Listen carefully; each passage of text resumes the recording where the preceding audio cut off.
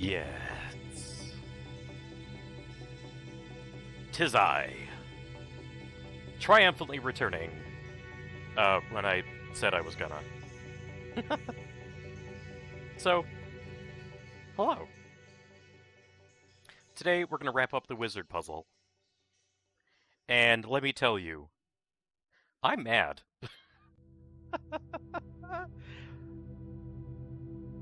And I'll show you why. Not because it was like the solution was like, well, oh, duh. No, it's because the setup for the rules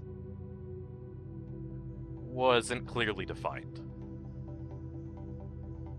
So I'll show you why that's important. If that doesn't take that long, I might work on a problem that another VTuber had posted on Twitter and see if I can make any progress on that. It's going to be in Calculus 2, so it might be over some of your guys' heads.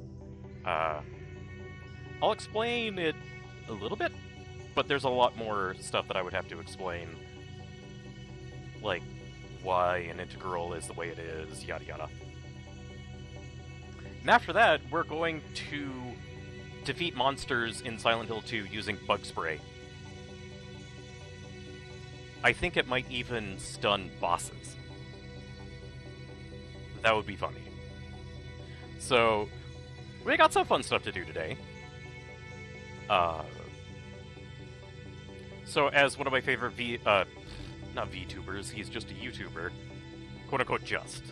As one of my favorite YouTubers, Wolf Lord Rowe says, let's just jump straight in.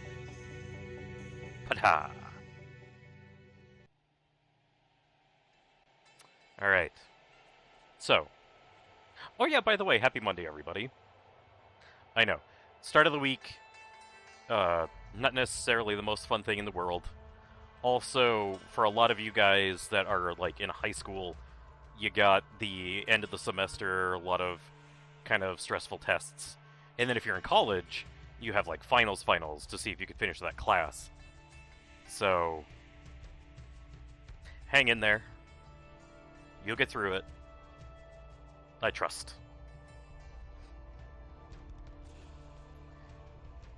So, here's the wizard puzzle, and here's where the solution, the official solution, is annoying. So, crap, I don't know where my pen is, and now I do know where my pen is, and I found it. And I'm now going to use it, it's in my hand. I'm now moving my chat overlay, and now I'm going to write on the screen. How's my play-by-play? Could I be like a shot caller for an esport? Probably not. Alright. So, there are 3 wizards that are going to compete in a little tournament. Me? Somebody from House L, so I guess we'll say...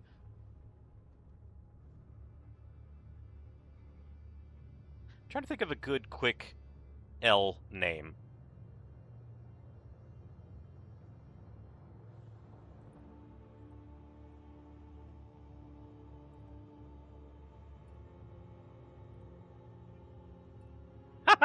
Me?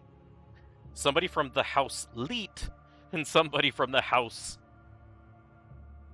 Neat.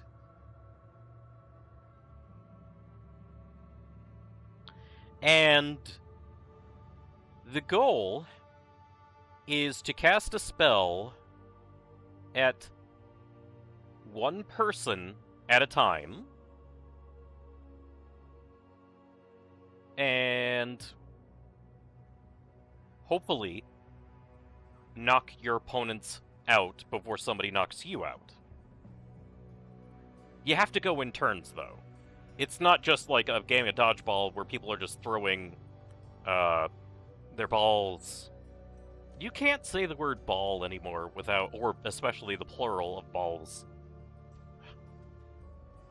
without suddenly regretting your entire existence. Or at least without triggering your inner 11-year-old going, hee hee, you said balls.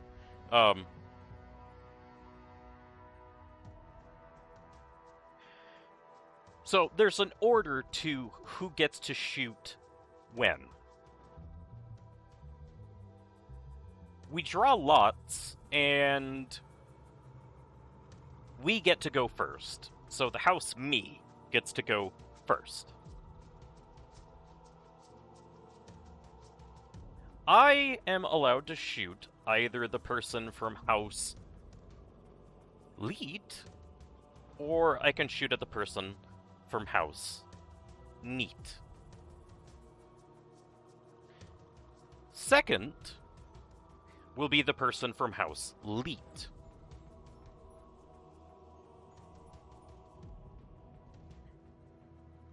If I didn't hit anybody successfully, then they get to choose to shoot between me and the person from house neat. And then the person from house neat fires third. And again, if everyone is still standing, they could choose between me and the person from house leet.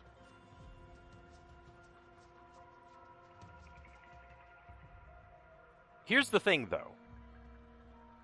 If after those 3 turns, nobody fell down, nobody got knocked out, then we're all immediately knocked out. We get a TKO. If we don't successfully knock somebody down in those first 3 turns.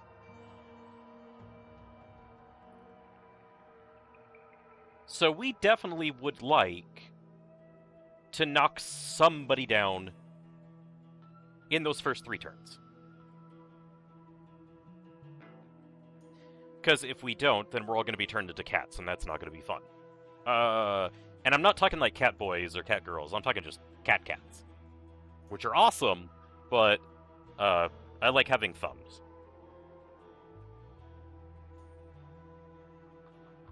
Now, we have information before we go into the competition. We know how our opponents are armed. We know that the person from House Leet is going to be carrying a wand. He's going to be carrying around a wand that when it casts a spell at a target, it has 70% chance to knock someone out.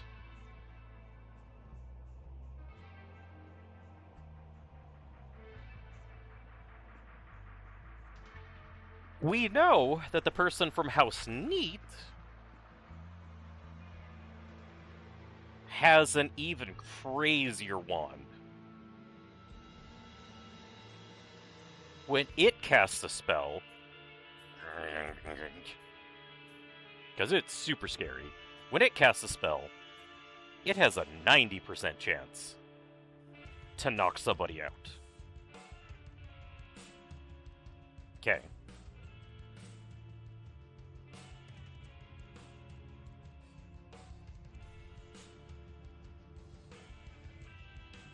So when we go into this competition,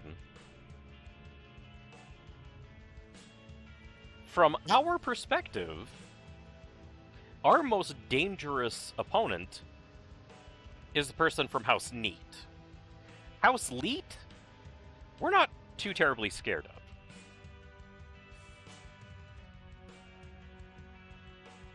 Now, we haven't chosen a weapon yet. Our house puts 3 wands in front of our face.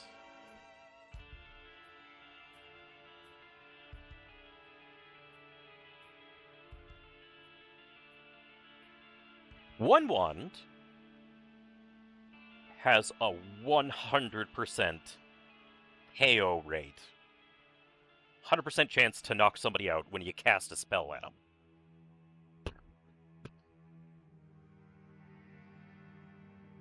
Another wand has only an 80% chance to knock somebody out when you cast a spell at them. And then you have this really wimpy wand. This thing only has a 60% chance to knock somebody out when you cast it at somebody. So...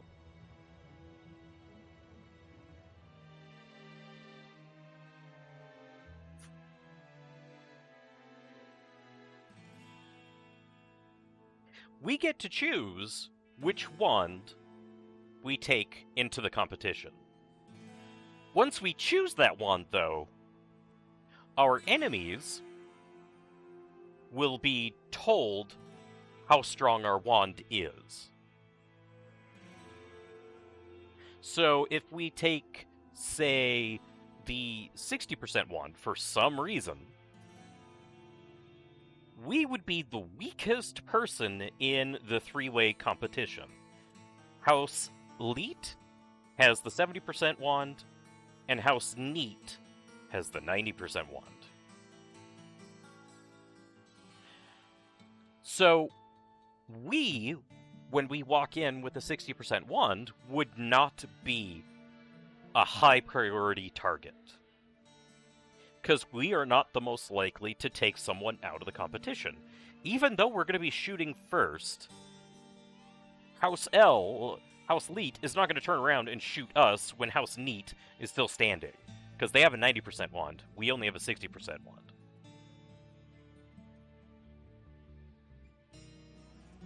So,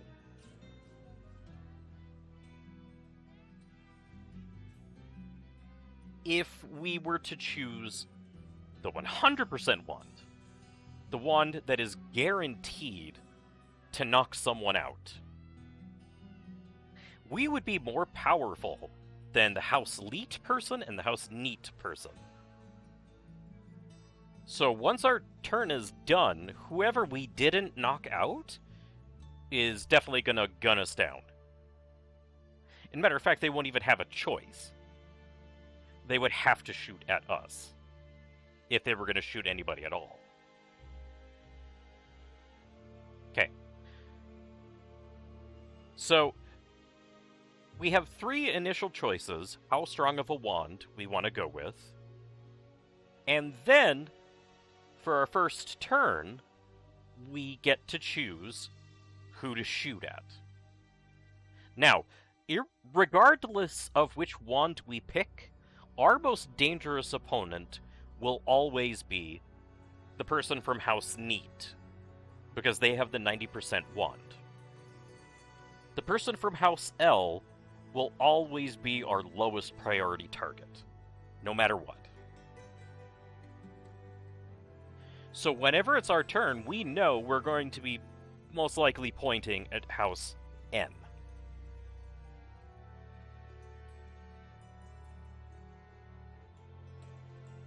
Now, once our turn is done, whoever our follow-up person is, whoever they target, will be dependent upon whether or not we succeeded in casting our spell, and also on the strength of our wand.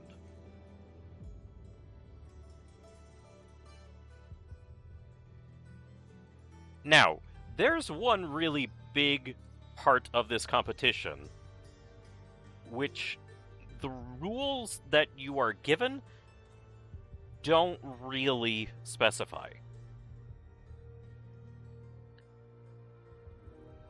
It is okay for you to purposely not cast a spell at all, but this is not expressly stated in the rules.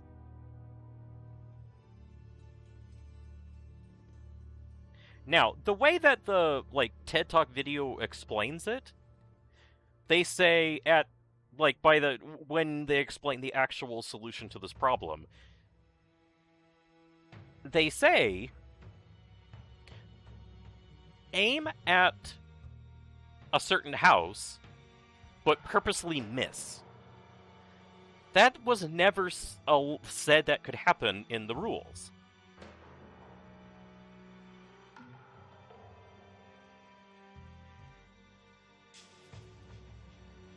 And it's actually rather misleading the way that they explained what the correct solution is, because aiming at somebody and then purposely missing implies that choosing a certain person to miss means anything. But really, choosing somebody to miss, so like if I have house leet or house neat, and I'm here, and I'm like, okay, I'm going to shoot at you, but I'm purposely missing, or I'm shooting at you and purposely missing. Both situations are equivalent because I'm guaranteeing that neither of them are going to fall down.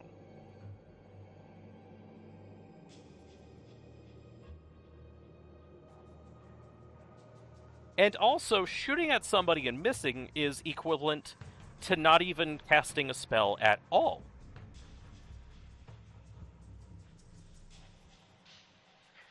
And here's the problem. Usually with a lot of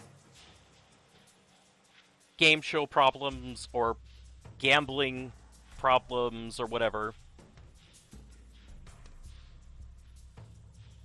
they don't usually allow somebody to not do anything.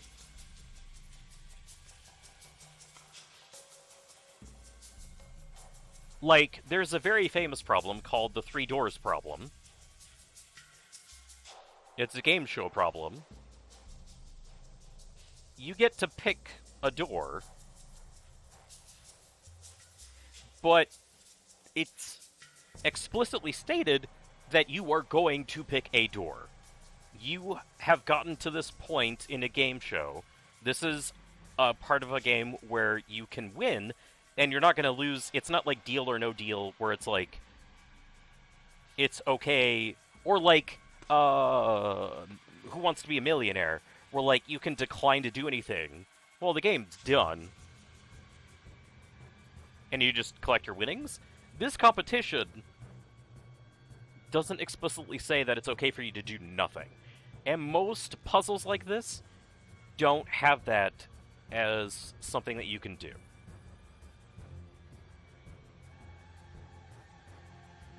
Because shooting at someone but purposely missing is equivalent to not doing anything at all. Well, how do you know that you standing there not doing anything means that it is now the next person's turn?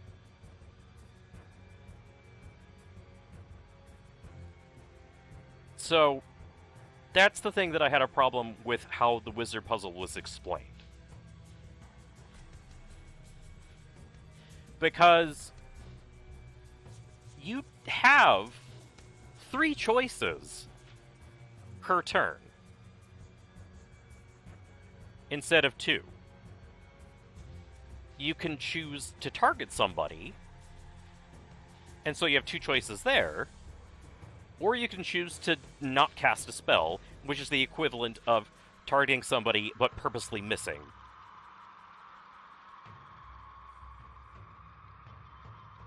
Okay. And another problem is that they're not really being specific about how these spells work or whatever. So, like, there are certain spells in, like, video games or whatnot that are like area of effect, where you don't need to aim at somebody. They just work or they don't. You can't, quote-unquote, miss. So yeah, this was just a poorly defined setup to the problem.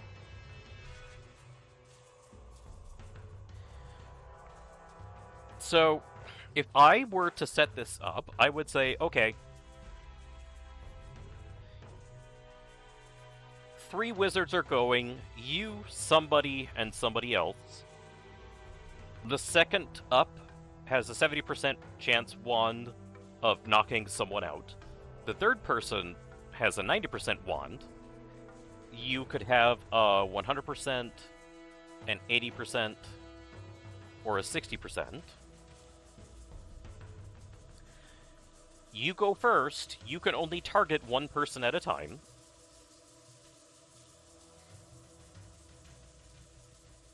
And you also have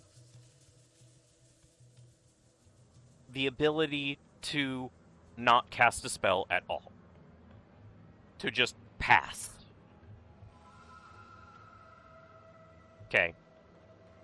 So you can either target someone and cast a spell, or you can just do nothing. But you have to explicitly say, I'm not going to do anything. So that the competition knows that it's time to let the next person go. Okay. So, file, new. You still do this problem like any other kind of branching timelines problem. You have a probability tree. So, you have your 3 wands that you choose. So, you can choose a wand, choose a wand, choose a wand.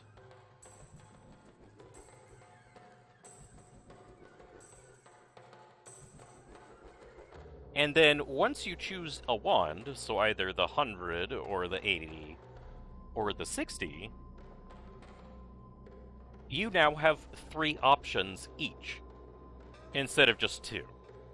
You could target somebody, you could target someone else,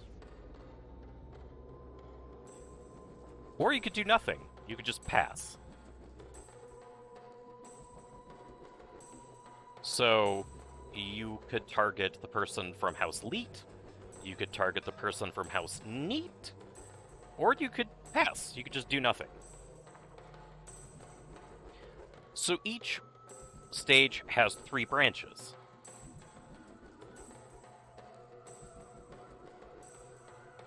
Now, if you pass, you're guaranteed to have House L go next.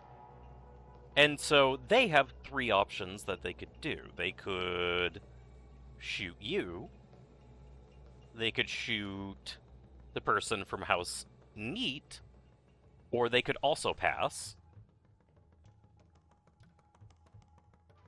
So they could target me. They could target House Neat. Or they could also pass. And if they also passed, then we're guaranteed to have House N go next. So they could target me. They could target House L, House Leet, or they could also pass.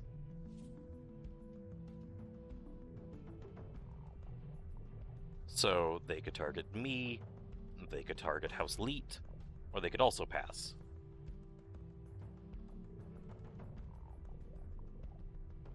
Okay. Now, if I targeted L and actually cast a spell, then there are 2 possible outcomes from there. My spell could have worked, and the person from House L could have passed out, gotten knocked out. Or my spell could have failed, and the person from House L could still be standing. So L could fall over, or L could be okay. If I targeted the person from House N first, well, there's only 2 options there. Either my spell succeeds, or it doesn't. So they could pass out, or they could be okay. If the person from House L passes out, then they don't have a turn anymore because they're passed out. They're out of the competition. So then it's House N's turn. But they don't have 3 options anymore because they don't have 2 people they could target. They could either target me or not. But that's it. So House N could shoot me. Or they could just pass. If I shot at house L and they survived, now they have 3 choices, because there's still 2 people standing besides them. They could shoot me, they could shoot the house N person, or they could pass.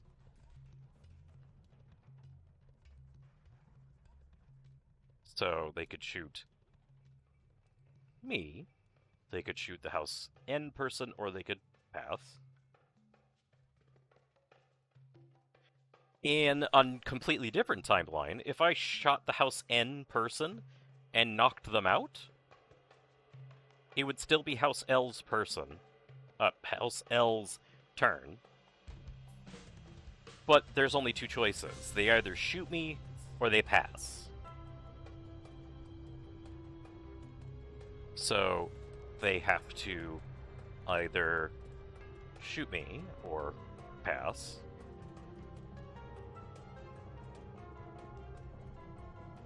And if I shoot at house N and they are okay, well, now house L has a lot of options. They can shoot me, they could shoot the house N person, or they could pass. Okay? So you see how the tree is getting kind of complicated and rather dense? We'll not put all of the wands in the same tree. We'll make a tree per wand.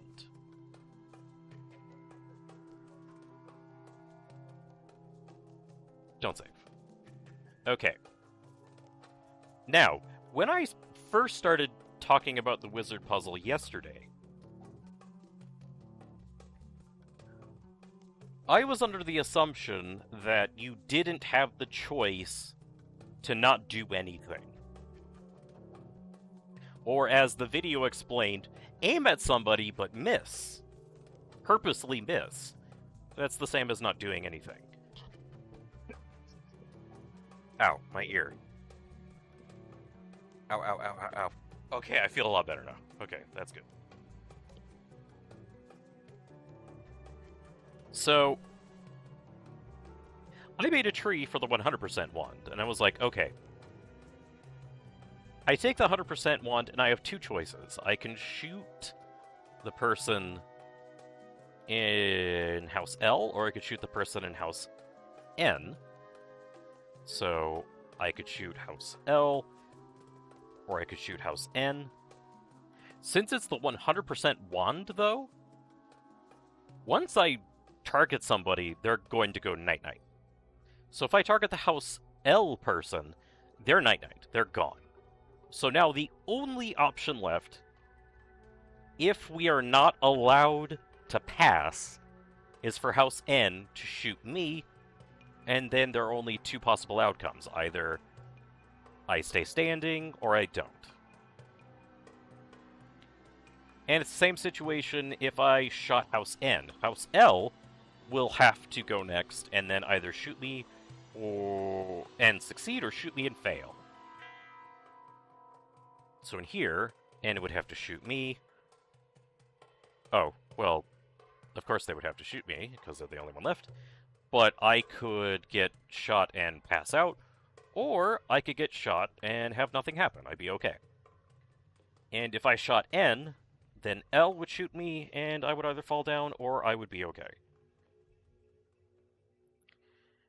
And right here, if I shot L, and then House N shot me and I got knocked out, then the game is completely over. House N wins.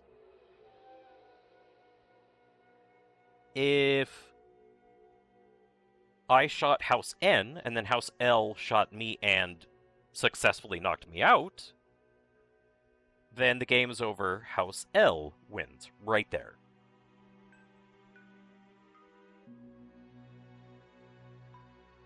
If I shot House L, House N shot me, and I was okay, well, there's only one target for me to point at. House N. And I have the 100% wand. So, not only am I going to target N, but I'm also going to knock them out. So N will fall. And so that's game me. And it's the same situation down here. If I shoot N and knock him out, L shoots at me and they don't succeed, then I have to shoot L and I will knock them out. So I target L and L falls over. So game me. So this is if we didn't have the option to do nothing.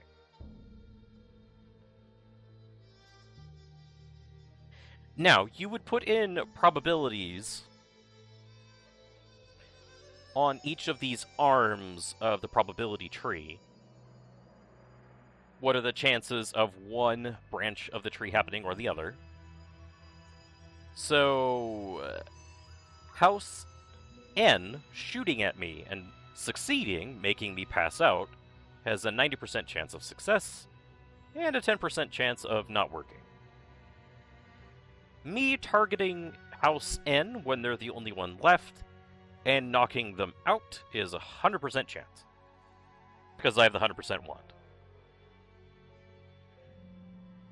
L shooting at me and successfully knocking me out is a 70% chance, which means they have a 30% chance of failing in their attack. And then I have a 100% chance of targeting L because they're the only one left and knocking them out.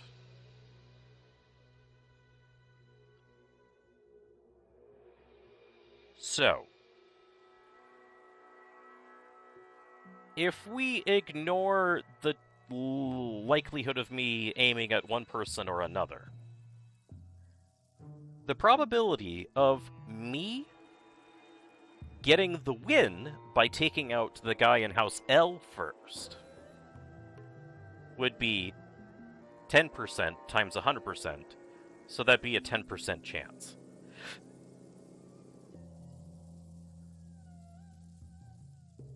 If I took out the House N person first, and then House L didn't successfully turn me into, well, knock me out, it would be 30% times 100%.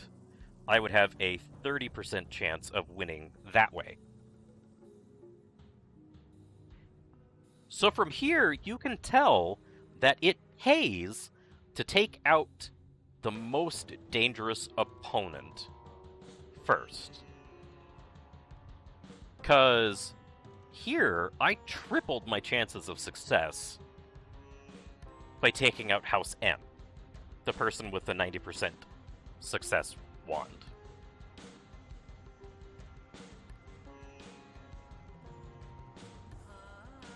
So, I could actually modify the probabilities of what's going to happen, because now I know that I have a strategy. My strategy is to take out the person that's most dangerous. I also know that every other opponent will be thinking the same thing. They need to take out the most dangerous person as soon as they can. So for me, the most dangerous person is always the person from House N, because they have the 90% wand. For House L, they have to look at House N and myself. They see that House N has the 90% wand, but they also see that I have a 100% wand. So, House L will always take a shot at me, because I have the more powerful wand. So, when I take the 100% wand, and I decide who to shoot, I'm not going to shoot House L, I am shooting House N. So there's not even a 50-50 chance of me shooting House L or House N. It's a 100% chance of me shooting House M. Now, the rest of the diagram is actually the same. Because once I shoot somebody with a 100% wand, they're done. They're gone, they're out of the competition. And so the other person has no choice but to shoot me.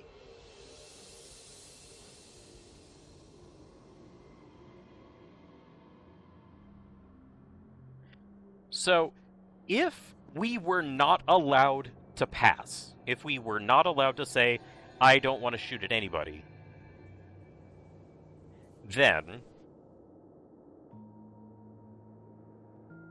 if I took the 100% wand, I'd be able to knock someone out guaranteed, and I would also guarantee to knock out the most dangerous person to myself.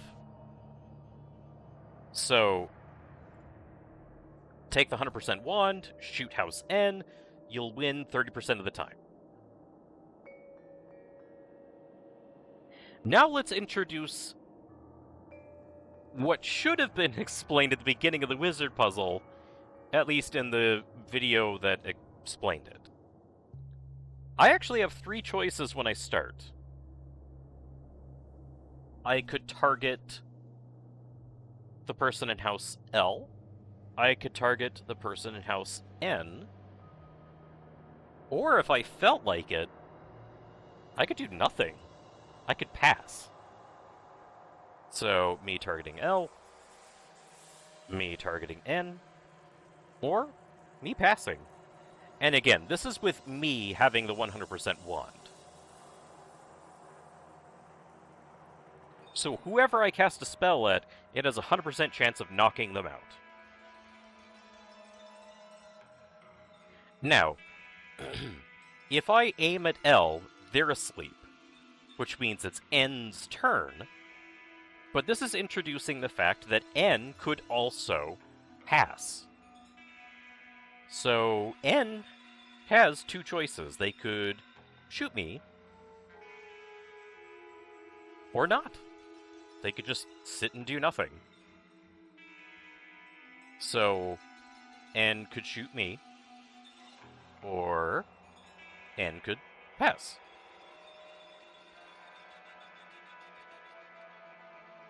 If N passes, then I have 2 choices. I could do nothing, or I could shoot the person in house N. So I could pass. I could also shoot the person in house N, so I shoot N. At that point, if I shoot N, then it's game me. It's all over. They're done.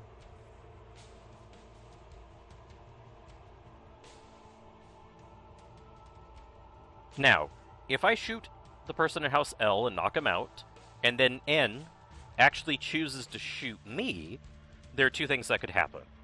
Either I pass out, or I don't.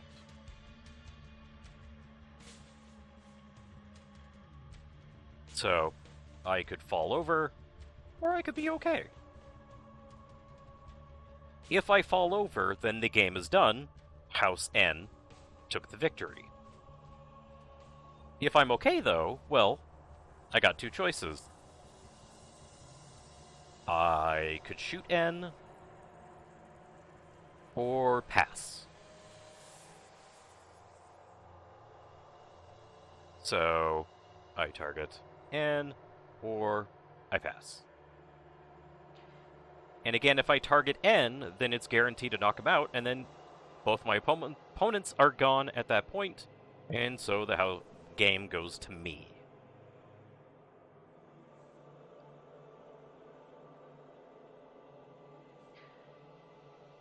Now,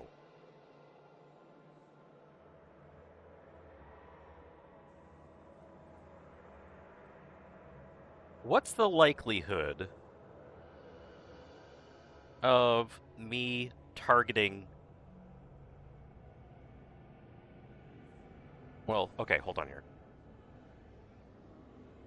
So I target L, and they go night-night. N targets me.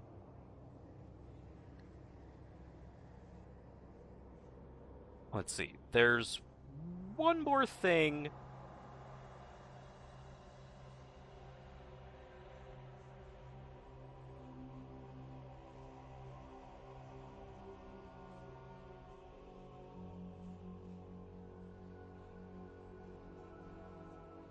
Yes, okay. So, Once I pass, then there are two outcomes. The house N person could shoot me or not. And then, we just keep trading blows over and over and over, or maybe not.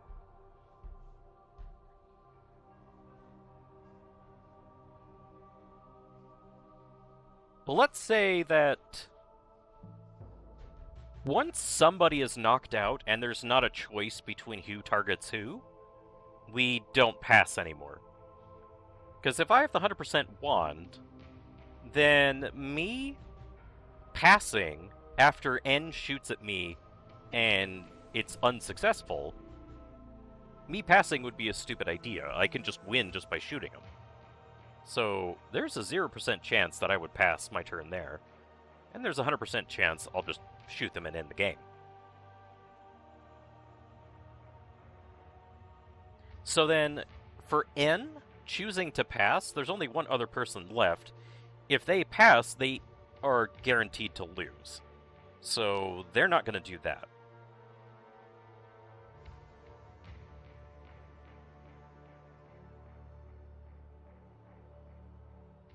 So if I target L, they go night-night. N is definitely going to target me, because passing just almost guarantees that they lose. Unless I pass for some stupid reason. But I'm not going to do that, because I just need to cast a spell, and they're knocked out, and I win. So they were definitely going to target me. And if it fails, I'm not going to pass, because then, again, I can also just cast a spell at him, knock him out.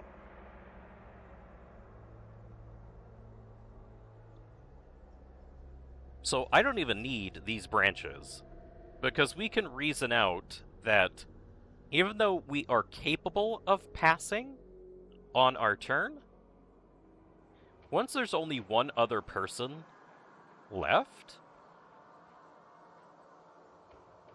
we don't want to pass, because that's just going to make it more likely for us to lose. So then, if I target House N and they go night-night, it's House L's turn. There's only one thing that they're going to do. They're not going to pass. It's their chance to knock someone out and then get the win condition.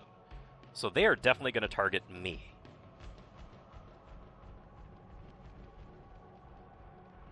Now, there are two things that could happen, though. They could either successfully target me and I go night-night, or they could target me and I don't go night-night. So I could fall over, or I could be okay. If L targets me and I go night-night, then the game is won for L.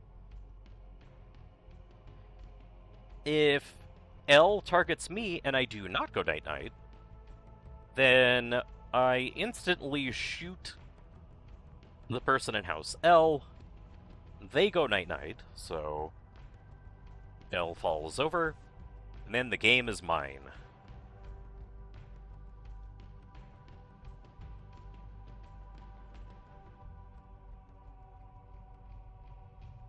So when it's only two people left, no one's gonna pass, because they can end the game in just one turn.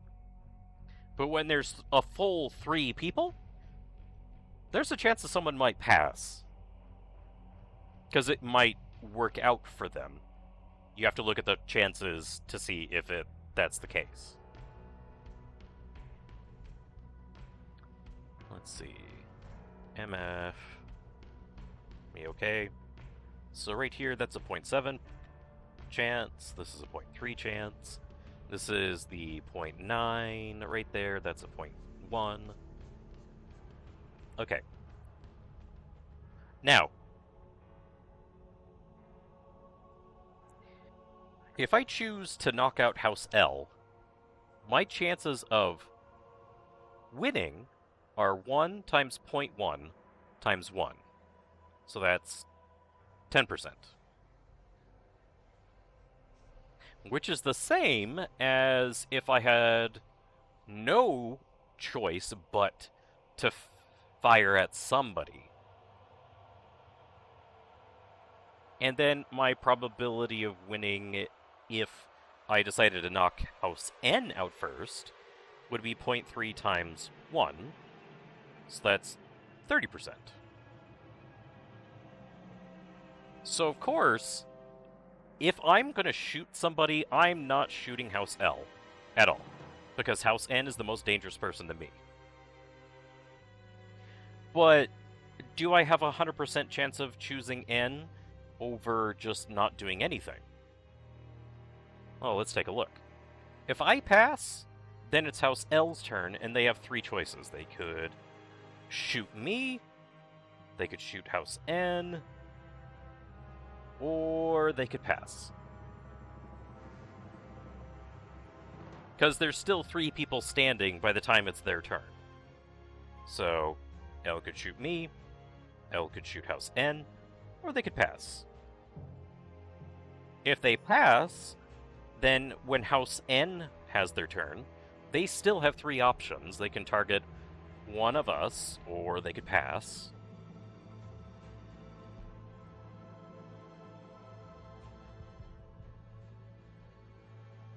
Now, if L shoots me, there are 2 outcomes. I could either fall over or not. If L shoots N, there are 2 choices. Well, 2 options. Either N falls over or they don't. So, let's label all this stuff. I fall over, or I'm okay. House N, whoops, that's not the letter N, could fall over, or house N could be okay. And in here, house N could take a shot at me, house N could take a shot at L, or house N could pass. Now, 3 passes in a row would be suicidal, because we'd all be standing at the end of the first round. Every single turn was a pass, no one fell over. That's an instant knockout for everybody. That's a TKO. No one is going to do that. If I pass, and the person from House L passes, House N is definitely not going to pass. That would be stupid. Yo, what's up? How's your head? Also, are you still sick, or are you feeling better?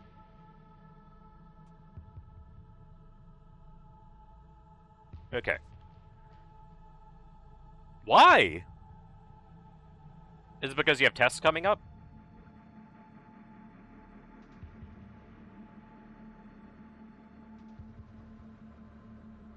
There's a solution for that. You take a brick, and you smash your head with it, and then you go night-night.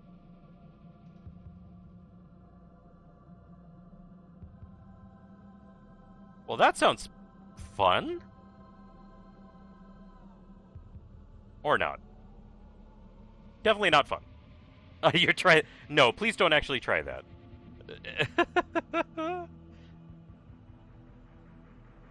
I do not condone the use of bricks and trying to go night-night.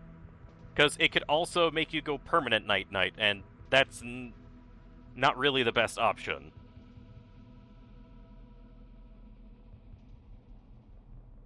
Okay.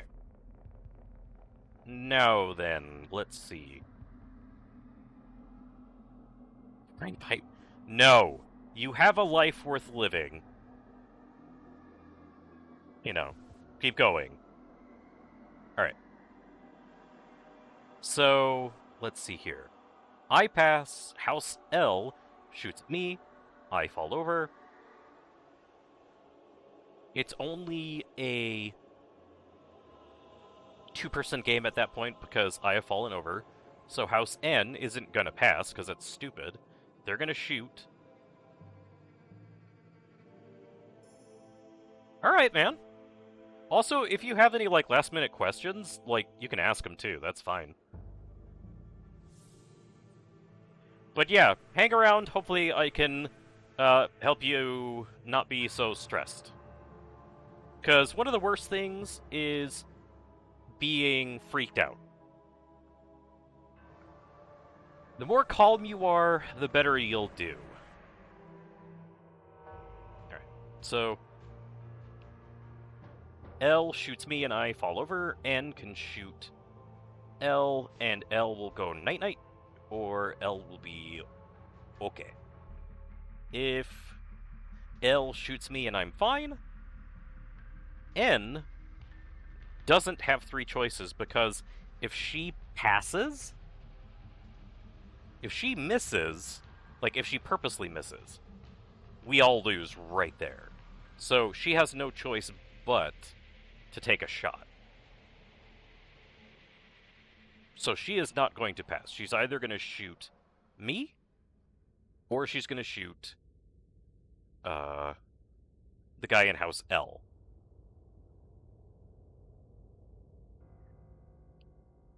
Let's see here. If house L targets N and N falls over, then it's my turn. So I can shoot house L and they fall over, or I can shoot house L and they pass out. So I shoot, L falls over, or they are okay. Let's see. If L shoots at N and N survives, there are still 3 people standing, but N is definitely not going to pass, because then we all instantly lose. That would be stupid. So she will take a shot at either me or the person in house L. So N will shoot at me, or N will shoot at house L. Now,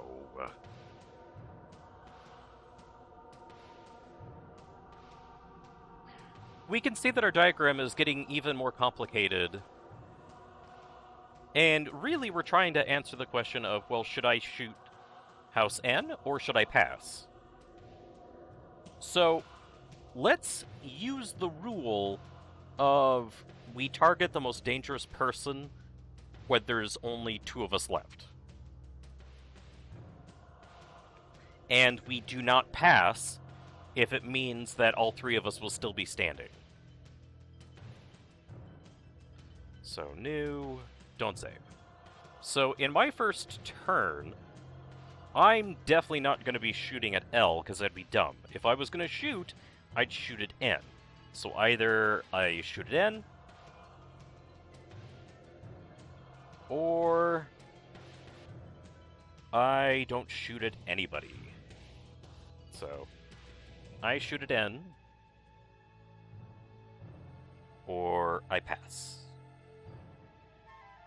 There are 2 options here. Now, can I get a small loan on pencils? No.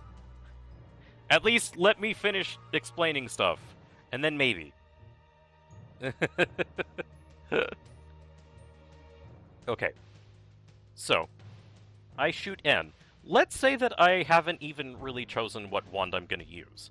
So N has a chance of not falling over. So N could stay standing. Yeah, because you don't have a choice. But yeah, N could stay standing, or they could fall over. So N falls over, or N is okay. Yes! You can absolutely ask college-level questions. I can tutor anything that's undergraduate level.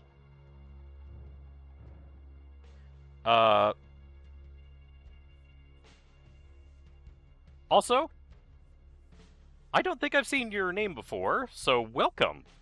I'm Blair, I'm a free math tutor.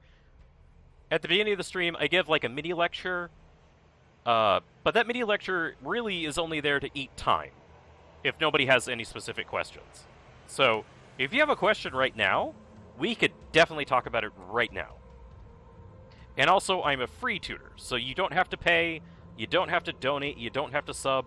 You can't sub to me anyway because I'm not affiliate, so that doesn't even matter. But yeah, if you got a question, just ask. And I'll do my best to help you.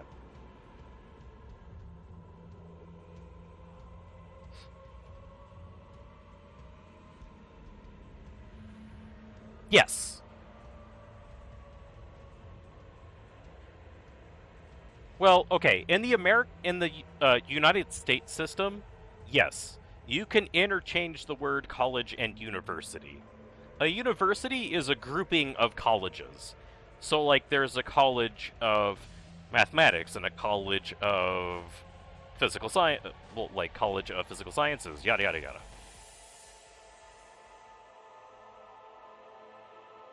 So, what's your question? What do you got? As long as it's not on a quiz or a test.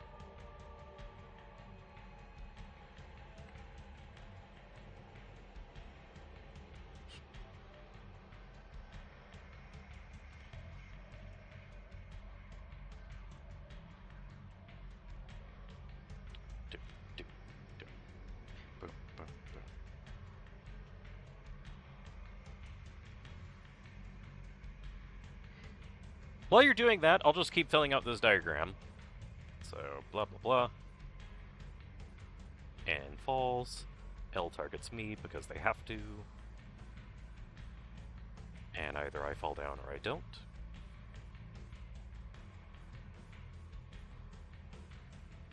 If it's not about math or physics, then you can wait.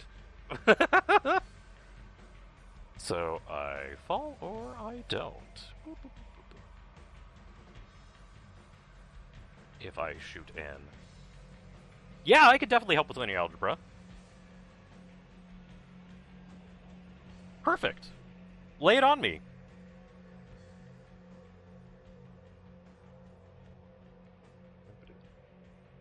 Okay, N is okay. It's still L's turn. They have 3 options. So 1, 2. Oops.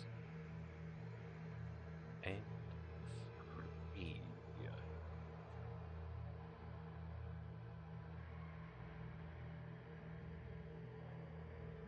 So he could shoot me, he could shoot N, or he could just pass.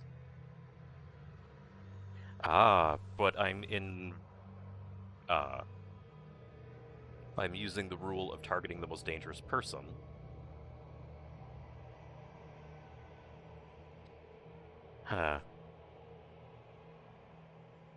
Okay, so this diagram isn't actually the 100% diagram. This diagram is if I choose the 80% wand or the 60% wand.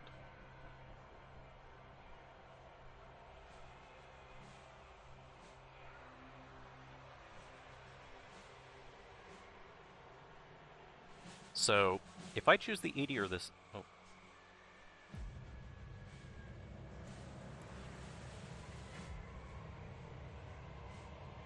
Hold on one sec. I have to actually go to the chat.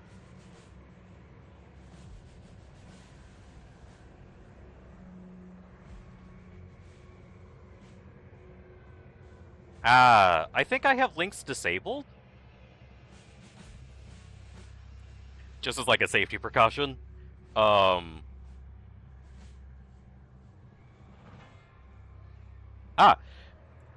have a Discord. I have a link to the Discord. You do not need to be a permanent member of this Discord. And there aren't any really special rules about it. Go in there, post a picture of the question you have, and then I'll be able to look at it.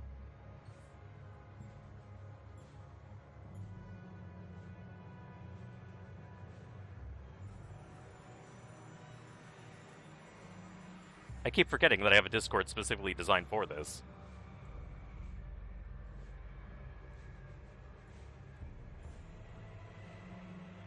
Yep. So then post... Yep, right there. Math questions. Awesome. Perfect. Okay. So, looking at this. Exercise 4. For each of the following symmetric matrices, find a matrix P that orthogonally diagonalizes it and compute the matrix B Then find the spectral decomposition of the matrix. Okay.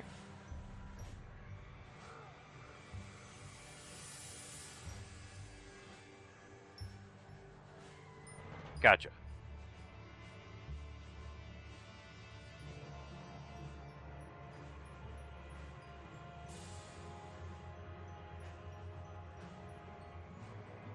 Okay.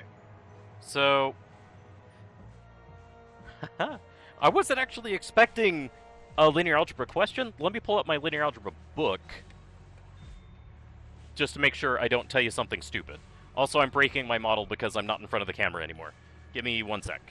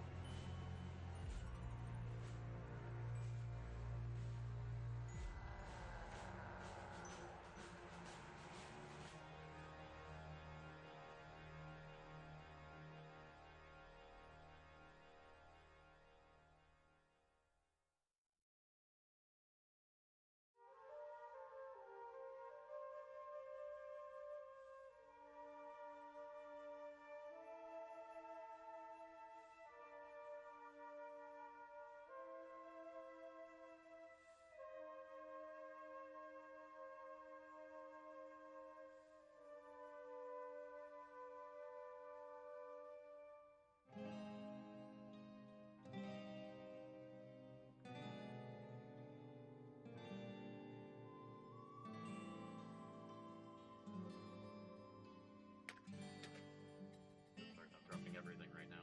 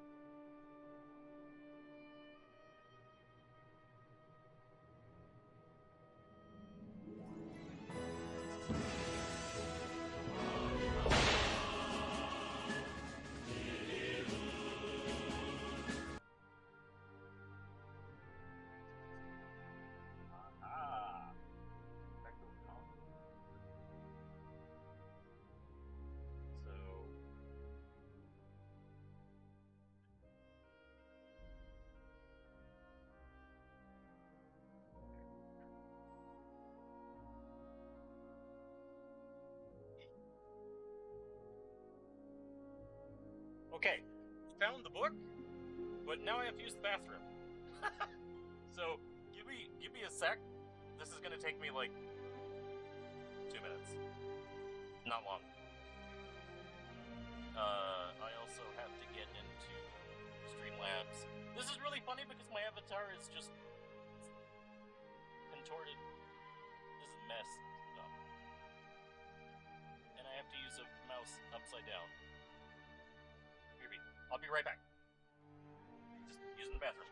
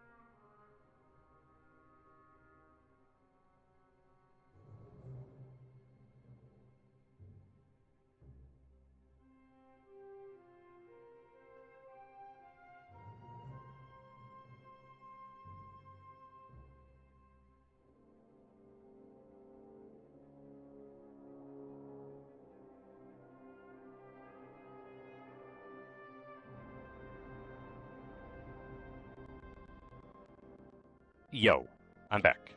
Okay. Also, thank you for the follow. That's awesome. Okay. Let me get my... So, for some reason, I don't have my linear algebra book anymore. For all these years, I thought I still had it. So, I'm looking this up in a graduate level mathematical physics book. So, it's explaining things a lot more in depth than need to be. So, it's going to take me about a minute to find the part.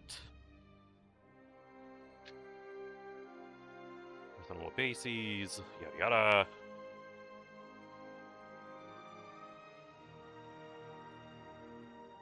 Okay, change base. Now it's talking about the determinant. Okay. One of the most properties of the determinant is the simple criterion it gives for a matrix to be invertible. Yes, yes, yes.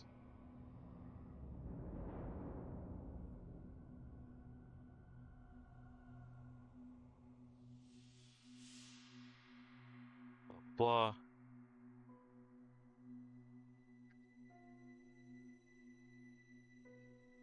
Okay, the trace, which is the sum of the diagonal, I'm pretty sure. Got it. Good. Spectral decomposition. Blah, blah, blah.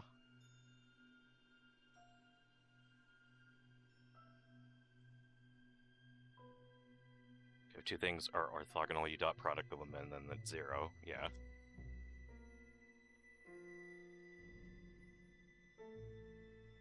Consider an orthonormal basis BM. Blah, da, da, da, da. Show me the decomposition.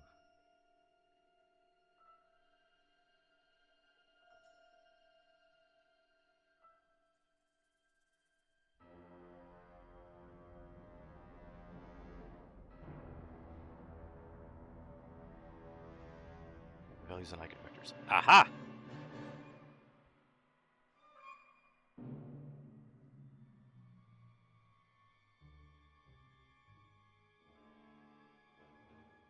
Okay, so let me guess. This problem is before you talk about eigenvalues and eigenvectors, yeah? Oh no, and now I look like my neck has been snapped.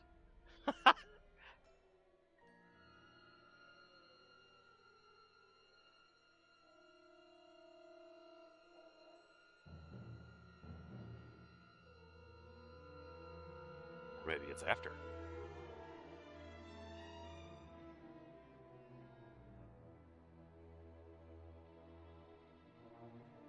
Okay, so it's after eigenvalues. Got it. Spectral decomposition theorem.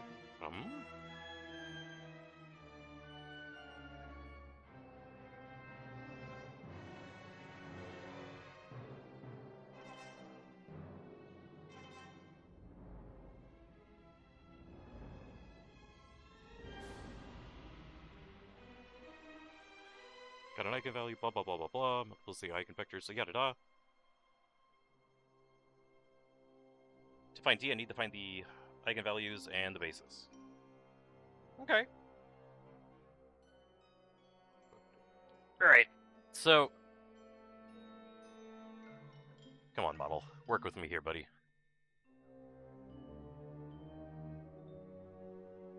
Gonna have to lose that.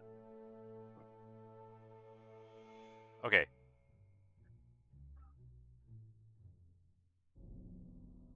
Wah. I'm fixed.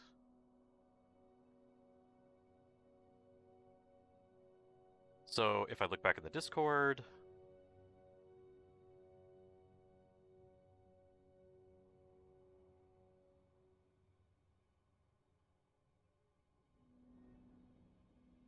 So you need to find the eigenvalues. Okay. Go away, go away. Click on the right thing. There we go. So let me erase this. Good. And now I have to grab my notepad because I got up and ran away. Okay. So,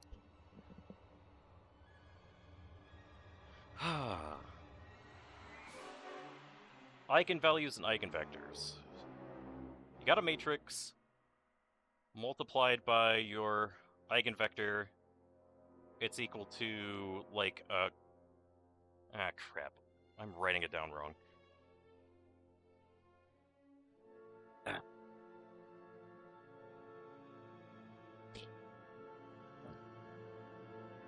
This is what I get for using a graduate level book.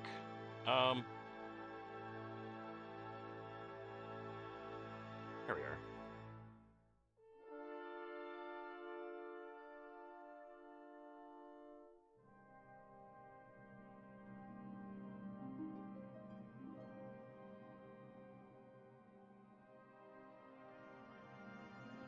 Screw that.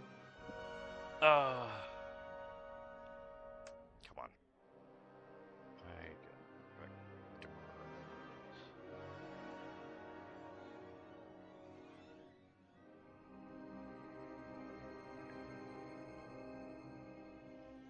Yes. Okay. So you have a matrix being multiplied to a vector, and that equals some constant multiplied to the same vector, if I remember correctly. If T is a linear transformation from a vector space V over a field F into itself, and V is a non-zero vector in V, then V is an eigenvector of T. If T of V is a scalar multiple of V. Yes. Yes. Okay. So I was writing it okay.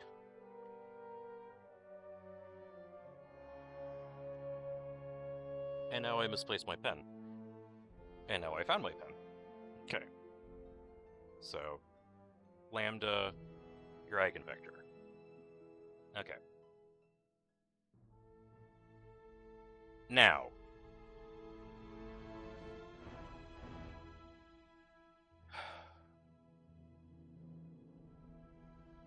computing this, if I remember correctly, is taking the determinant of A minus this times the identity matrix. And I'm pretty sure that tells you what your eigenvector is. That's how you calculate it. Let me just double check.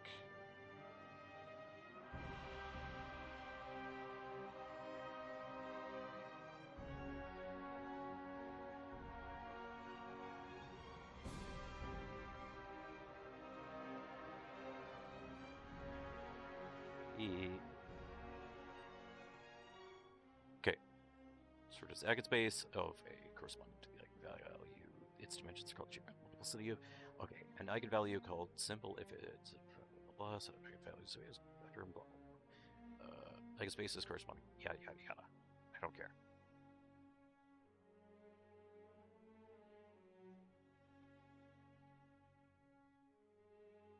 Oh, we take the determinant of this, set equal to 0, and then we find the eigenvalues, and then we use the eigenvalues to help us find the eigenvector.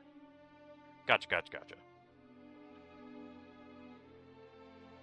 With lambda a minus, but both should work. Yes.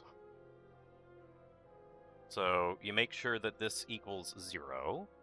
The matrix that you were working with, A, was, if I look back up in the Discord, 2, 3, and 3.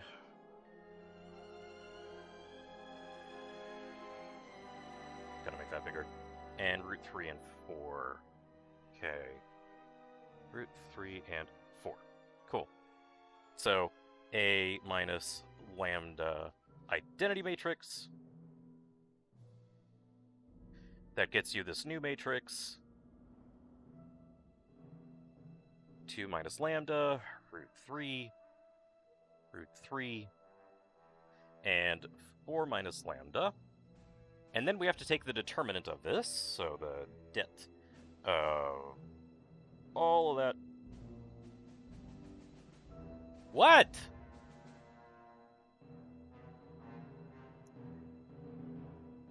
you take... What?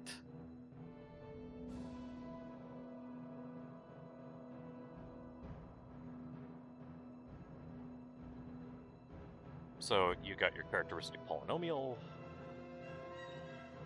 That. Minus. And then these components multiply together, which is just a 9. And that's set equal to 0. So you get a quadratic equation in this case. So 8. And let's see, we got a -4 and -2, so minus 6. Lambda. I'm in a hurry! This is the one problem with streaming and tutoring. Sometimes, add my broken V Hooper model channel. Is it? No, I look fine. Oh, okay. And now I have to find the right window. There we go. This plus lambda squared minus 3 is 0. So you get this polynomial. 6 plus 5. Okay. Okay. Lambda. They're both negative, so lambda minus 5 and lambda minus 1 equals 0. So we get 2 eigenvalues, lambda equals 1, or lambda equals 5. And so we have A times a matrix equals, say, 1 times our stuff. And since this is the 2 by 2, our vector would be a column matrix like this. Oh! I am recording. I haven't been uploading VODs because I've ran out of internet data. So I'm trying to upload as little as I can. Because I'm poor. Okay. So then it was 2 root 3, 4, blah, blah, blah. A, B. And then 1 times that, so A, B. So then here times here equals here. So we get 2 equations. No, just general, like, you are limited in how much you can download and upload by your internet service provider. So you get 2A plus root 3B equals A. And the other equation that we get is root 3A plus 4B equals B. It refreshes every month, so minus A. So you get A plus root 3B equals 0. Yeah, so we're getting the same thing from both. So we essentially say that A equals negative root 3B. And then we can just let B equal 1. And it doesn't matter. So for our eigenvalue of 1, our eigenvector for 1 would be negative root 3, 1. Okay, now one thing that I don't remember. Do we want our eigenvector to be unit 1? And that is also, yes, it would put me back. But, you know, I gotta do what I gotta do. Okay. But at least... Yep, so we gotta normalize it. So you dot product it with itself. So that's going to be a 3 plus a 1 square rooted, so 2. So it would be 1/2 times this. So that's your first eigenvalue and eigenvector. Your second one would be the determinant 2 minus lambda. Wait, no, we already did that. Delete. So, 3 and 3. Her? Well, why didn't you just say so? Here you go. 5 times AB. So, A wallet, a watch, waffles, candy, water. did you do that Why didn't you just say so? twice? Here you go. Or just once? But yeah, I definitely need to drink water because my mouth is getting very parched. Okay. Alright, take another sip.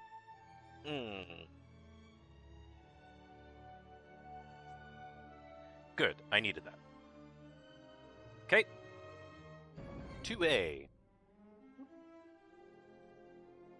plus root 3b equals 5a, and then root 3a plus 4b equals 5b. Subtracting... Actually, if we just subtract 2a from both sides, that would be the better way to go. You get 3... root 3b equals 3a. And then in here would be the same case, where b is just root 3a. Minus 4b. So root 3a equals b. Okay, so in this case, we'll let b equal 1.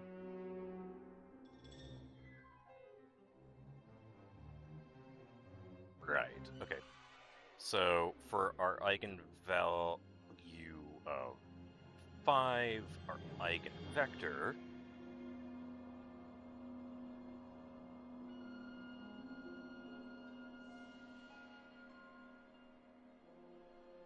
making it as easy as we can, would be like this, and then we normalize it, so it's also a half. Okay. So we got the eigenvalues and we got the eigenvectors. Okay.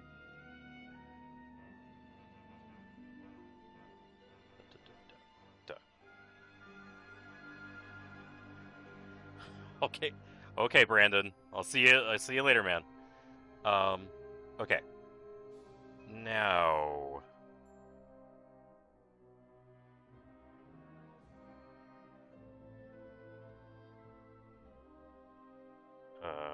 for each of the following symmetric matrices, find a matrix P that orthogonally diagonalizes. Okay. So we got the eigenvalues and eigenvectors. I'm gonna have to actually just look at the book of Wikipedia for this one. Or... orthogon... diagonalize... fix... I don't want a calculator though, I just want to...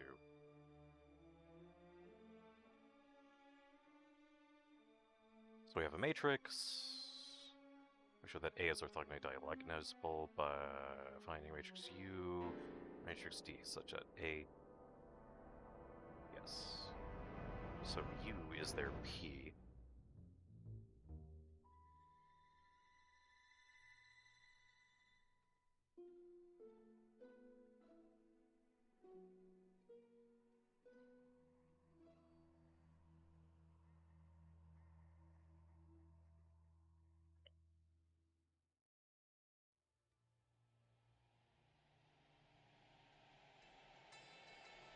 Linear algebra, orthogonal diagonalization matrix is a diagonalization. Elements of orthogonal change of coordinates. The following is an orthogonal diagonalization algorithm that diagonalizes a quadratic form. Okay. Calculate the inverse PA inverse. I forgot what the P matrix is.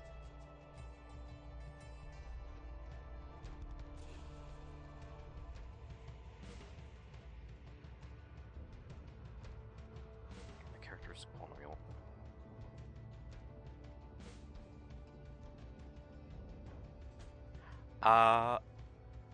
Got it. Okay.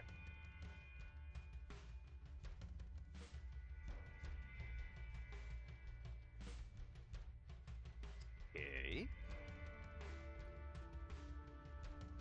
So we'll say P is the first one we found, so root 3 over 2 and a half. And the other one was a positive root 3 over 2 and a half. Okay. So, if I remember correctly, if we want to find the inverse of P, that means we have to make an augmented matrix with the first one if you don't want to use a calculator. So if you're going to do it manually, you take... Oh.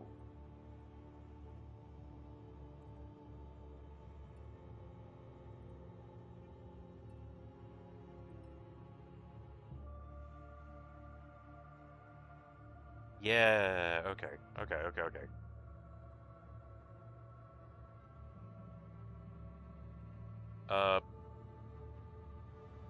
That's where rows become columns, yeah? So 3 over 2 and root 3 over 2 and a half and a half. So this would be the inverse, and if I multiply them together, that times this would be a 3/4, and then this times that.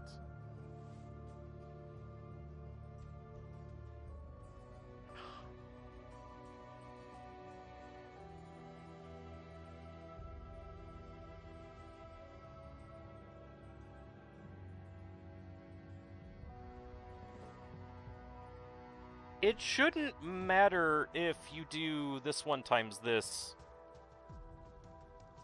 Oh yeah, no, we're going to do that. I just want to make sure that I've actually gotten this guy and its inverse.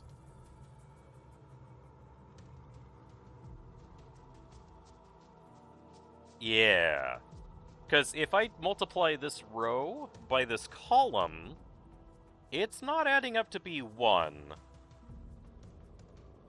Which is telling me I did something wrong. I'm pretty sure, though, finding the eigenvalues and eigenvectors was okay.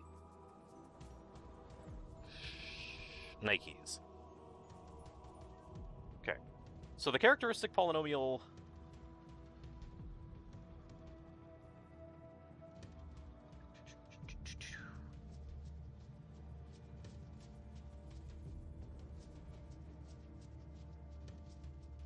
That's definitely an 8, that's definitely a -6, and that's definitely a lambda squared.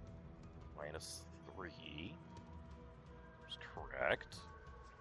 So +5. So it does factor this way. Okay. Equals IB. Okay. So we have that.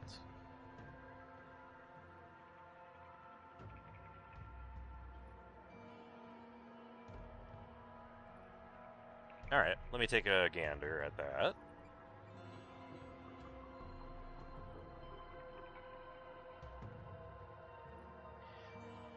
I think my problem is...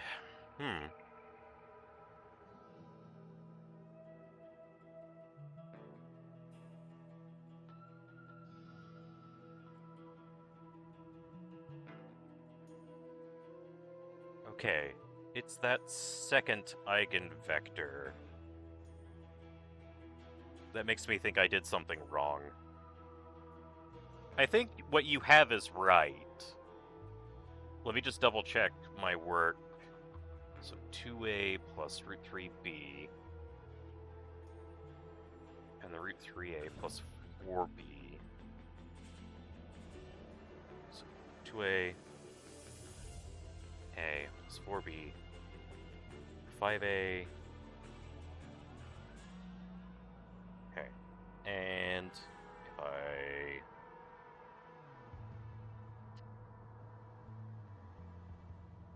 if I do this, I get b equals root 3a again.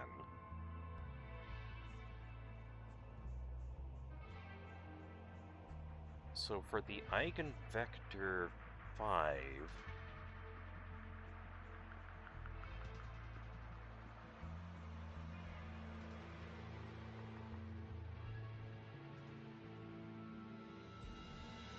ah, right. I have it upside down.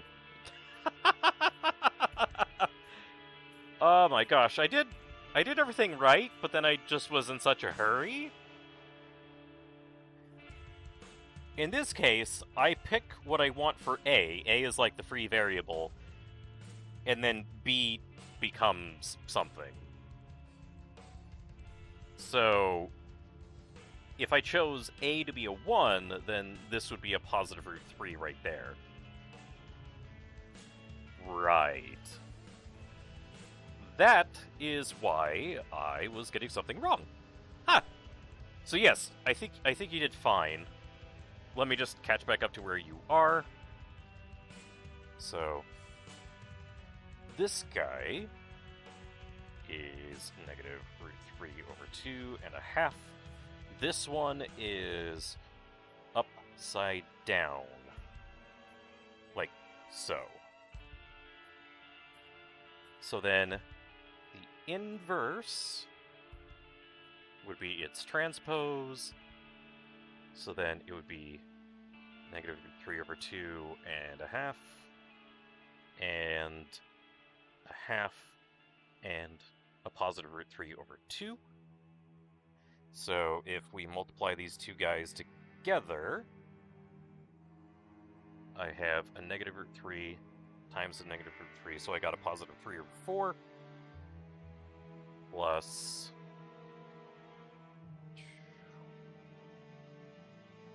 1/2 times a half, so that's a 1/4. Perfect. Okay.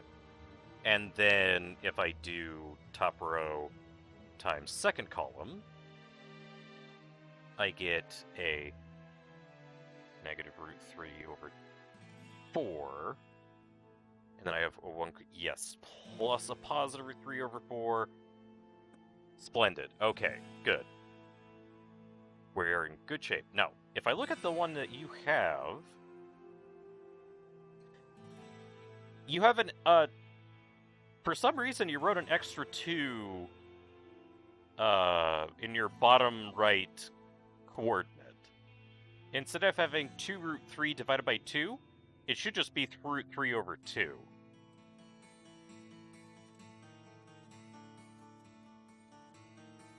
So for what you put in the Discord, you have a phantom 2 that shouldn't be there. That might be why it's not working.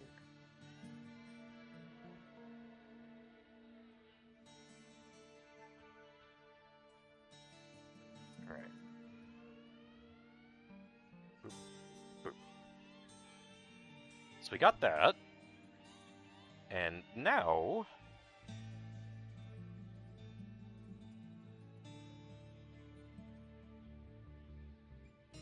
let's see. Right here. Good. So we need to find P inverse times A times P. So P inverse times A times P. So negative root 3 over 2 times a half times a half. And a positive root 3 over 2 right there. 2 root 3 root 3 4. And then the P matrix right here. So negative root 3 over 2 and a half.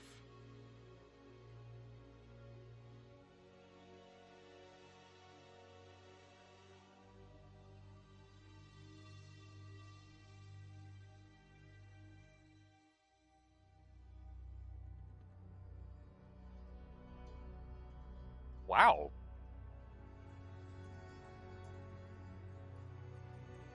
I guess I didn't notice it, but in this case, this guy is its own inverse.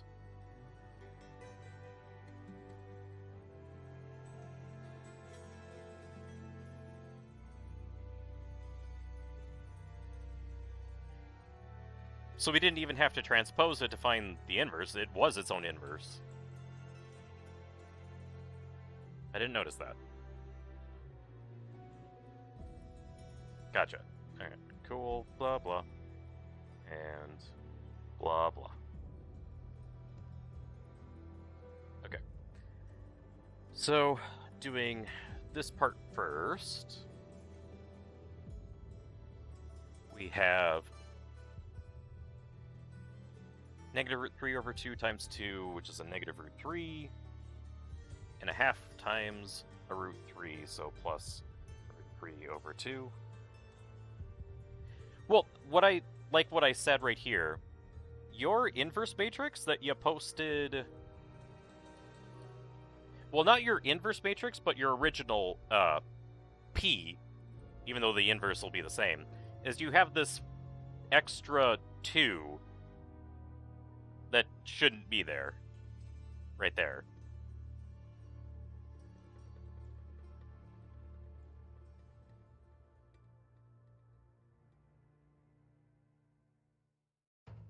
Okay. So we got that. That to that, and this to this. This guy to here, that's a negative 3. This guy to here, that's a plus 2. Second row, a half times 2 is a 1. Plus, and then 3 halves. Because that times that, and this times this. Right? And then next we have a root 3 over 2, and then plus a 2 root 3 times this, 3 over 2, 1 half, root 3 over 2. Okie dokie. Simplifying stuff. So that's going to be a negative root 3 over 2 in the top left corner. This is going to be a 5 halves in the bottom left corner. It's going to be a negative 1 in the top right corner. And then a 5 halves times root 3. 5 root 3 over 2. Right there. And then multiplying to this. 1 half. Half. 3 over 2. And let me just double check my arithmetic to make sure I didn't do anything dumb. That's a 1. Ah, so that should be a 3 right here. Screwed that up. But I can fix it. Like so.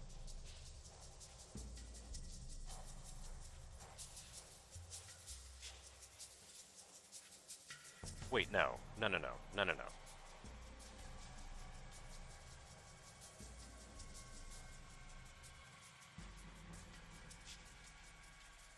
that is a 5. Because that's a 2, which means it's 4 over 2. And there's a 1. Okay. We're good.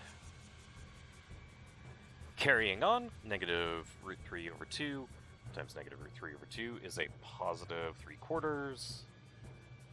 Negative 1 times a half is a negative half. Negative root 3 over 2 times a half gives us a negative root 3 over 4. And then negative 1 times root 3 over 2 is a minus root 3 over 2.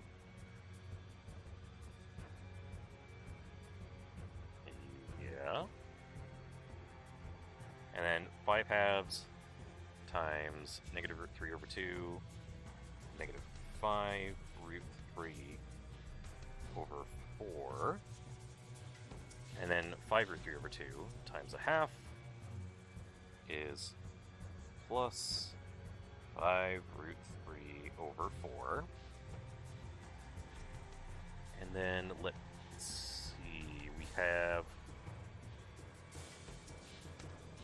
5 halves times 1 half is 5 quarters. 5 root 3 over 2 times root 3 over 2 would be 15 over 4 added together.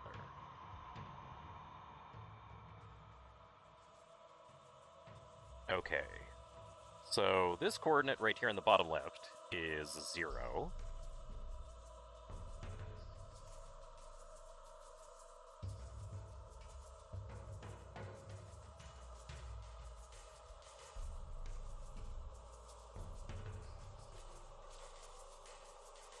Minus a half, yeah. And then negative 3/4 minus 3 halves.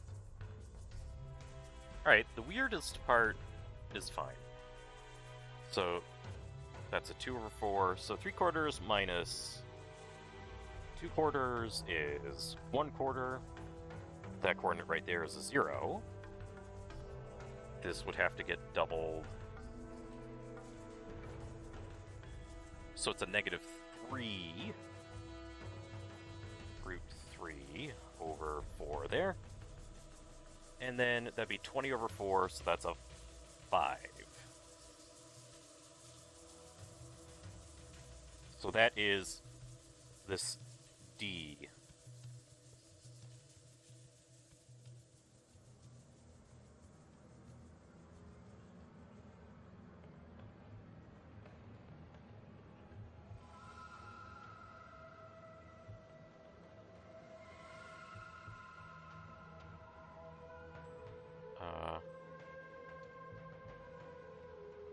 Eigenvalues, diagonalization.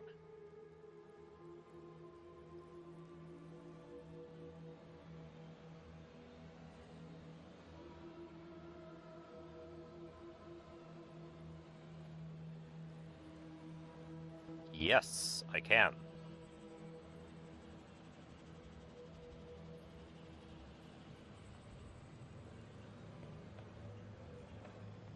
Okay. So when the eigenvalue was a 5, let me just make sure that the matrix was okay.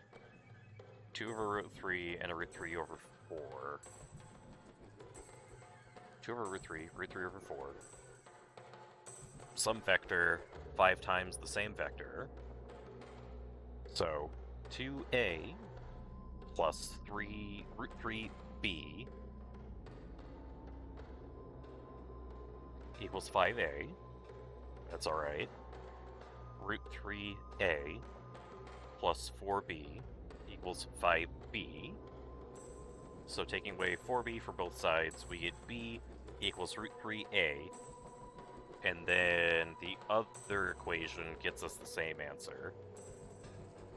So, if we choose b to be the number 1, then a would be the number root 3. So that is our... Wait, hold on.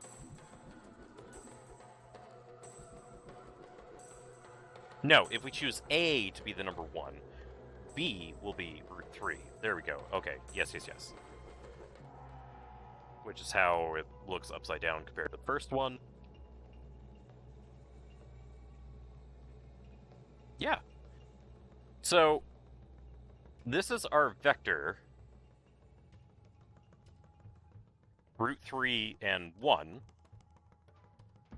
and you essentially can treat it like the legs of a right triangle, so like 1 and root 3. Pythagorean theorem would say that that's a square root of 4 is how long that vector is, and the square root of 4 is 2. So you gotta multiply it by a half to make the vector normalize.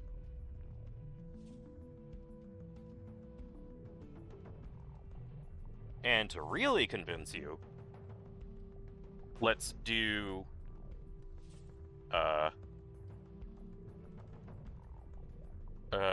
whoops, no, that's the wrong order. A half. So, 1/2 root 3 over 2 multiplied to the column vector, 1/2 root 3 over 2. So row times column, we have a half times a half is a quarter, plus root 3 times root 3 is 3 over half and a half. Get 4 over 4 is 1. That's why I was telling you that with your P matrix, you had an extra 2 right there. And also P and P's inverse are the same, so it didn't really matter where I wrote the extra 2. Yeah. So your bottom right coordinate was twice as big as it should have been, and also a red flag would have been the fact that that fraction's not reduced.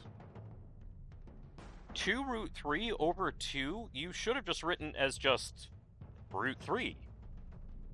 So if you have fractions that are not reduced, then that's usually an indicator that you might have made, like, a copy error somewhere. So I think you were doing fine. The only problem you had was that you just had this extra 2 right there that shouldn't have been there. And then you would have gotten your D matrix just fine.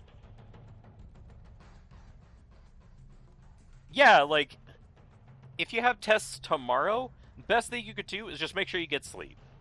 The impression that I get just from talking to you for, like, less than an hour is that I feel pretty confident that you know what to do. You just need to rest? Oh, okay, that's good. But yeah, make sure that you get sleep, and then write big. But that's it. I think you'll be okay. Now, if you ever need any more questions answered, I'm here, Sunday, no, Sunday through Thursday. Oh yeah, well, the reason why is because you had that extra 2. If you get rid of that extra 2, and you have your correct P matrix, you're gonna get the one that I have right here. Unless you're saying that the one that I have right here doesn't match what you're supposed to have, and then I probably did a stupid oopsie somewhere, and so I would have to check the arithmetic there.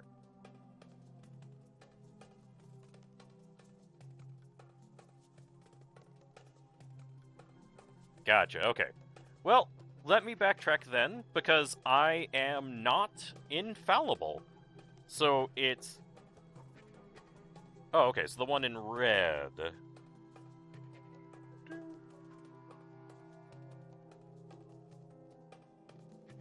Well then.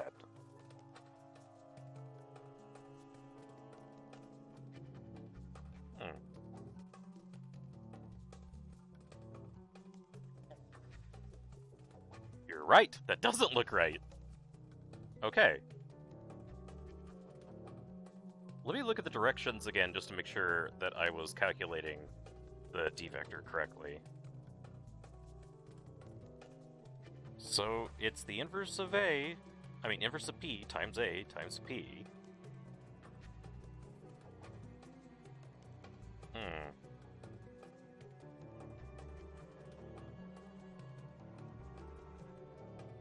Alright, so something is afoot. Negative root 3 over 2 times a half. Over a half. And a half over root 3 over 2.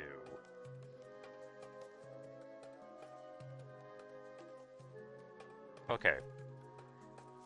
So I feel pretty good about the setup of the problem. I probably made a dumb arithmetic error somewhere. So let's just make sure we're okay. So I got this guy. times that guy, which gives us this. So that looks right. I have this guy times this guy. And it's a positive, so that's where I have this, so that looks okay. I have this guy times this guy. That's where I get my 1. And then I have this guy times this guy. And that's where I get a 3/2. So that's the 3/2. So those look okay. Now, this one times this one gets me a √3/2. And then this one times this one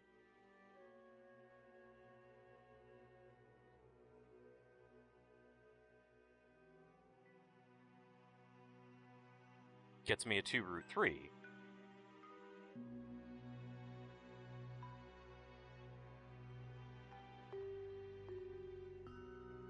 So that looks okay to me. Top coordinate. So spiral times this guy. That's going to be a -3/2. Here's my problem.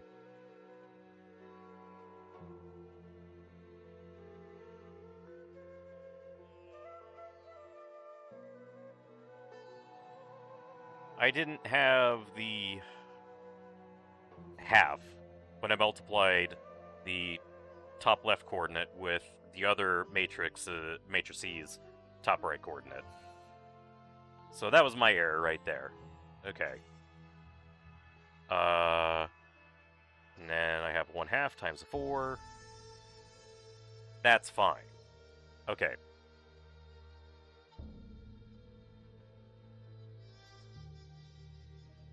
Okay. So then that's a 4/2. This should be a positive 1/4 right here. So that's the mistake being carried on. Boop. Boop. Like that.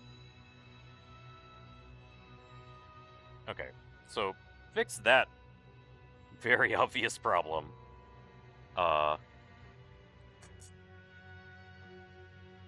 Okay. I'm pretty sure the rest of the algebra is alright.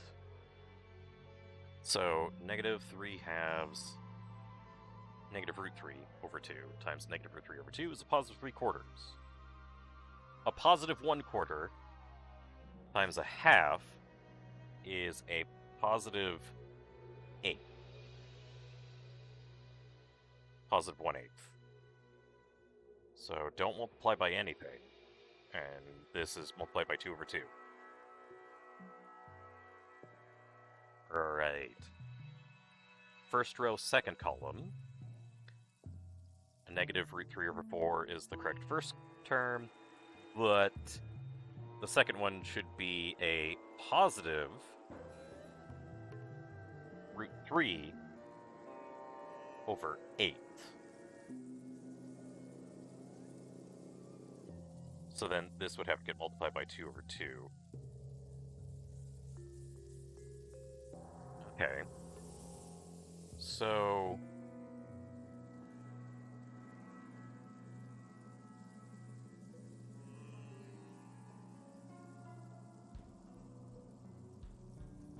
that still doesn't look right, does it? I'm supposed to have a backwards diagonal of zeros.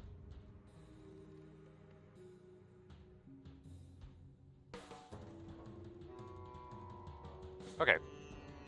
So Did I at least get a 5 in the right location? No. Oh no.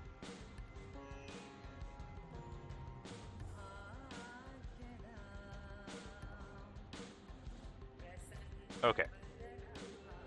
So, actually, no, I don't have to make a completely new whiteboard.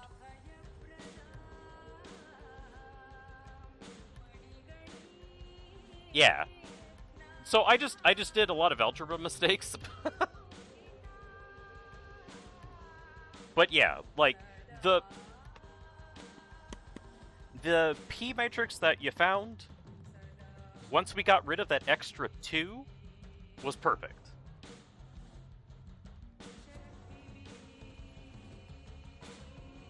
So it... Oh yeah.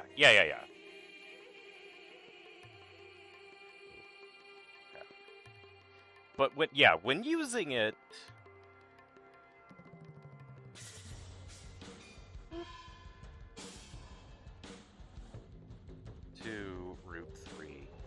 root 3, 2, and then negative root 3 over 2, 1/2, root 3 over 2. Okay. So, let's actually write out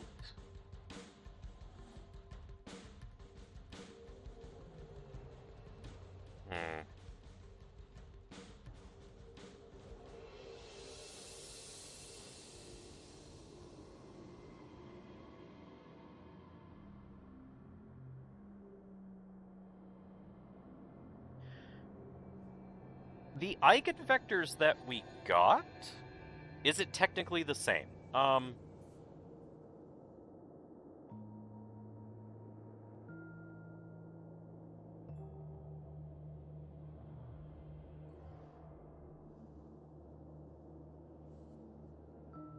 The trace is the same. If you add the diagonals together, you get the same number.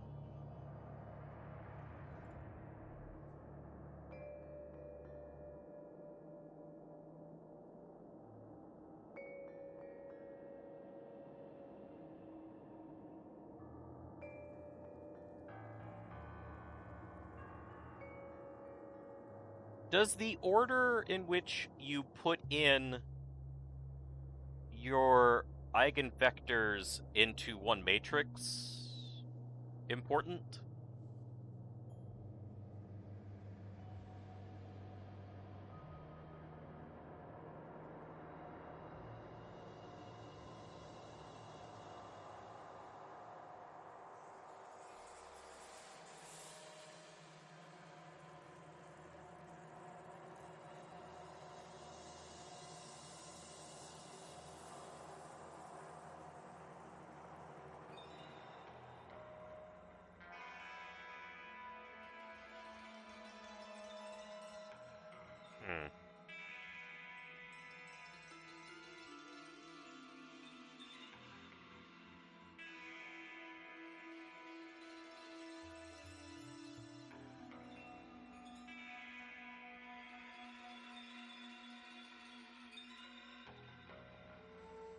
In this situation,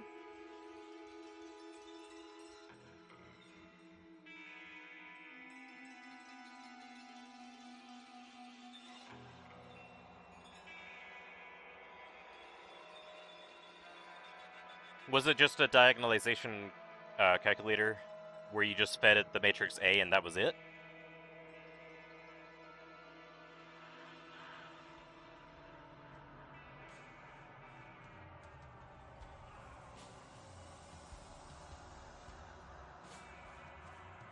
Yeah.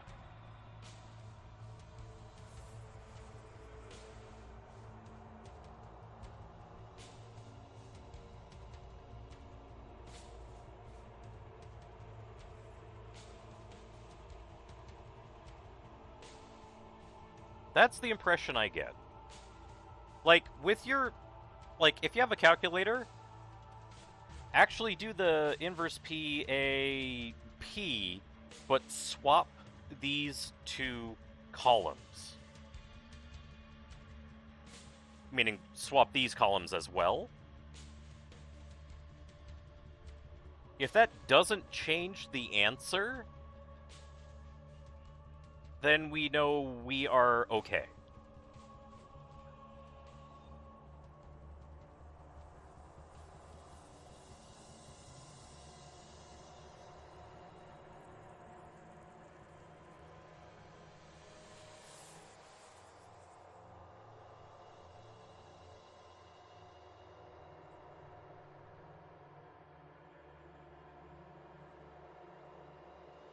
Oh, and that's supposed to be a 4 down here. Oopsies.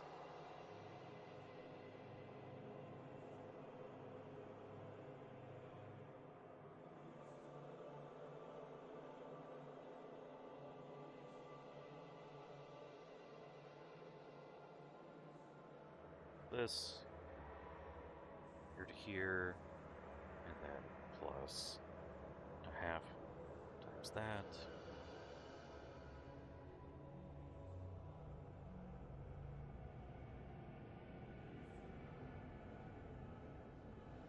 To you. Here to you. And you. 3 over 2 times over 3.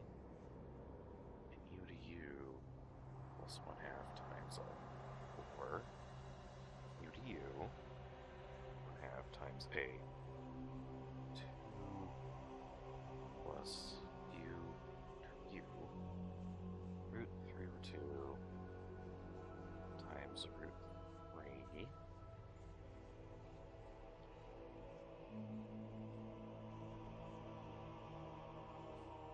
Huh.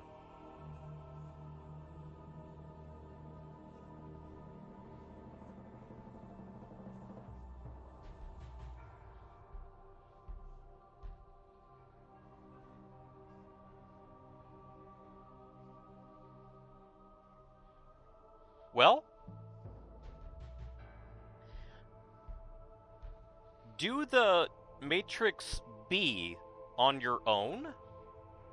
If you get an answer that is like the reverse of the correct answer, like we had for matrix A, then just make sure to put your P matrix together where the eigenvalue that made the matrix goes from greatest to least. What I did here was I had the eigenvalue of 1's vector go here, and then the eigenvalue of 5's vector go here. But apparently, the correct answer, or the answer your teacher was looking for, was where 5 went first and 1 went second. So maybe it's just a convention to have the first column be the biggest eigenvalues eigenvector. But I don't think that's the case. But it's a way to check it.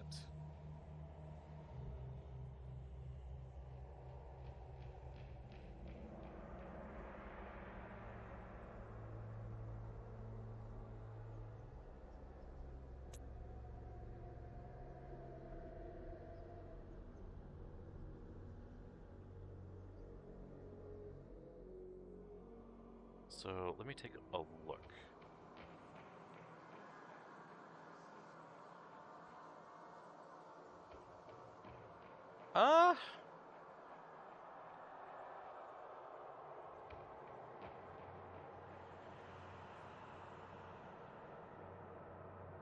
This is something that I would definitely bring up with your professor.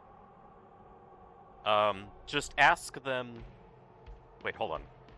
XPY is the required orthogonal change of coordinates, and the diagonal entries of the eigenvalues lambda 1 to lambda n, which correspond to the columns of P. For each eigenvalue lambda of A, so to find the orthogonal basis of its eigenspace, normalize all the eigenvectors in step 3 which then form the orthonormal basis of Rn. Step 5. Let P be the matrix whose columns are the normalized eigenvectors in step 4. I don't see anything that says that you need to put your eigenvalues in any particular order, though, from least to greatest or greatest to least. As long as the method is correct. Yeah. Yeah, just ask him what the convention is. Like, when you construct your P matrix, do you put the columns in eigenvalue greatest to least order? Or do you put it in least to greatest order? So, in this problem, your professor put the P columns as eigenvalue 5's column and then eigenvalue 1's column. So just ask him, should I always put things least to greatest eigenvalue-wise in the P matrix?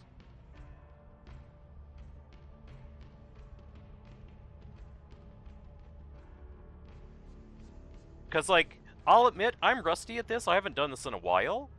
But I don't think I remember there being any particular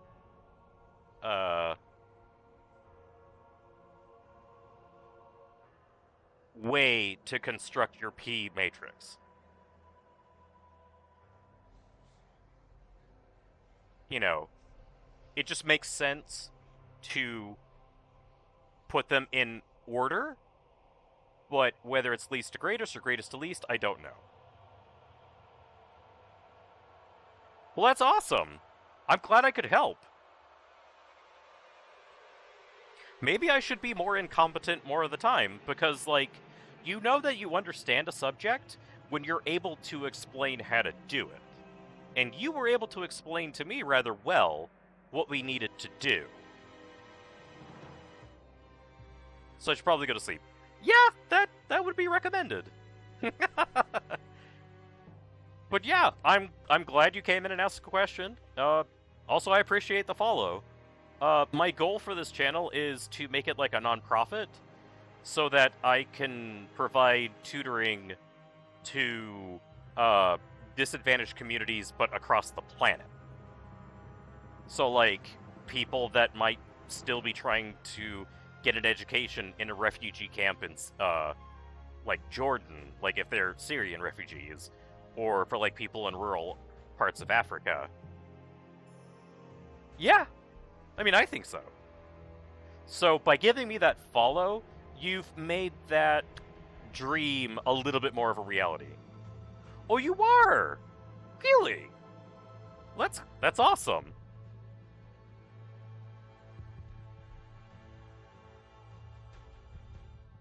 So, yeah. Hopefully, you're in a living situation where you're in, like, an urban environment, though. I study in Europe now. Ah, gotcha. Gotcha. That's a big commute. Well, that's a big, travel distance. You escaped. Well, I'm happy to help you. Also, happy to hear that you were able to go to uni in the EU. That's awesome. So yeah, if you ever have any more questions, just hop on over.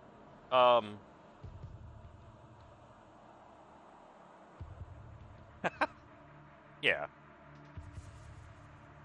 But yeah, if you ever have any questions, just hop on over. Or if you just want to... So you speak French and English, and I have the chance to have a family that can... Well, that's cool. So I'm guessing you're going... Well, I don't want to go into, like, too personal information because I like anonymity to be preserved. But are you going to university in France, or are you going to university in the UK? Or someplace completely different? Yep, completely different. So here's another question. Are you picking up any German?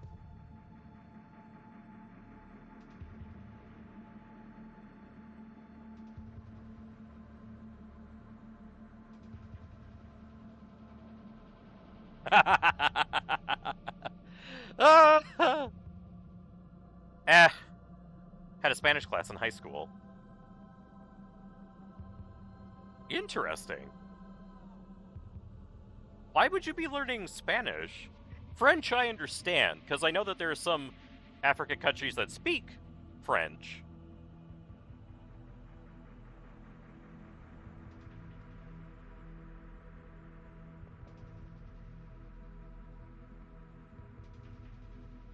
Wait, you know 5 languages? Went to a French school, but since it was a new one, we only had You only had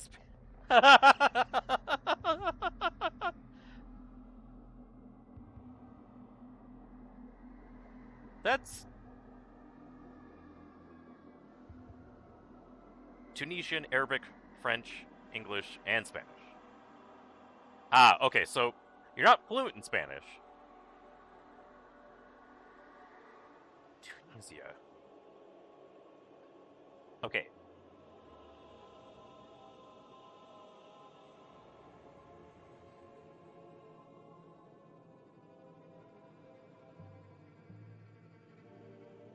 Ah, oh, dang. You are right next to Libya. You are fluent in the other ones. Okay, I gotcha. Yeah, so you're North African. Got it. Okay.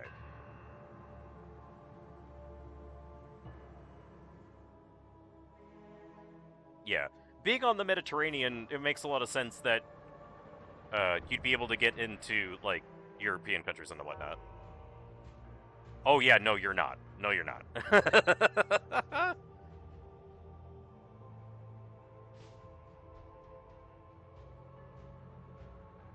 Yeah.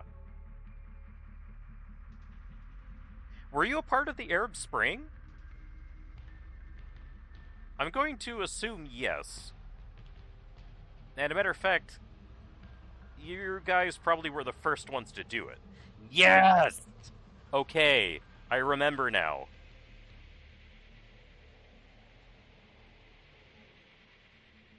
Got it. Okay. Yeah, so you guys were the first ones to do it.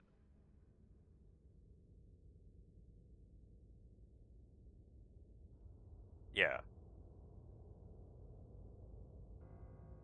Alright, man. Well, I could. Oh, wow. We somehow are also the only one that preserved. Yeah, that's really, really sad.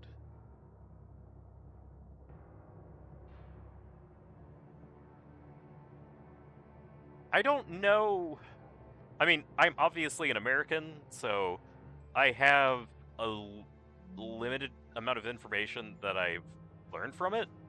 My guess, though, is the other countries had stronger uh, fundamentalist religious populations.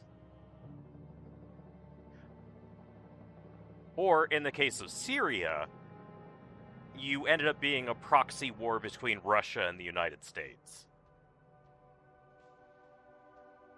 And also Iran and Saudi Arabia.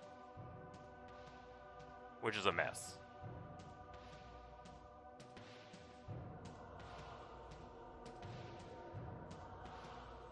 Oh well. Other countries have more interest in them, more than anything. Then no one cares about you. Yeah.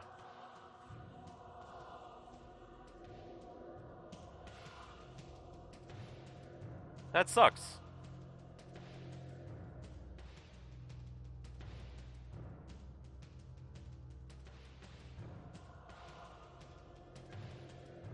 That makes sense.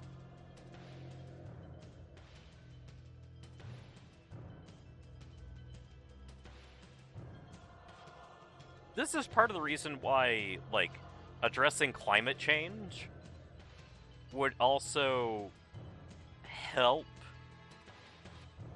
a lot of the North African and Middle Eastern and Western Asian world. Hey, what's up, Big Maui? Wait, wait. Big Maui, you're Albanian?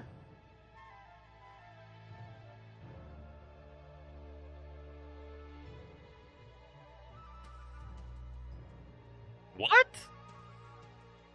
What is with everybody that comes into my chat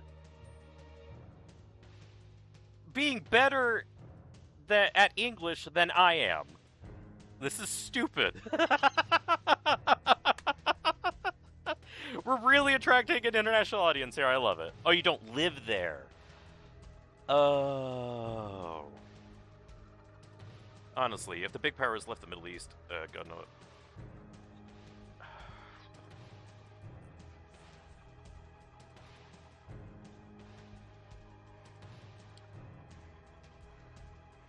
Yeah, because you don't...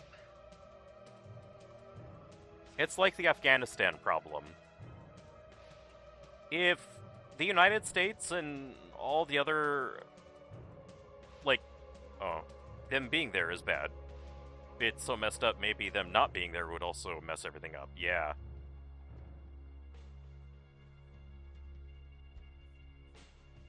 Yeah, the moral of the story, at least from, like, being an American and... Oh, no, it's fine. It's fine. I try to not... I try to keep things PG-13 so that I can be open to a high school audience. But, like, as long as you guys aren't, say, talking about stuff that... I don't know. You can watch a PG-13 movie nowadays and hear people say the F word, and it's fine. So, you know. I just say, keep it PG-13, but then you're okay. But yeah.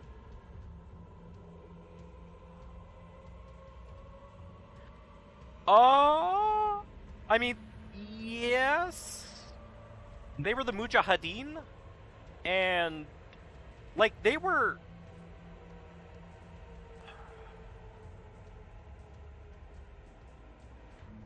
We helped militarize the fundamentalist Islamist people in Afghanistan. But I would love to talk another... Oh, yeah! I could talk about this stuff all day. Yes, exactly. It was to help push off the USSR. But it's like, I wouldn't say... Yeah, but I wouldn't say that we made them religious extremists. We just made them militant.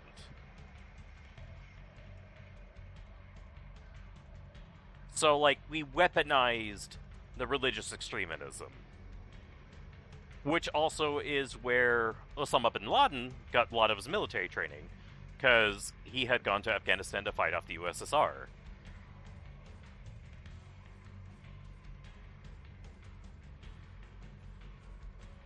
And also the United States, like, blank support of Saudi Arabia has also helped popularize Islamic extremism, because Saudi Arabia is the home of the Wahhabist sect.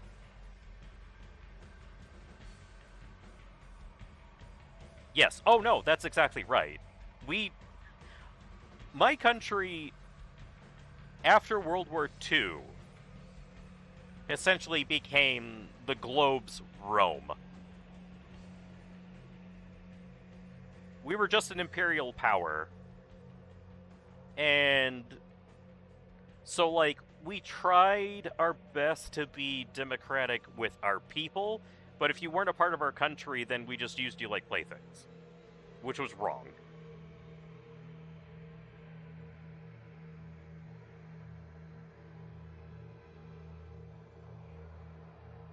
But the world is getting too small for big nations to disregard smaller ones. So I think humanity will get over this phase of screwing each other over. Eventually.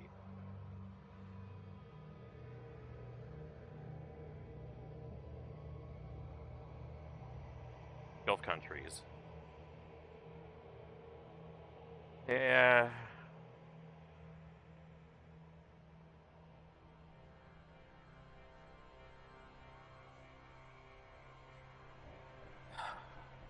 Yeah. If you really want to look into it, I think a sociologist from the from University of California at Berkeley, so UC Berkeley, he came up with a good theory about how power affects human cognition, and specifically a human's ability to feel empathy. So the professor's name is Dasher Keltner. If I can get my whiteboard back up. So where the heck is my pen? Where'd it go? And I keep hitting my mic because I'm stupid. Oh, my pen was on my face. Okay, but this is the professor that I'm talking about. So he's at UC Berkeley.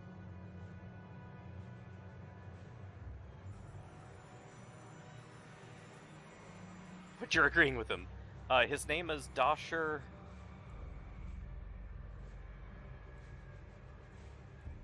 Keltner. And the big thing that I think he stumbled upon, but I don't know if there's enough research to really say, yes, this is the reason why humans suck, but is the paradox of power. Of power.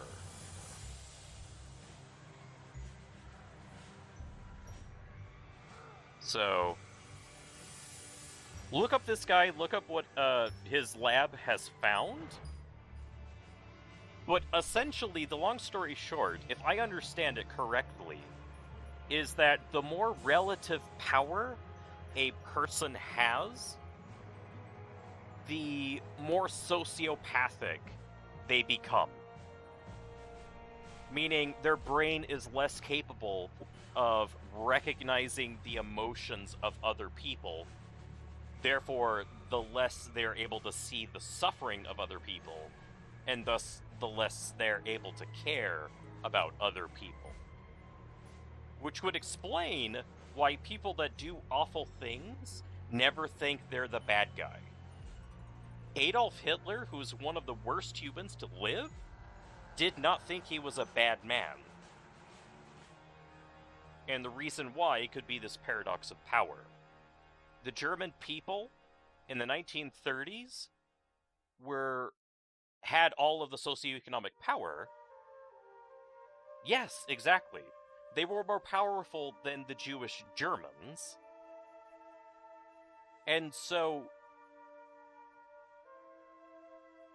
it was okay for them to be racist against Jews and to spread all these horrible anti-Semitic lies and rumors because they didn't see the damage it was causing to the German Jews. So yeah, it's just when you have power over some other group, you become more sociopathic towards that group. Which would also explain why women are usually so poorly treated throughout human history. It's because males are on average larger. And so males have physical power over females, and thus males can treat females like garbage and not recognize the suffering they're inducing because they are more sociopathic at that point, because they have the power.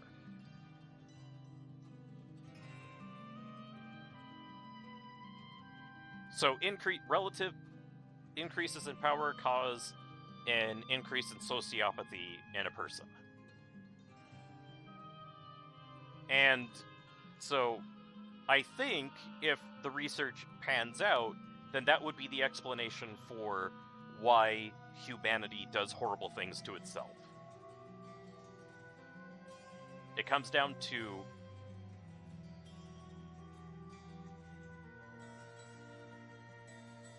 Possibly, but this guy was doing, like, actual MRI studies of people's brains when they were being put in situations of relative power, and you could actually see... Yeah. Well, he could actually see that normal people, when they were given relative increases of power, the blood flow to the parts of their brain that control empathy was reduced. So, like, before the experiment started, he was able to get a control look at their brains, and these were normal functioning people who didn't have any signs of sociopathy. But then, once they were put into an experiment where they got more power, and then they had their brains analyzed, they looked more like sociopaths. But then, when the experiment was over and they returned to being a normal person, then that induced sociopathy went away.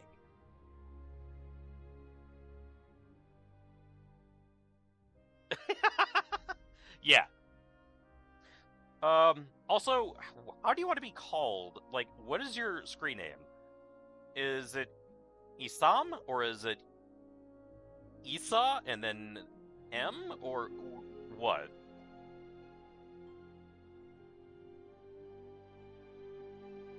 Or could I just say linear algebra guy?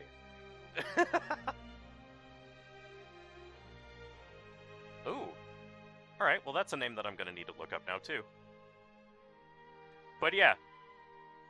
I'll just say, Isam, have a great night, and hopefully you'll complete your assignment, and it'll be right, and everything will be good.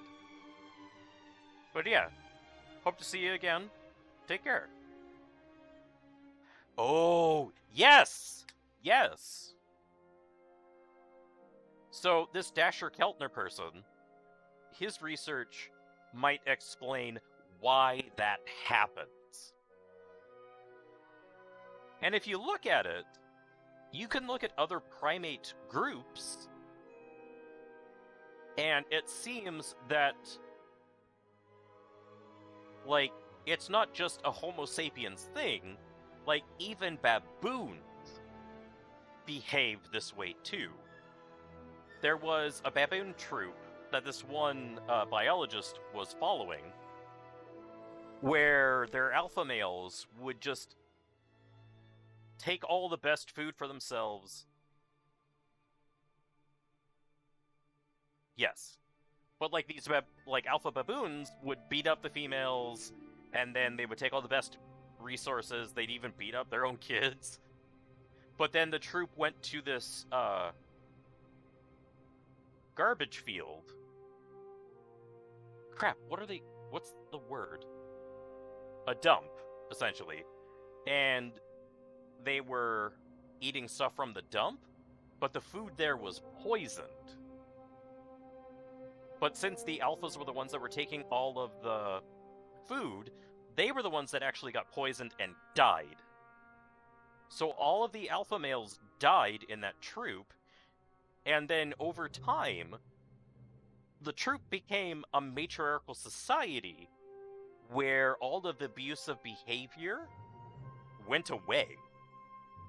And any new males that joined the group were trained to behave in a non-alpha fashion so that they didn't hoard resources or abuse other members of the group.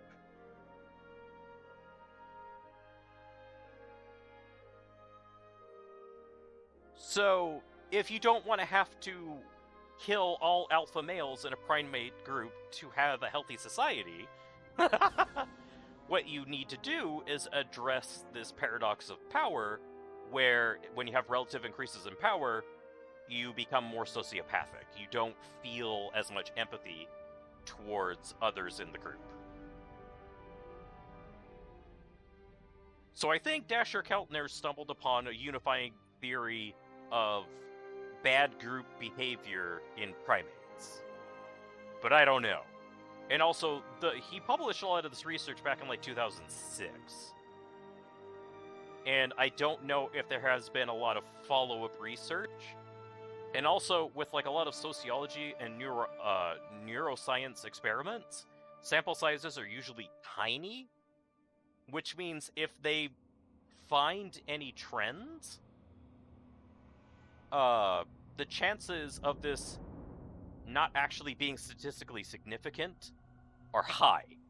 So you have to have a lot more follow-up experiments to make sure that what they found was right. Yeah. So, because, like, one of the experiments that his lab did was called the Cookie Monster experiment, quote-unquote. I'm gonna say this wrong, but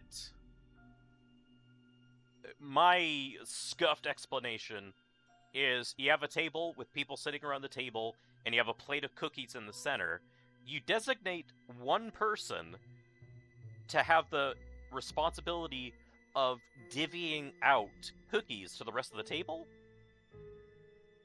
and for some reason, they end up giving more cookies to themselves than they do other people in the group, and also they eat in a more disgusting fashion. They don't chew with their mouth closed, they're not polite, yada yada yada. So it's like, the experiments aren't necessarily generalized, and the sample sizes are small, but if it's true, then it makes so much sense.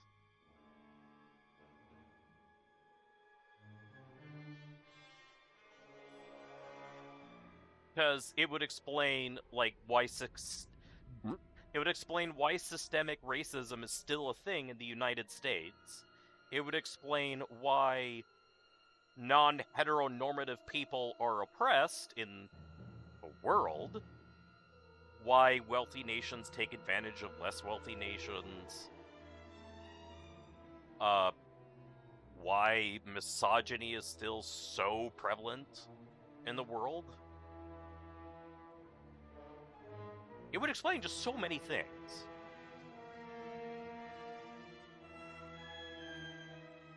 So yeah.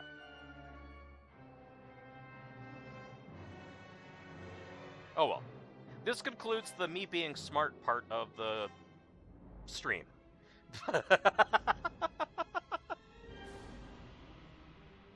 Now it is time for me to be stupid. Unless anybody else has any questions. And I am more than okay to answer. Well, that's really nice of you to say. Thank you.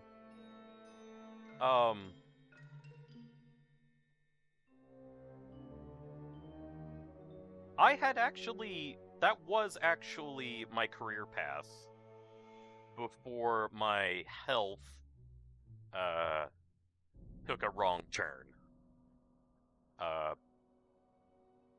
My goal was actually to get a PhD in physics and probably study astrophysics, doing, like, numerical simulations of, like, I don't know, galaxy collisions, or oh wow, I sounded drunk. Numeric simulations of, like, gas falling into a black hole, or yada yada yada, whatever.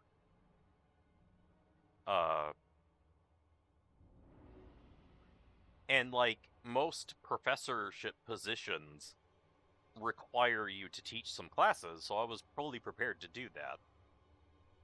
But also having grad students would have been really cool.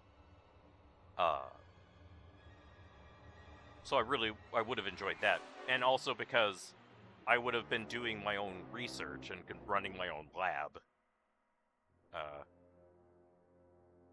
And learning stuff that no one had learned yet. And then having to explain it, because that's what your science papers that you publish are. They're essentially just lectures, but to the science community, saying, this is what I've learned. Double check my work, make sure I'm not stupid. But yeah, that's what I was planning on doing. But then, I got sick, and then, couldn't really learn anymore. And then I didn't really have energy to do anything anymore either. And I was like that for like 6 years, and that sucked. Which is why I'm a boober and am now discovering streaming. And I think this literally has saved my life. Kind of. Because, like, this is the first constructive thing I have ever had the energy to do in 6 years. And it feels nice.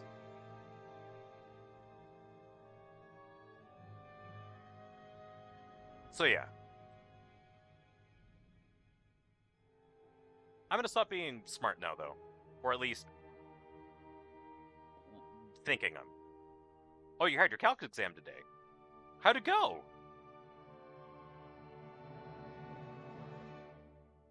Although, with you, since you're, like, in an AP program, I'm gonna say you probably did well.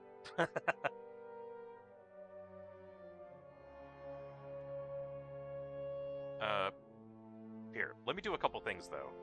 We're gonna start playing Silent Hill 2. Honestly, don't know. That happens.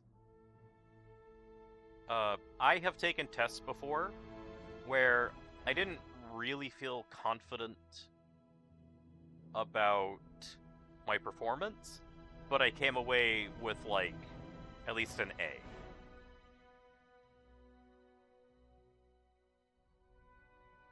That's usually the case.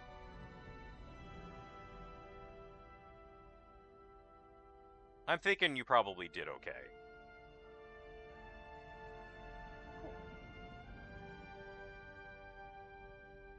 Alright, so let's start playing some Silent Hill, because I got a new weapon there, and it's hilarious, because it's just a can of bug spray. So what you do is you walk up to monsters, and you spray them in the face with bug spray, and then they're stunned. They don't move, they can't attack, so then you can do whatever you want with them. So I just walk up to them, stun them, and then use my chainsaw on them, because my aim is terrible, so it allows me to aim better and win. Alright, so updating the stream title.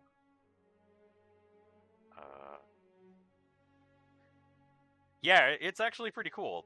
Also, if I was a good gamer, like if I actually had skill, if you beat the game and get the highest score possible, so you beat it in under an hour and a half, you kill 75 enemies in melee and 75 using guns, yada yada yada, then you get an upgrade to your bug spray, where it's a one-hit kill.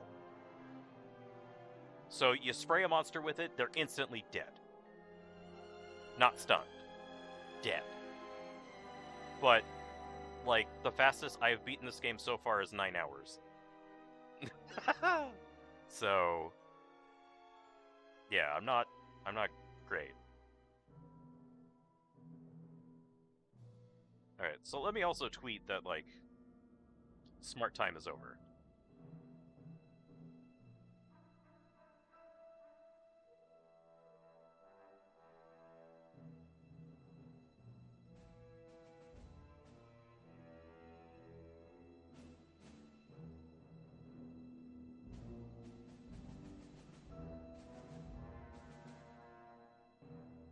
To have the replay.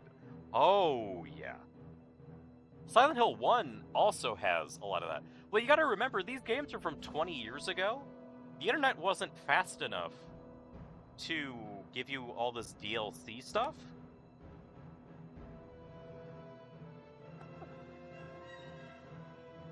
Back in my day. And also, you couldn't just download your game. So you still relied on physical copies. So, a smart game dev company put a lot of replayability into their games, because you were still buying them for like $50. And that was in 20 years ago money. So like a $60 game today is cheaper than a $60 game back when, like, I was still young. Oh, God. So yeah, Silent Hill 1, 2, and 3.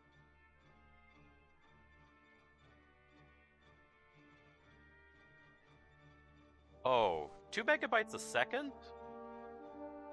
That would have been fast. I remember when, like, 560 something K was fast. Like, oh, you get a half a megabyte per second? Holy crap, your family must be rich, or something like that.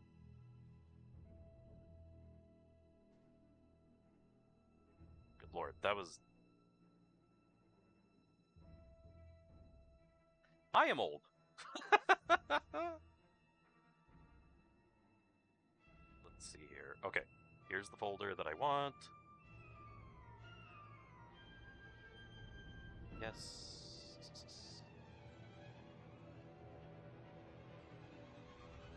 To actually have had it hard with downloading games.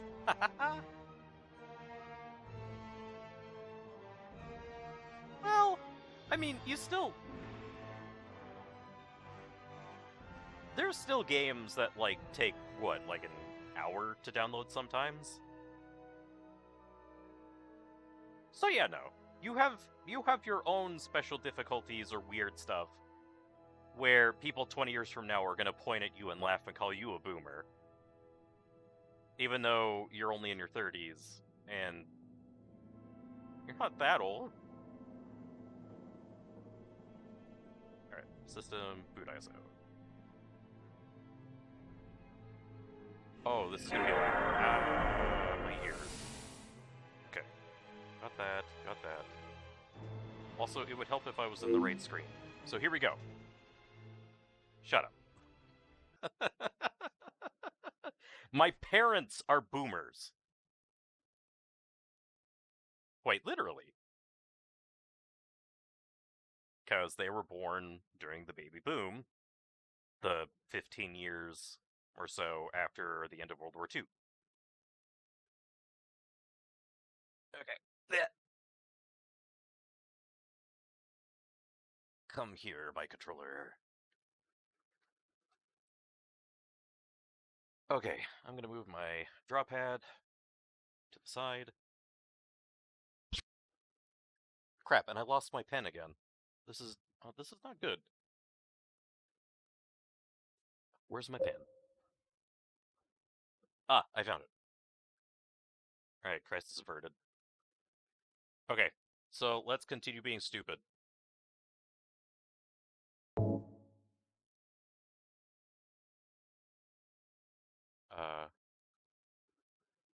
Okay. So, I'm going to commit to 2 hours of gameplay. So, most of you are probably going to go to sleep before I'm done. But that's okay. Do I look like somebody who cares? Yes, I do. I don't like talking to myself. Okay. I just barely got into the apartment building, so... This door, I can't go in.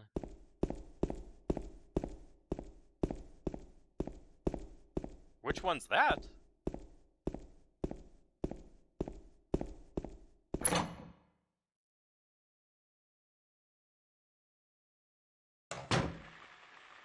Oh, do you mean Germa?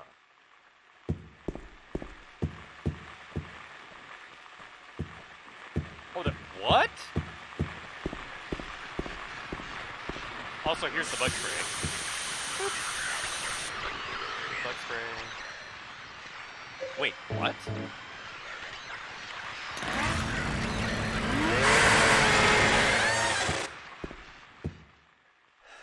I'm sorry, what? Neoners went live. But it's a Monday. She doesn't stream on Mondays. What's going on?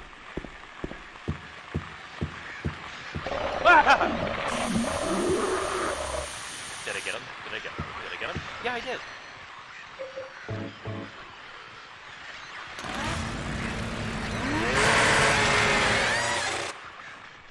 Yeah, she doesn't stream on Mondays. What the heck is going on?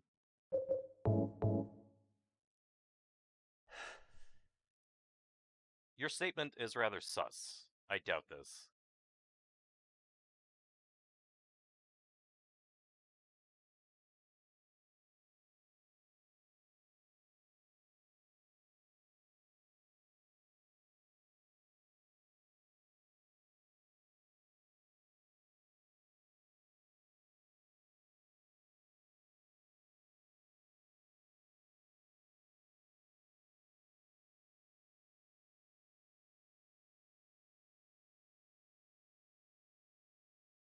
What? No! Why? Oh, son of a gun! See, this is the one bad thing about streaming. You have to be on often when your favorite streamer is also on. So you don't usually get to see them live.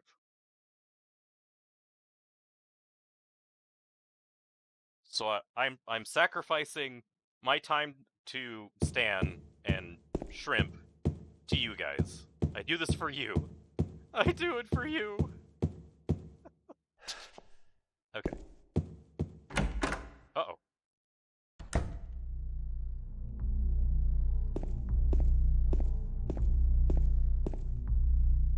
Oh, I don't have the flashlight yet, so I'm not going to be able to do anything.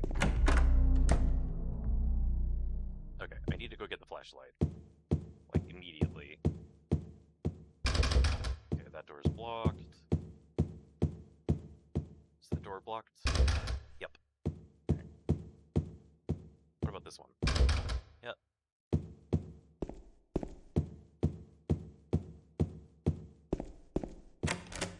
But yeah, Natasha Neanders is my favorite.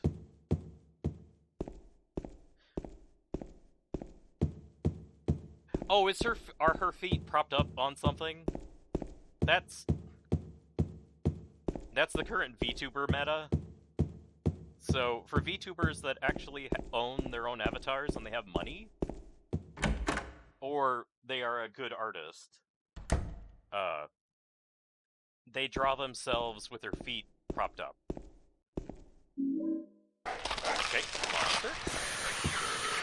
Okay.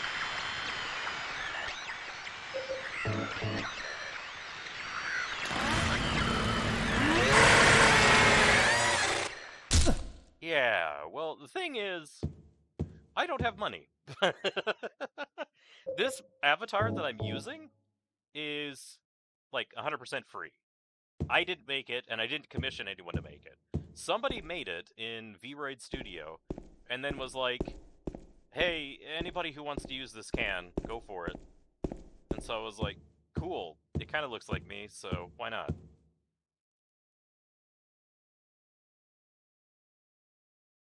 Choosing death. Life is nothing but despair. Some people choose to end it all. I once chose that path for myself as well. At the time, I felt that I had no other choices. After I made my decision, it became the only thing binding me to this world. Sometimes I would cry to myself while thinking of the past, but mostly all I did was plan over and over again how and when I was going to kill myself. I did stupid, dangerous things. I figured it didn't matter since I was going to die anyway. So I went out of my way to invite disaster.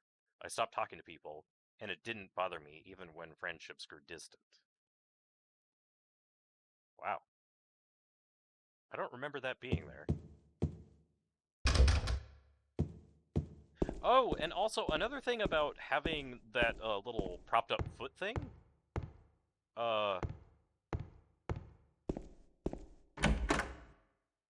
Is, don't quote me on this, but I think you need to have a 2D model as well. This model that I'm using is 3-dimensional. And because they're usually the easier ones to make. A 2D model,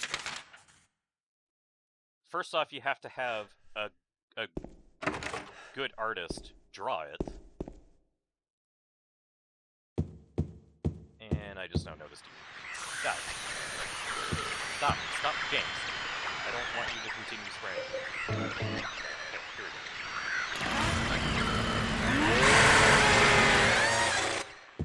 I think that's 26 now that I have killed in melee. Oh, but then you have to rig that two-dimensional model.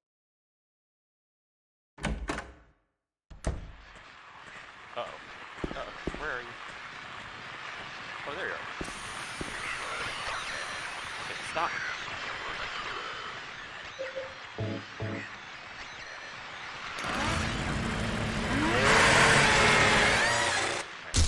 27. So rigging it is like putting a animation skeleton on the model. Uh-oh. I think that was 27, right? Eep. Oh crap. It's the... Okay. It ran out, so I gotta shake it. Cool, it's good. Wait, where are you going? Here. Come here. Alright, I got her.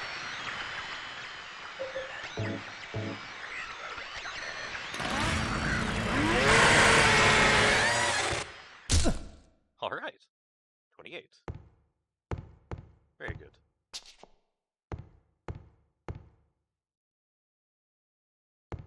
What? Wait, is he going to be using a digital avatar? Because if he does, I will die. That will be like the ultimate achievement. And also it would make Nyaners explode. Oh, he has to dress up as a cat boy. He needs to stop betting. That's... Like, I bet 1,000 gifted subs. And then he loses.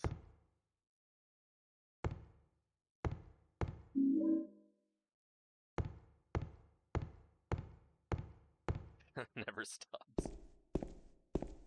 That guy is on a next level. I think he is one of the best streamers out there. Like, in his ability to improv, interact with chat, and also, like, the ideas he comes up with for, like, what to stream. He's a freaking magician. And I hate him. I don't hate him. He's fine. We're also very close in age, too. I'm only a year older than he is. Which makes me feel good, because I think he ages really well. So, he gives me hope for my future.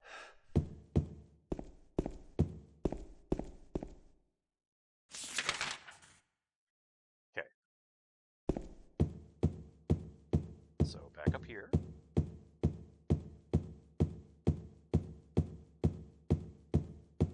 I also want to say that I run faster when I'm not carrying a chainsaw.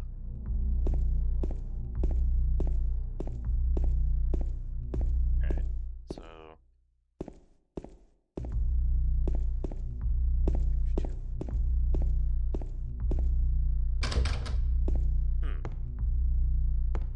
Oh, the clock puzzle! Okay.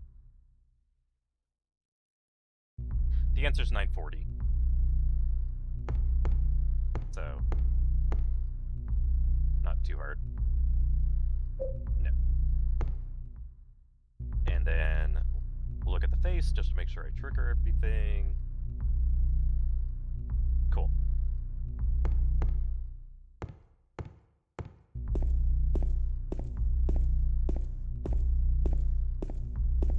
Okay. So I think the second... I'm on the second floor. I think the third floor is where I need to go now. So I'm gonna run up there, have a kid kick a key. frustrating me to no end. Yep, and that's the garbage chute where I have to put a can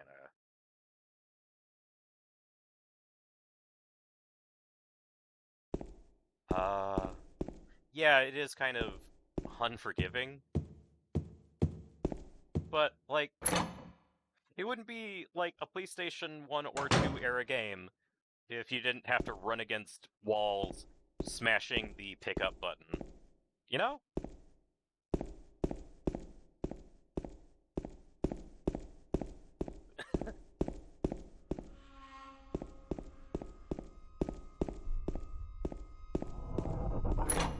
Is the music all scary now?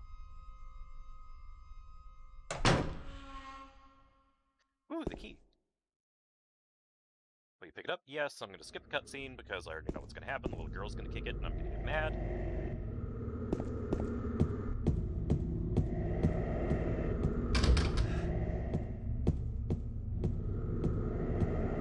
Try to pick it up was close enough, so I wrote it off. Oh my gosh, and you probably got horrendously stuck. Because it's a key moment that you... a key moment. But it's a moment that you have to trigger to progress in the game. Which is infuriating. Cool, I have a gun. Because you're thinking to yourself, like, I did everything. Why is it not working? It's like, silly, you didn't try to pick up the key.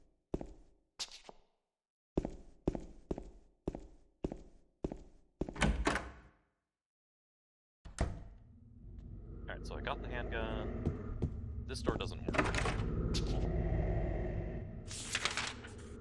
That's everything up here, so I get to go back down.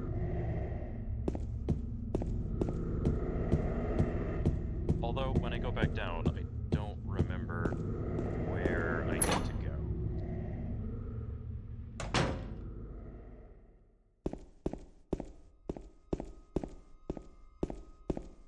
Because I don't think... yeah, it's floor 2 that I gotta go back down to.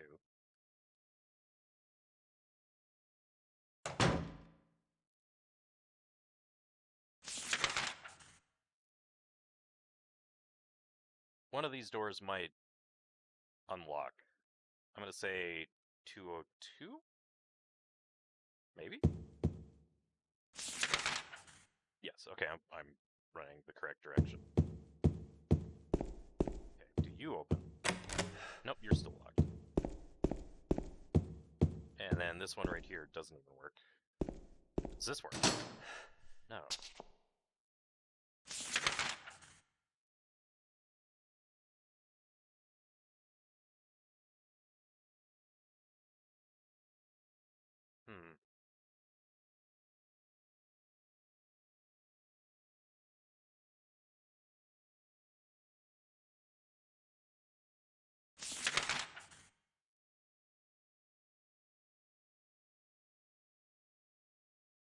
Maybe now I can do the key puzzle. Not key puzzle, clock puzzle.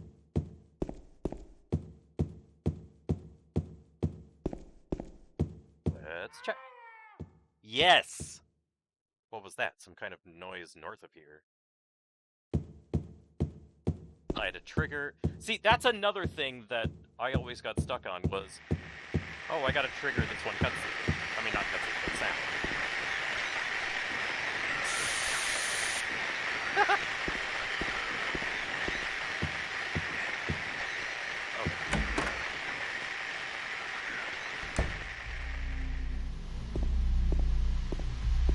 Now there's a dead person here. Awesome. Cool.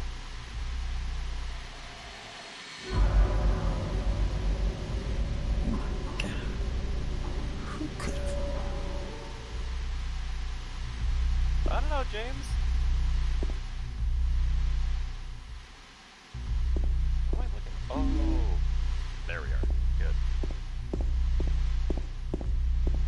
Oh, but I bet you I can't do the clock puzzle yet.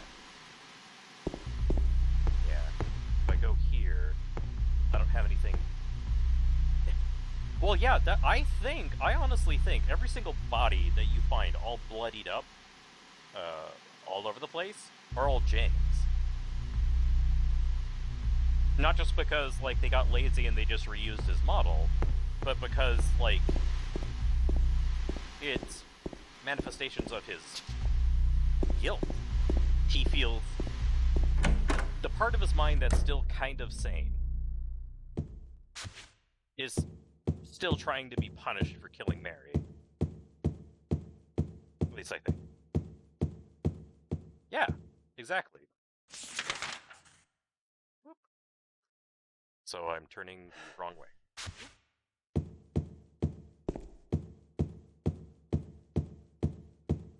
Up, up, up.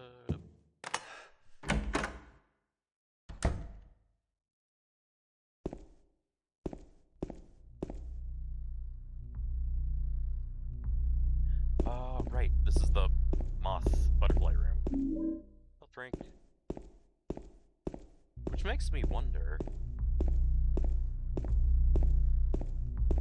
if this place might be, like, where Maria lived, maybe. I don't know.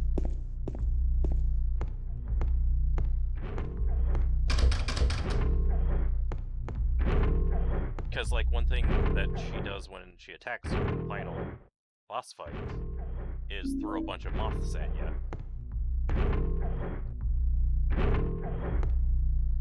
I don't know.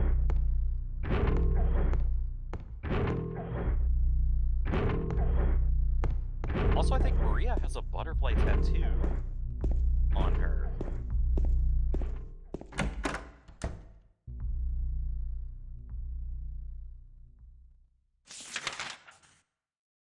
I don't know. I've never done it. Because I never played the Xbox version. Clocky. Yes, good.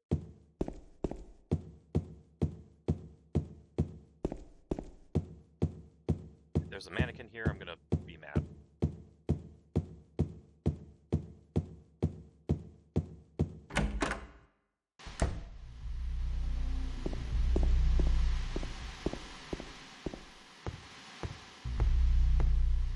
Oops. Nope. Right here. There we go. Oh yeah. It's not a door, so it doesn't automatically unlock.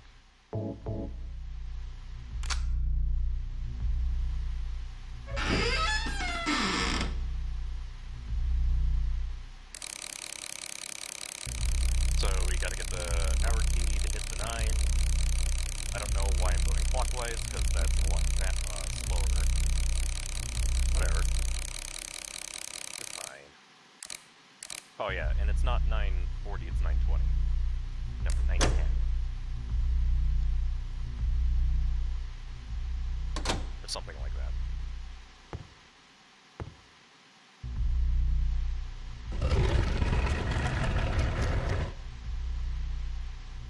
Cool.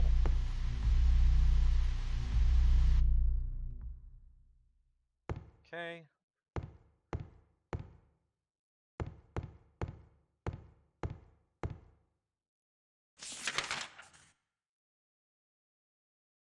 I guess this is like a door to a closet. And it doesn't work. Same with that. Aha!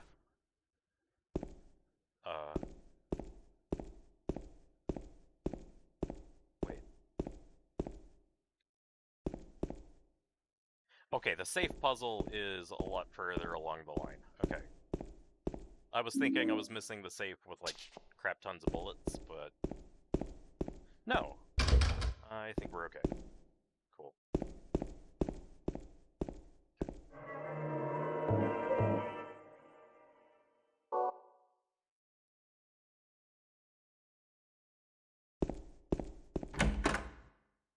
Oh. Okay. I'm gonna look down this way, just cause. Yep, no items. I was pretty sure there wouldn't be, but... I look anyway.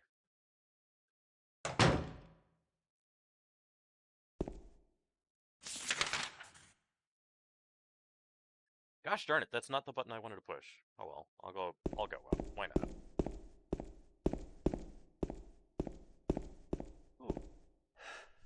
on the staircase.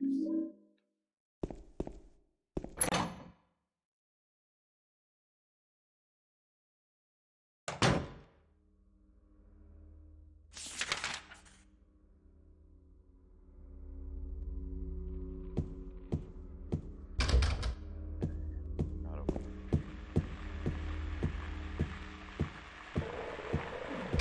Not open.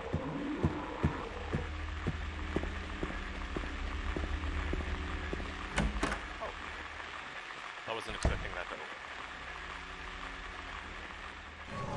Oh!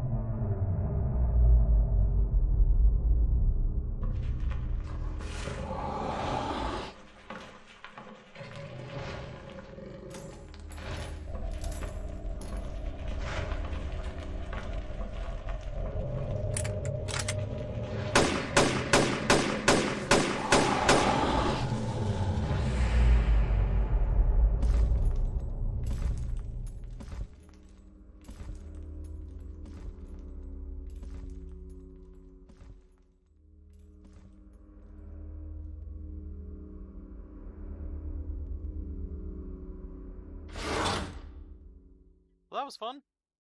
What are you looking at, James? Oh. That's what you're looking at.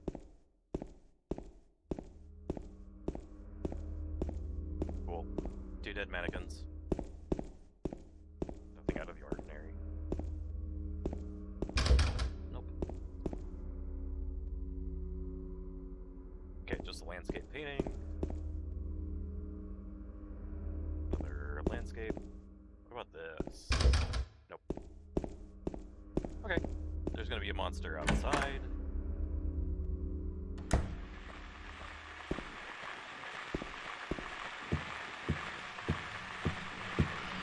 There he is. Okay, got it. Stop.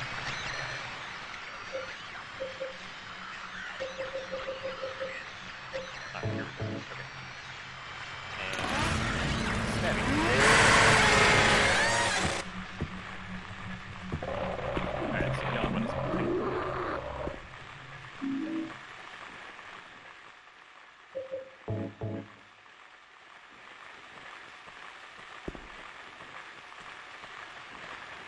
I see.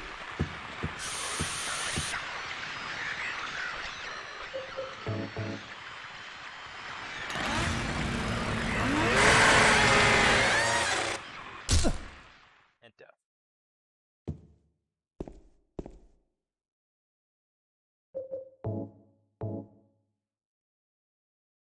Ha.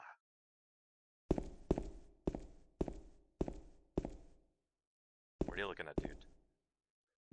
Oh, that's what you're looking at.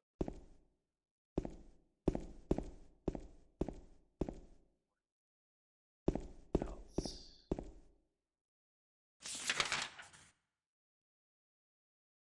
I don't know if there's anything worth checking on this end of the hallway, but I'm gonna do it anyway. Because that's the kind of person I am. Oh. Crap, no, I didn't want to shoot there. Oh well. Pick it up. Pick it up! Never mind.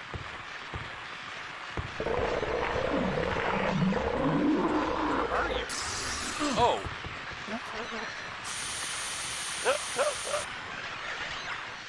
Let me freshen the air.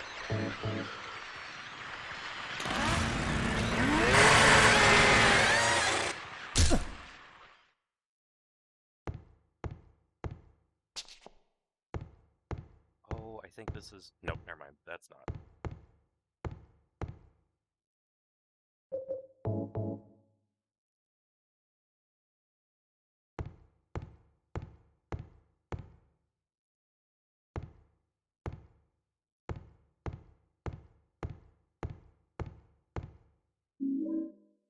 Good thing I got that, because that'll heal me from the damage I took.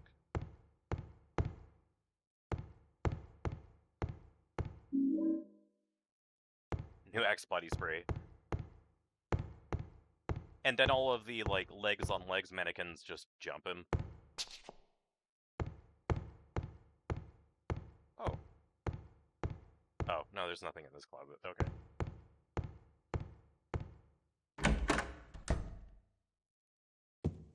I'm pretty sure I've waited long enough. There. Yep, and I'm facing the right direction. Perfect, perfect.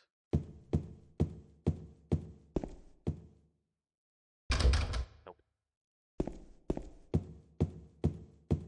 And I haven't been keeping track of how many things I killed. I feel really stupid now.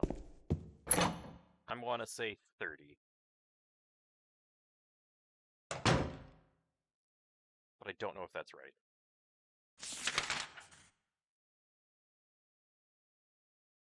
Alright, so I got all of that.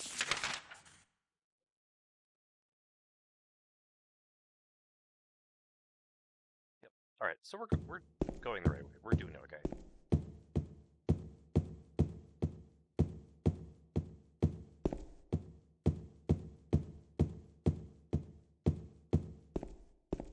This is where we get the juice.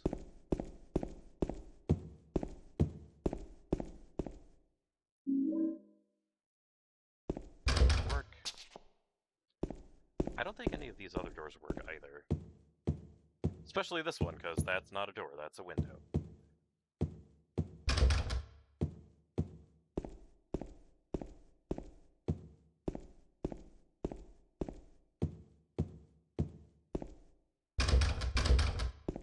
Cool.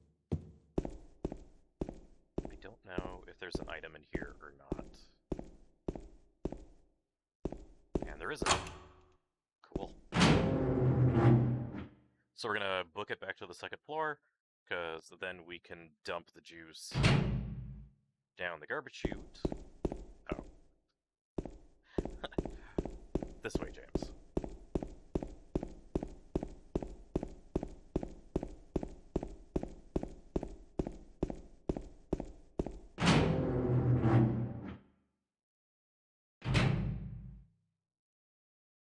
I'm paranoid, so I'm gonna do this. Also, I need to use the restroom again, because I was actually hydrating.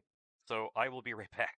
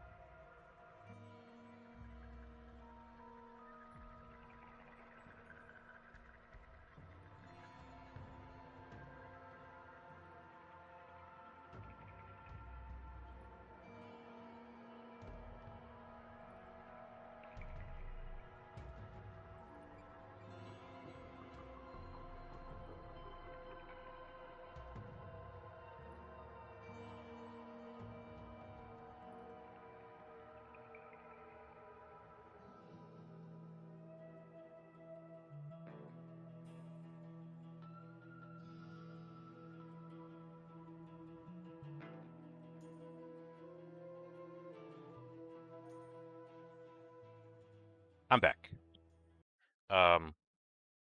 Also banned some accounts. Uh,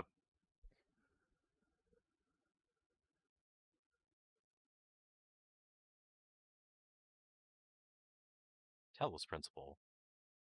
I don't know what that is. But yeah, had to ban a couple accounts. If the people that I banned, puzzle game. If the people that I banned are actual accounts, I'm sorry.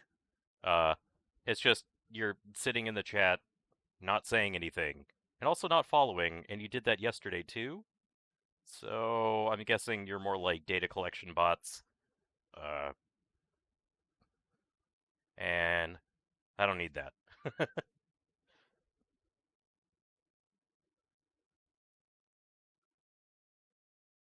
Okay. Carrying on though. Where are we? Also, it sounds a lot louder. Why? I still have the volume turned down. Okay.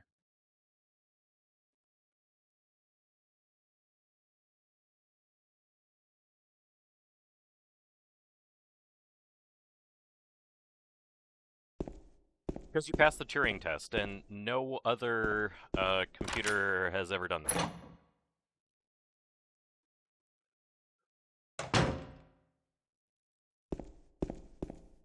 There's my explanation.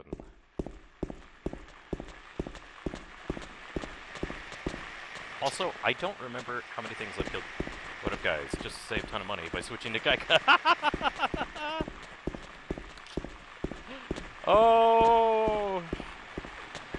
Okay, let's ban Silent Hill now. Although, it'd be weird for a bot to say lol. I don't think that would be a thing.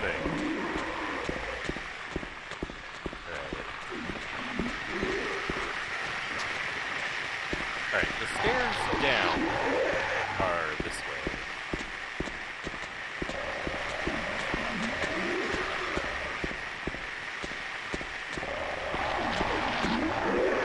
Okay. Walking nonchalantly in. Okay. They working overtime? Oh, what up with the bots? Oh. Oh no. I don't know how I missed. Oh no. Okay, let's say I have 34 dead now. When you're this is what I think is going on. When you're a really small streamer, like, yeah, I'm not gonna spit on the fact that I have 40 followers. That's a lot of you. But it's also 40 followers. You're not even an affiliate yet. So when your channel is really small, you're like a prime target for a bunch of other bots to do something. I don't know necessarily what they're doing. Gathering data or something. Some of them exist to attract attention to other streamers.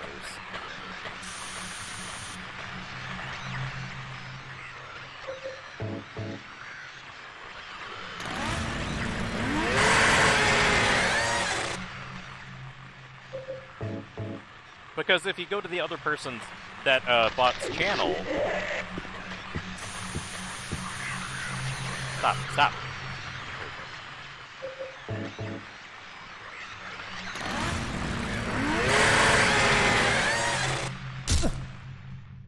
If you go to that other bot's channel, you'll see that they're often hosting another stream.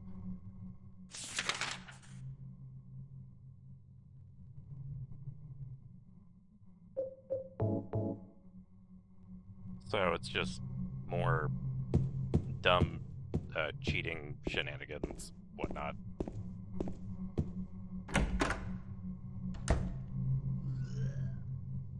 Probably the people that are making the follow bots.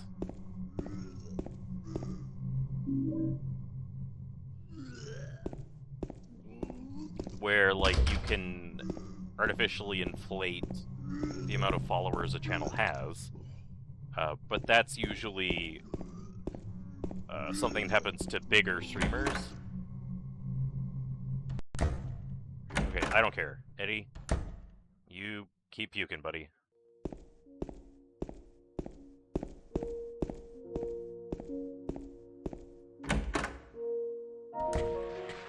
Uh-oh.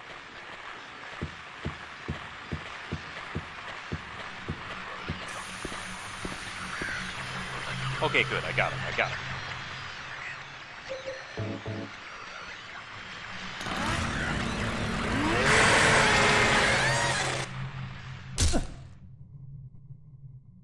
I'm gonna say this guy was number 37 that I melee killed. I should be keeping a tally, but I'm dumb.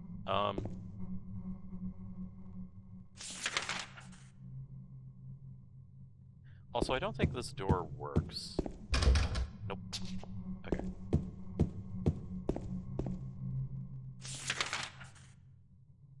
Exactly. It's just the white hyperspray, though. I didn't get a good, very good score in the last ending.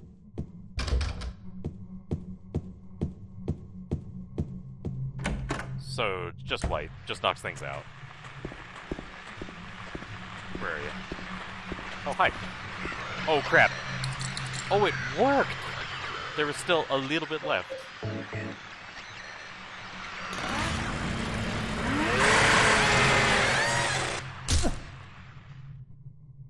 Ooh.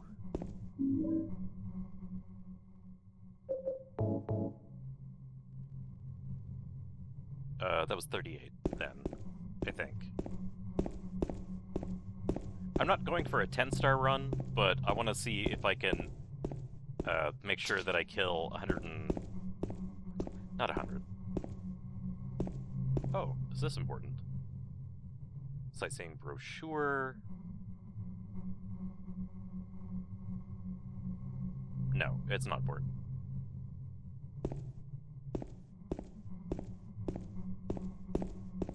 Was there an item in here, though?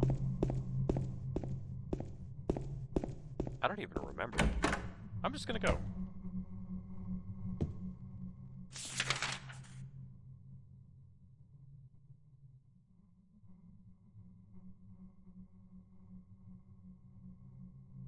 I don't think that door is gonna work. Oh. It is gonna work. Okay, then what do I have? A fire escape key.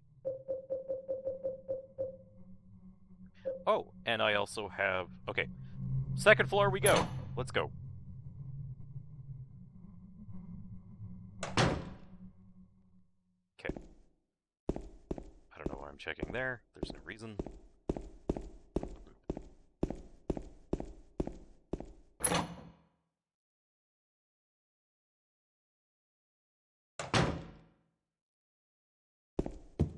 Thank you, game, for forcing me to... Wait.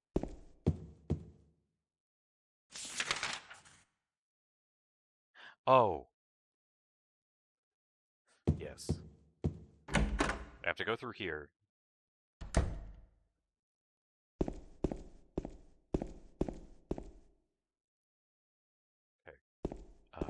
Where's the hole in the wall?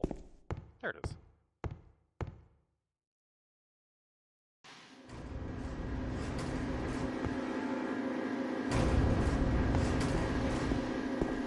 That music's fun.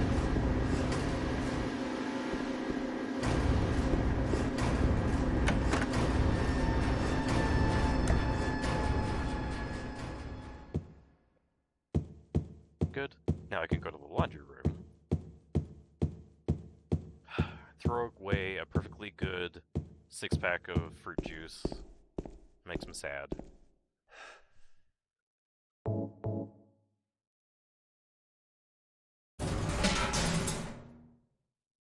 Get out of there. Okay.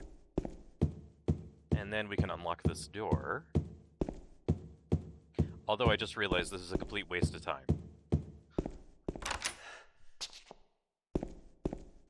Because I have to backtrack all the way, and I could have just not done that. And save time.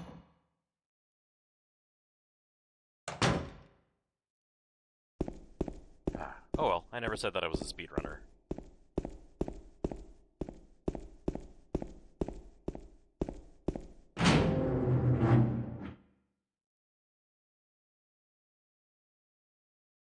Although, I am kind of surprised at how much I remember of what happens next.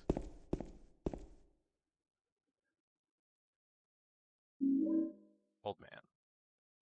Okay, and then talking about Walter Sullivan. Boop, boop.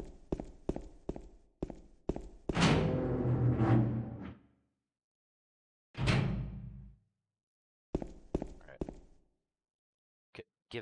Give me the save. I want it.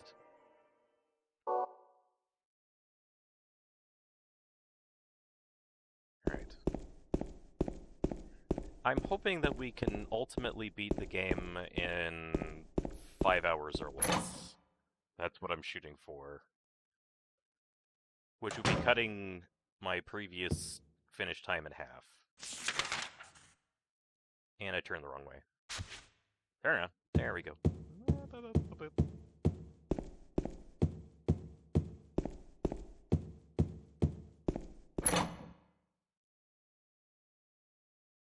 Okay.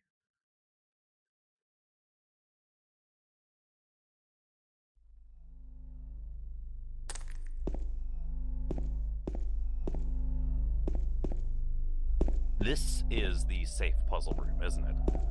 We get the wallet from the toilet, which is disgusting.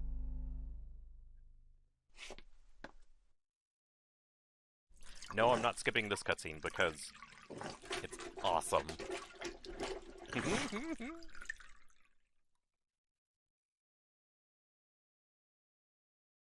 9, 6,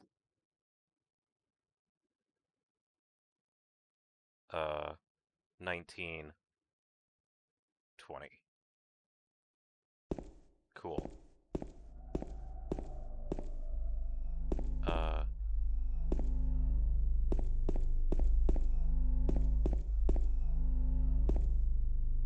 There's not another way through, right? So I just gotta go this and then hang a right. Okay, got it. And here's the safe.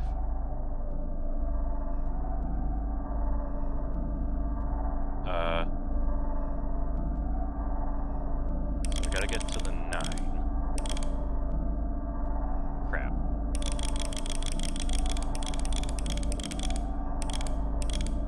6, 7, 8, 9.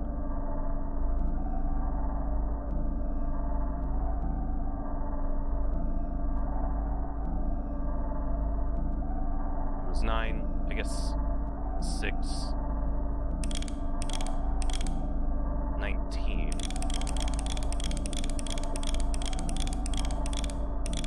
And then 20.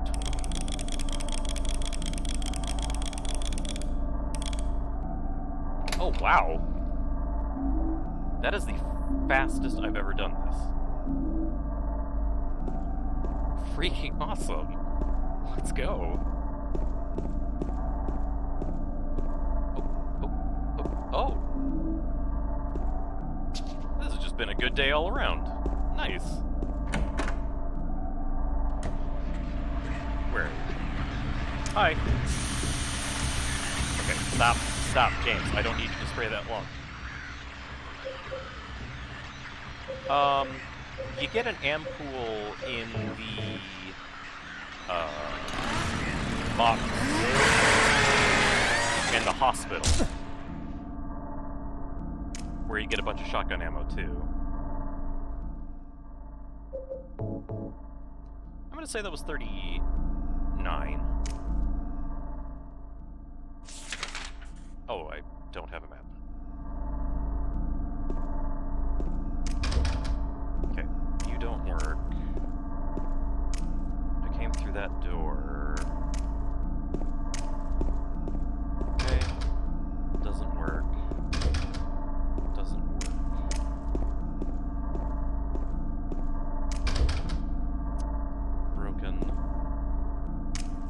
there's anything in here.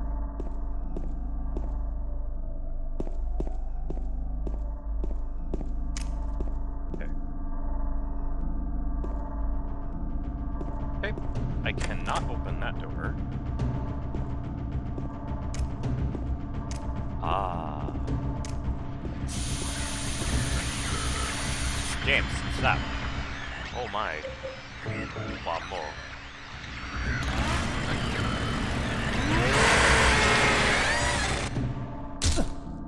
I'm gonna say that was lucky number 40. Going out on a limb here.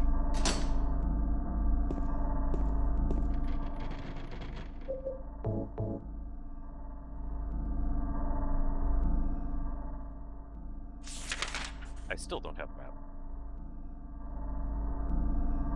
I must have not picked it up.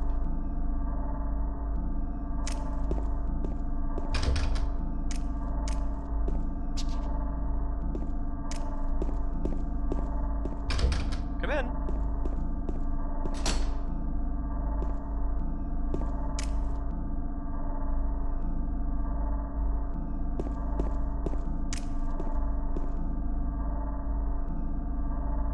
That's 7 cubed. Huh?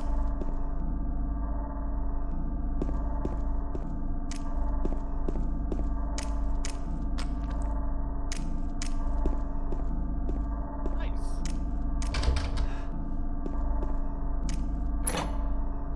Yeah. Yes. Go forth.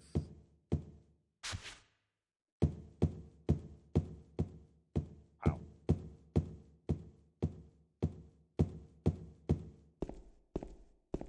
Okay.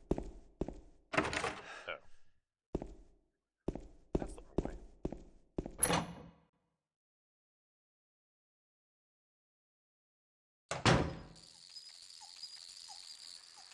There's a bug. Where is it? There.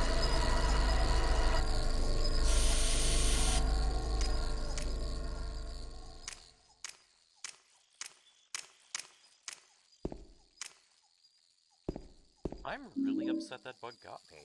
It shouldn't have. Oh. Where are you?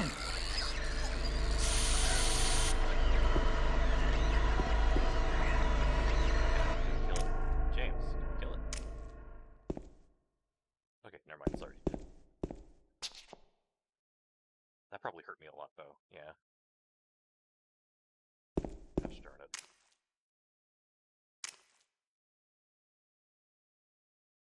I still don't have a map. I think I screwed up really bad.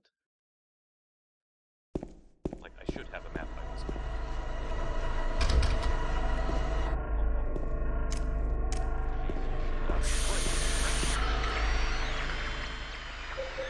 Great.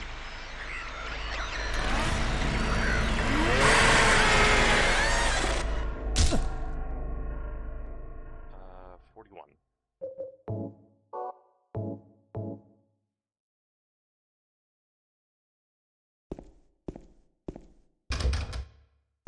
Okay, this doesn't work. Nope. Nope. Looking back this way. Onward. Uh-oh.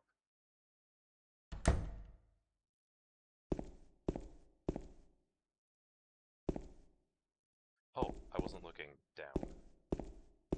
Okay. Hang of bullets. I think this is Angela's room. Because this is where we find her. Not a room, but like her family apartment.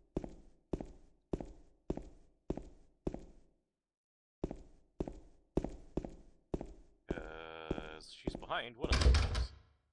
Yeah, this one. Oh, it's you.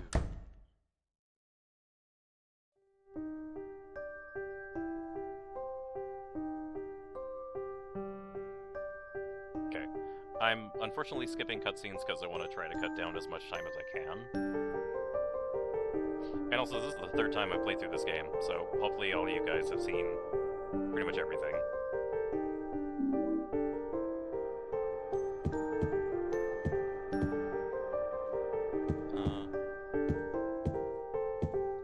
Alright, nothing else in here.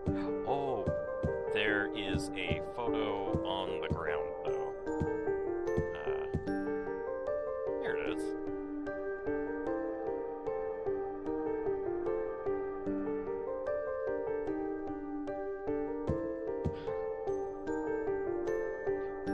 You just want to see the nurses. And I'll provide. Okay. We're good here. So we're gonna leave. I don't even know if I really checked everything. Uh-oh.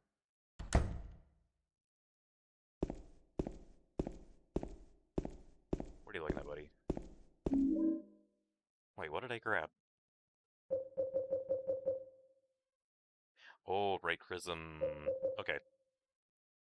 I don't want to pick up any more of those items, but I guess the easiest way to do it is to just not pick up the book at the very end, so that I get a different ending. Because we already got the rebirth ending. Ooh, and this is where the coin puzzle is. Okay. Blah, blah, blah, blah, blah. I don't care.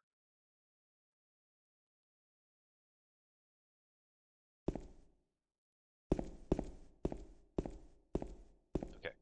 And... yes, that was everything. Laundry room. Anything in here? Nope. Just stinky garbage. I bet you I'm backtracking. Yep, because there was a body on the ground. What about here? Nope. And no. And here? Nope.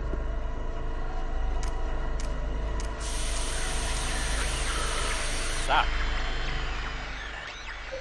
I wish I knew the way to control the spray.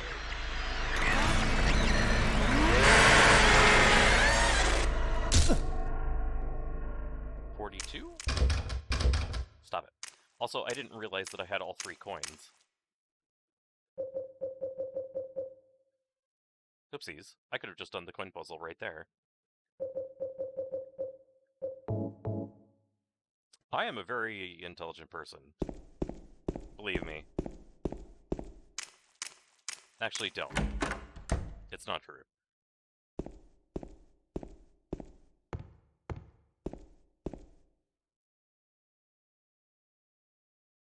Oh, I had to go into my inventory and then use them. Stop.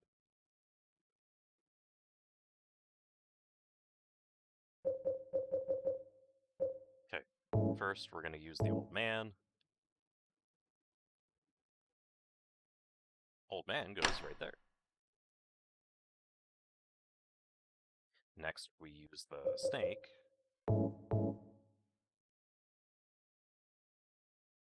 The snake will go right here. And then the lady goes right there. Hooray! Lynn house key. So that's on the 2nd floor. Okay. I'm pretty sure I did everything on the 1st floor, though. I am wondering how I missed the map to this wing of the apartment building. Because I don't remember missing it the last time I was here. So what did I do?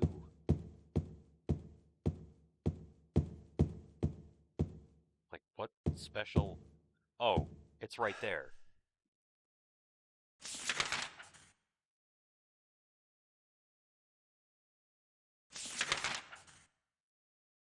I found it.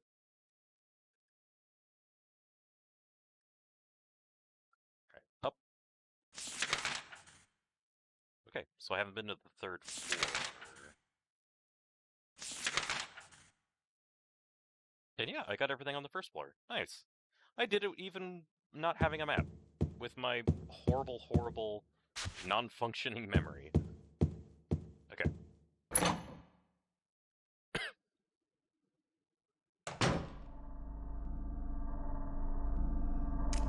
202, I think. Or whatever. It's gonna have an envelope on it. Right? Yes. Okay.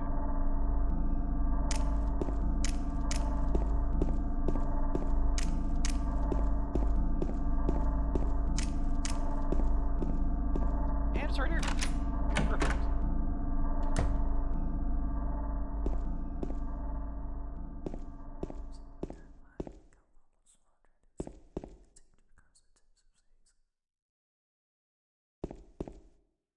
That's the first time I've ever heard whispering in this room.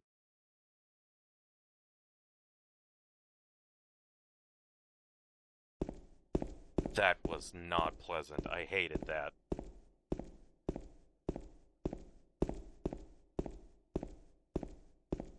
I have never ever heard whispering here. Why?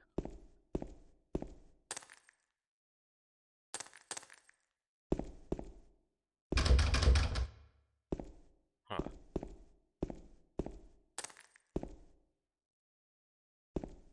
Nothing here. Okay. Whoop. What you looking at, buddy? Now what are you looking at?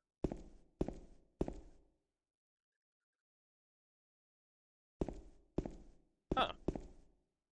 There was a book about butterflies. Right? Yeah, right there.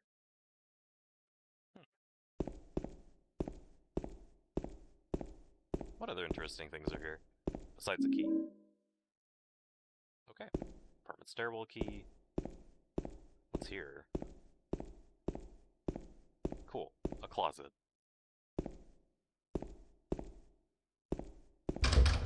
Wait, that door doesn't work.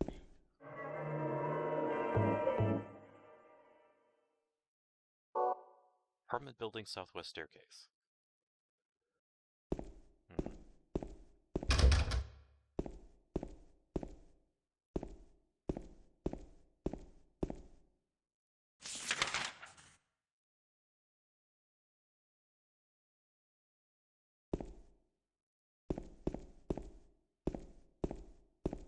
Alright, so the only way out is to go back across the balcony. Got it. Back to the room with whispering. Got anything else to say? Huh?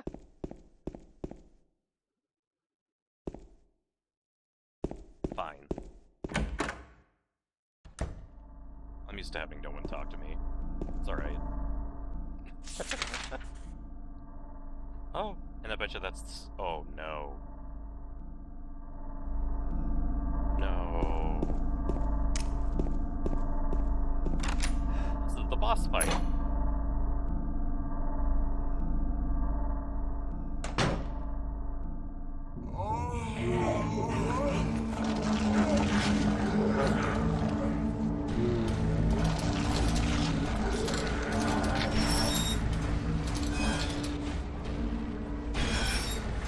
Now he has his knife. Oh, it doesn't work on bosses! Ah, it doesn't work on bosses! Nope. No. No. I'll see. Oh, no. Oh,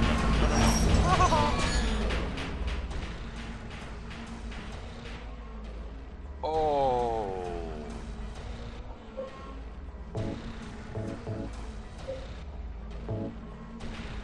Alright, we're gonna hurry the fight up by hurting.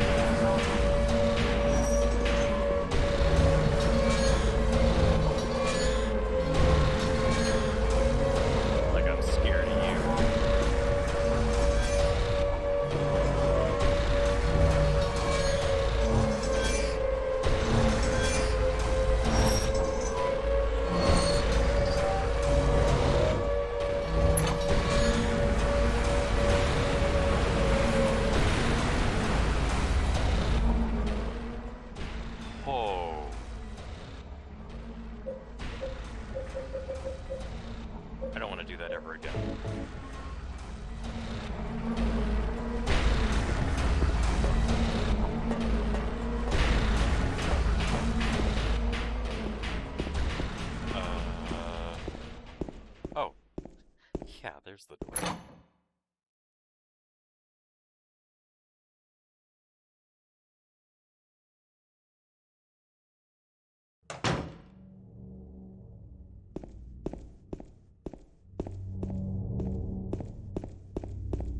Okay, time to say bon voyage to the apartment complex. It treated us well.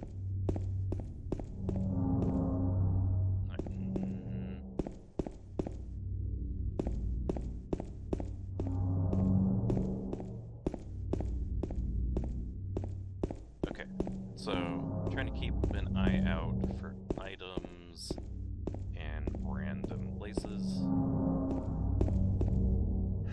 Did you try spraying that pyramid thing? No? Screw that kid. No, do not.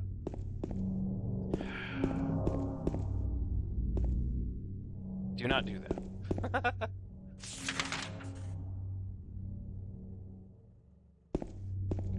So, we're at Rosewater Park.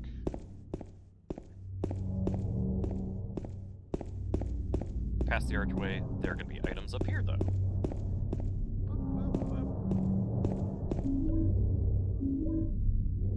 Nice. You were always so forgetful. Spraying Pyramid Head doesn't do anything. Remember that time in the apartment staircase?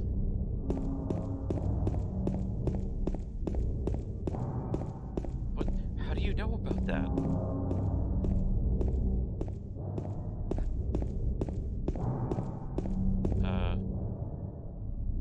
Hey, so this is that park. Indeed, it is.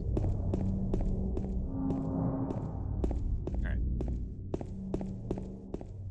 Continuing our scavenger hunt. Oh. Nothing up there.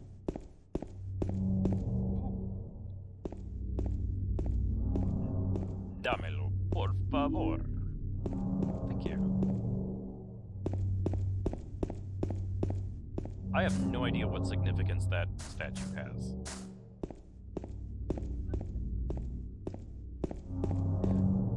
It's true. James is a tagger. He's Banksy. James is Banksy. We figured it out. Secret reveal.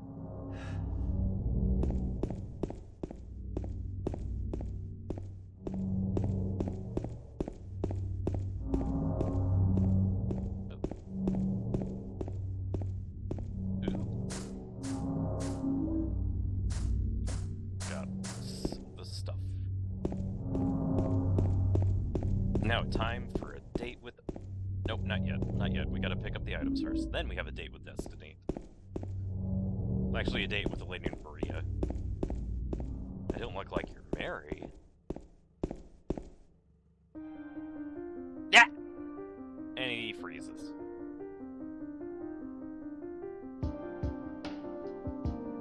Didn't freeze here last time. This is new. Mary?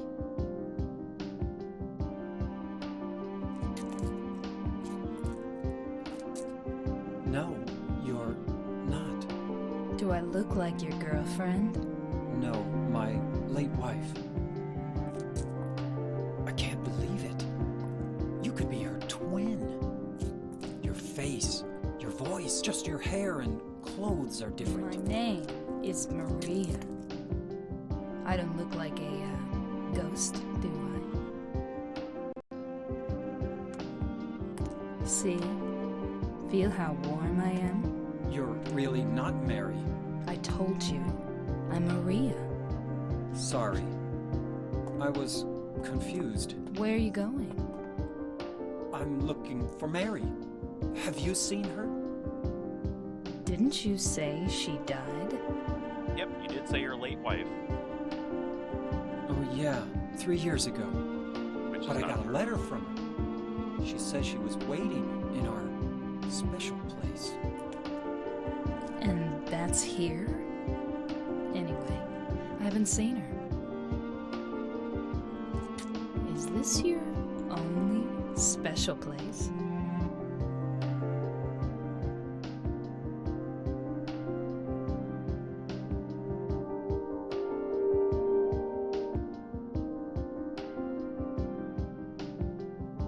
Well, there's the hotel too, I guess. The one on the lake?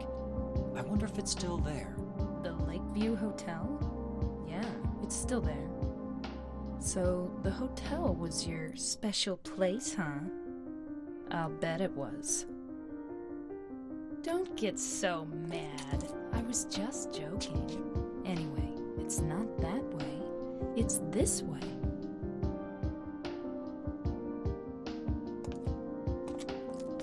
You're coming with me? You were gonna just leave me? No, but... With all these monsters around? No, I just... You're the scariest I'm monster. all alone here. Everyone else is gone. I look like Mary, don't I? You loved her, right? Or maybe you hated her. Don't be ridiculous. So it's okay? Yeah, fine.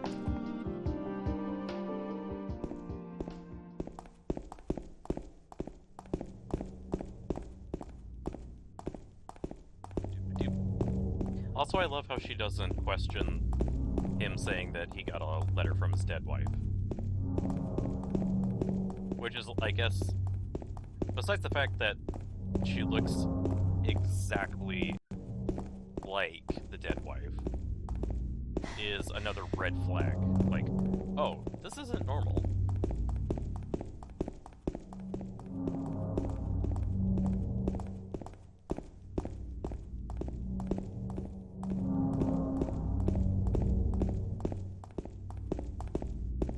Come on, game. Don't cheat me out of items.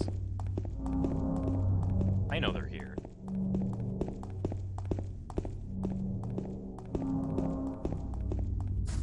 I have a particular set of skills that can help me find them.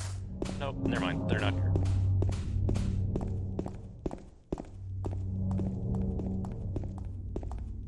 Come on, Mary. I mean, Maria.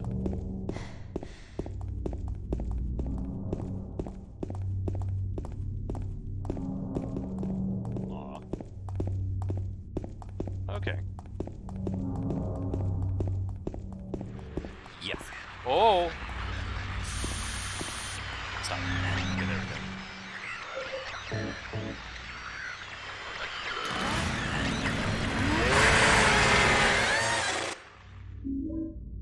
Got a health drink. Is there another item, or am I just looking at Mary? Yeah. Maria. I just met a girl named Maria.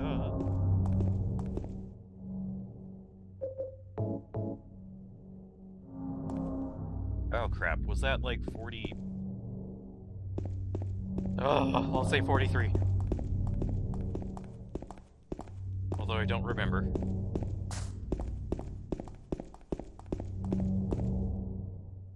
Alright, now...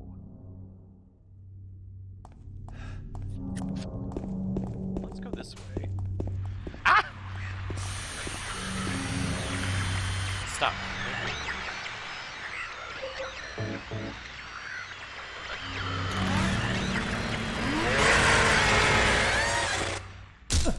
44.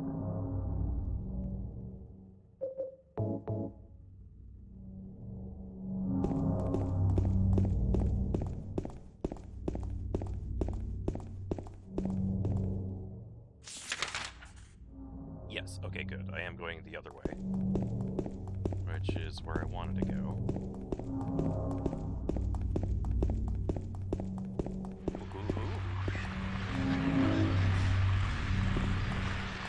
Ah! Oh, she was moving way faster than I thought she could.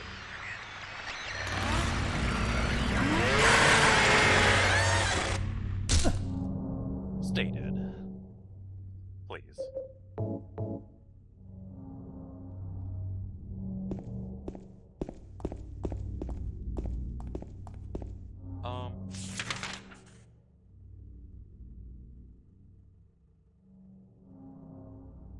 I'm not terribly sure how far south I can go.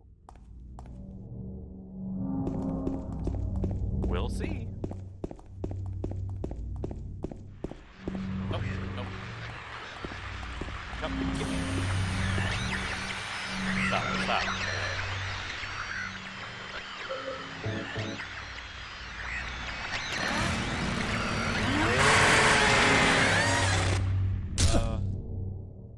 I guess you're 46. But I don't remember, so... whatever.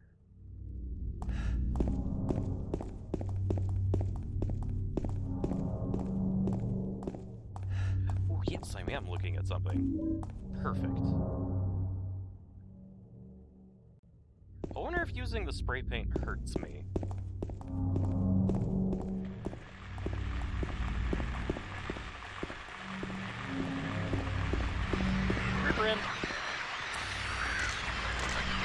Oh, there's a monster right behind me.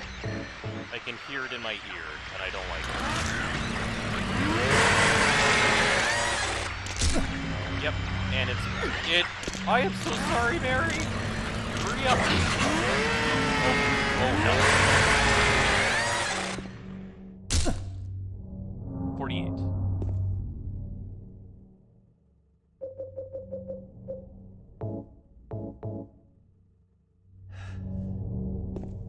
Okay.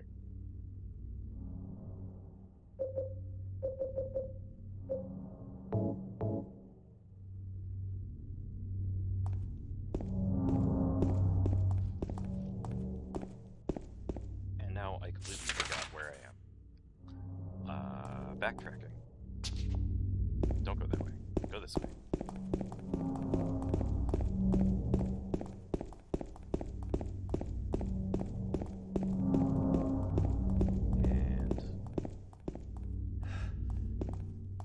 Wow, I don't see anything.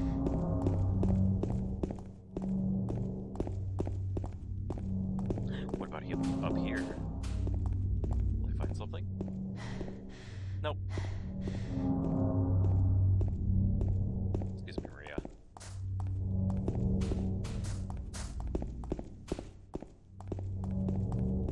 Huh. Okay. Nothing there. I can't see. Oh, haha!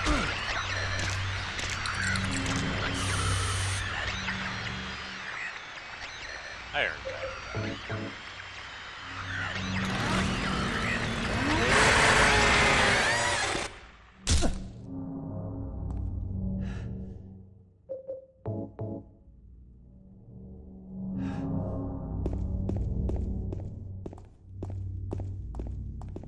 Huh. Okay, so nothing. What about up here? What about up here? No, still nothing.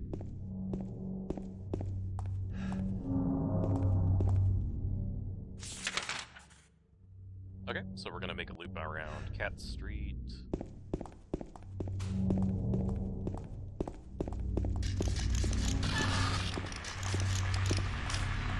Where are you? I'll actually use the gun for this. Hey, stop.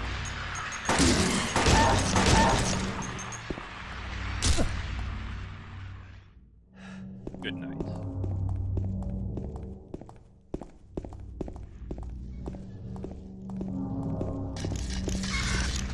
Oh. Can I step on that? It's okay. It's what he wanted. He was into that.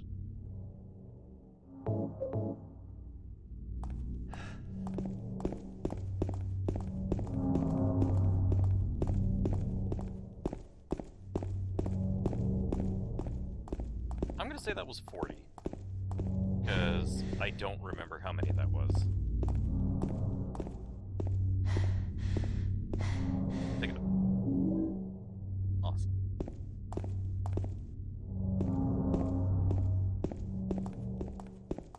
Okay, we're at the end of cats. Jellicle cats, come one, come all. Aha! I was looking at something. Perfect.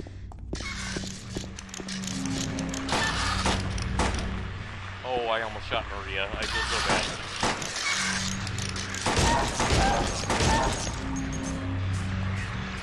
What? Why did you stand up?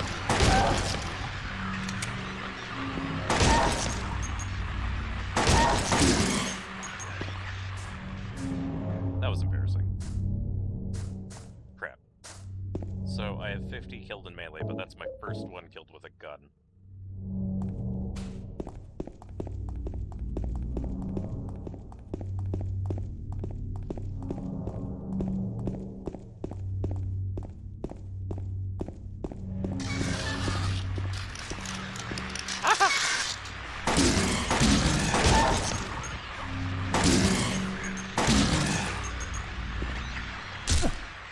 Alright, 51.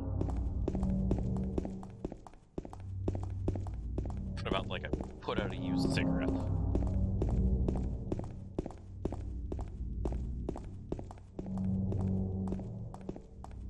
Wow, still no items. Okay. Excuse me, Maria, I really... You are too thick for your own good.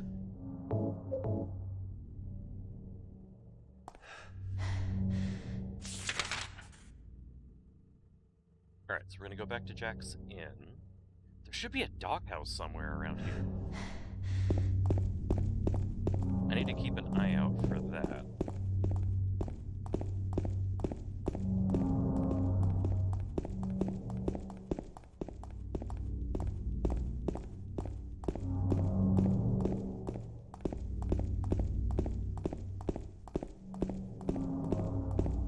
Because I know it's supposed to be west of this park. Although I suppose we're not west of the park yet. Yeah, we're actually just south of it. Okay.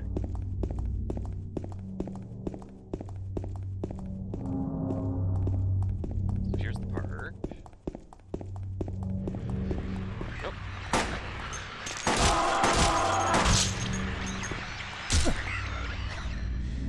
52.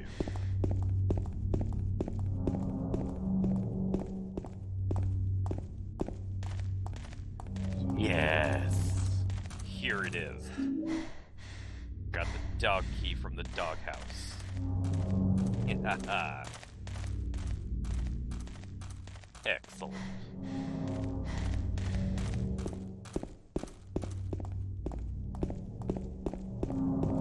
That was the most important thing that I was looking for. And now that I have it, we're good. 53.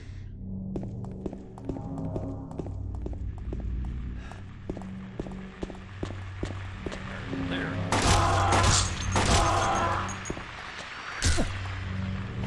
54.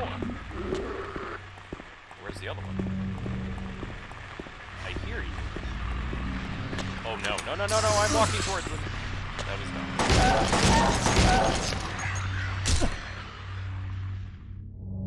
55.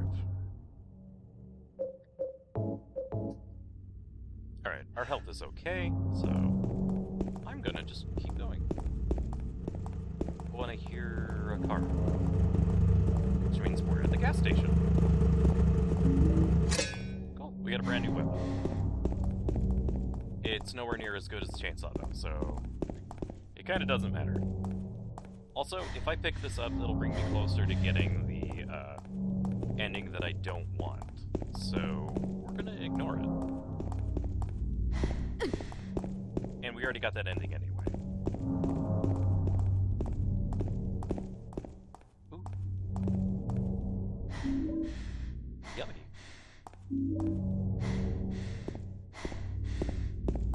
Pick that up. Anything over here? Yeah! Another storehouse of goodies. Health rank bullets. Perfect. Nothing down here though.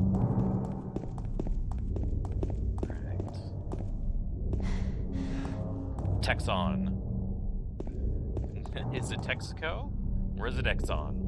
Neither. It's Texon. The only gas station I trust. Haven't you ever heard of the shipwreck of the Texon Valdez?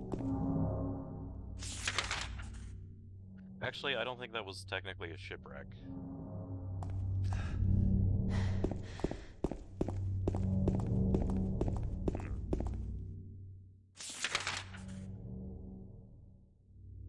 Right, I can't go all the way down Carroll Street. I'm pretty sure it dead ends. Texon, yeah, exactly! Oh, no, that's the Book of Lost Memories. I don't want it.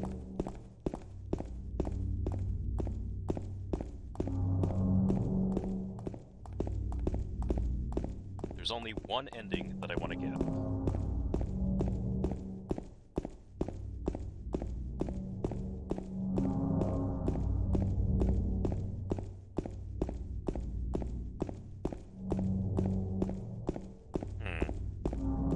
You know what?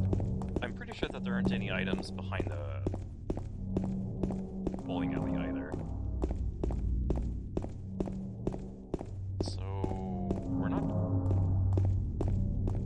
gonna... Oop. What you looking at, James? Alright. Health drink.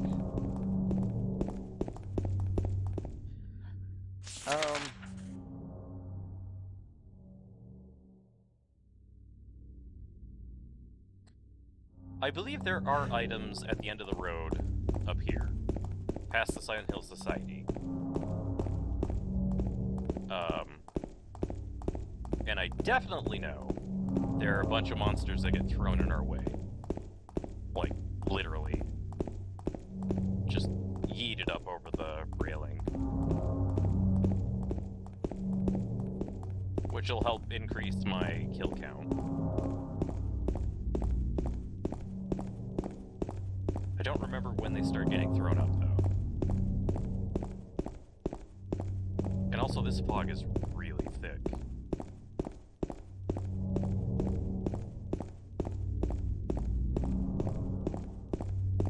Just like me. Oh, wow, we're already at the society. Okay. Are there any items? Ah, I'm just looking at Maria. Okay.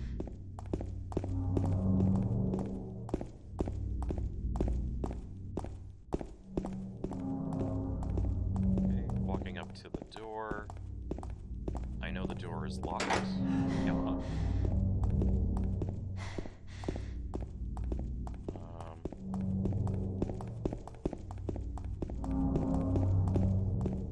Okay, so there are no items there.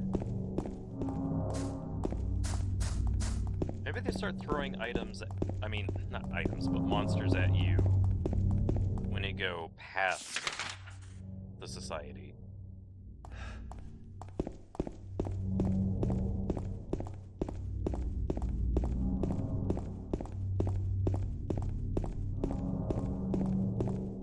Wait. Ha! There it is!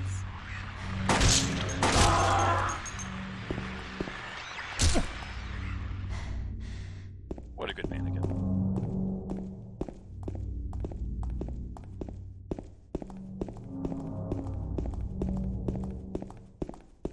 Okay. That's not the only one. There should be more. Come on now. Oh, yep, and here are the items. Perfect.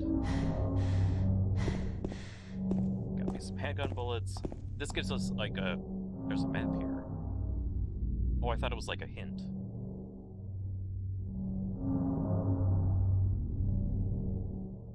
Like, this gives credence to the idea that, like, this isn't James's first time running through.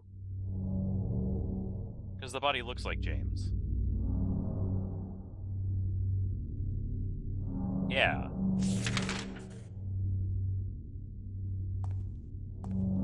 Dude, I know we need to go to Pete's Bolorama. Oh, I guess this is if you didn't go to Pete's Bolorama and you didn't know that you were supposed to.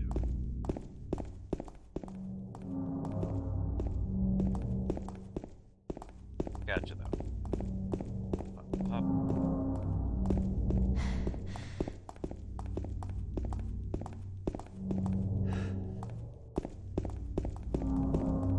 Possibly.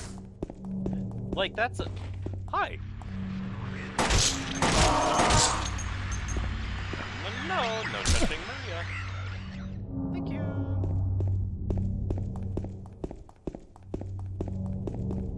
I'm gonna say that was 57. But that's the thing. I don't think Silent Hill is supposed to be thought of as like a dreamlike state that you're in. It physically is there. You are walking through it.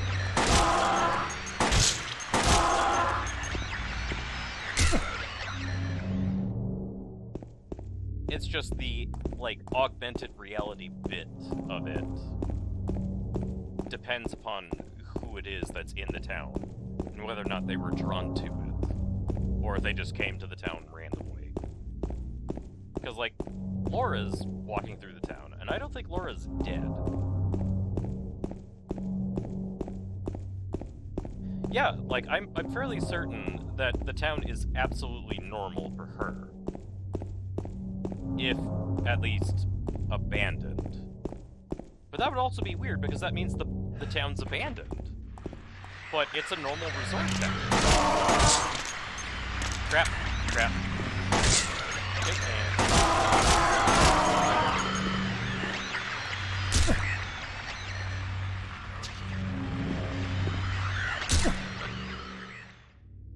Okay, and also, I don't...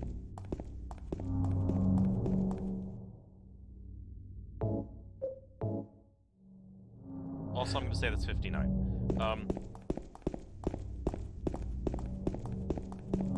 I don't think any of these people are, like, already dead.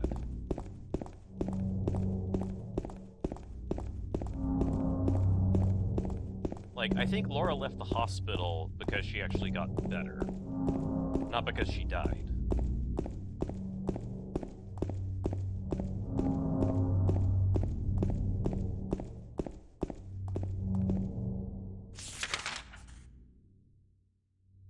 Alright, I overshot. Oopsies.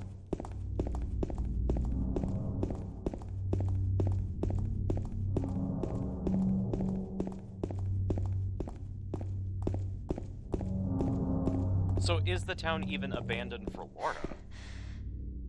Although I'm pretty I'll sure wait it is. here. I hate bowling. I didn't come here to play, you know. Hurry back, okay?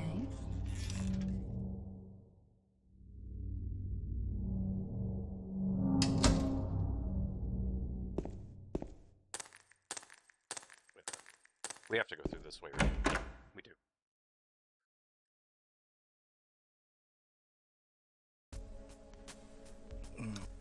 I don't care. Did you find the lady you're looking for? What's her name? Mary?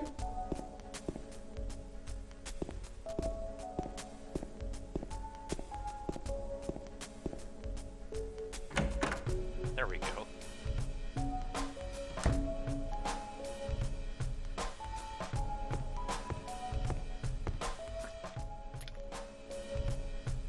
Oh no, I skipped a famous line! Oh, I'm sorry. Here, I'll reenact it. How can you just be sitting here eating pizza? There you go.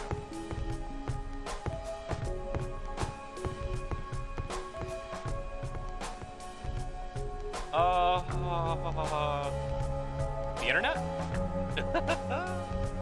Okay. Checking.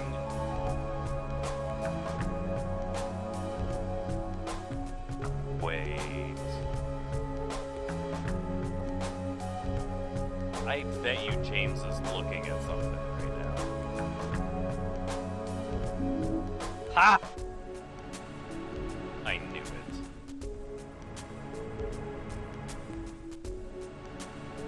So there always were handgun bullets back there.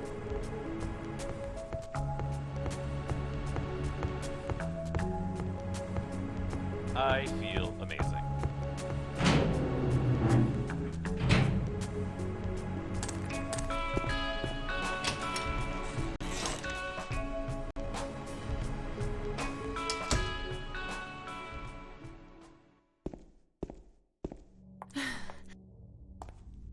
We got to find her.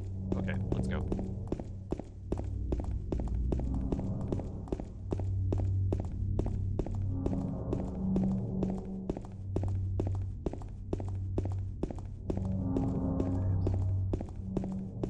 I don't think there are ever items back here. There's just the alleyway. Yep. So, away we go!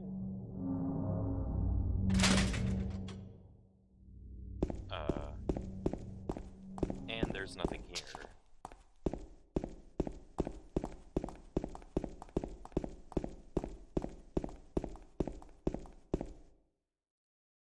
She squeezed through there!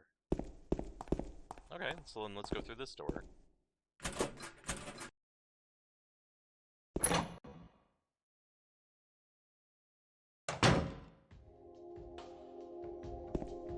Okay, so now we are in not Mary. We are in Maria's strip club.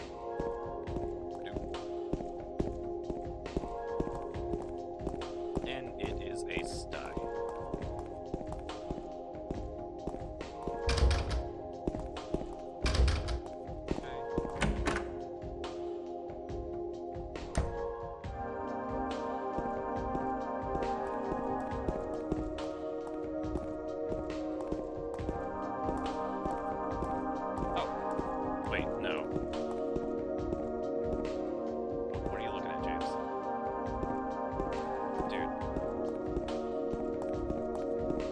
Oh! Ah, the chair. Right. Is there anything else? Just a normal table.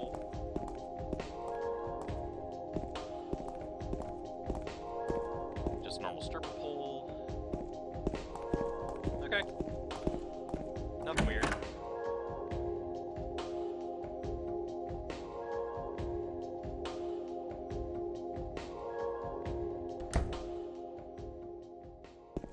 Down the back alley.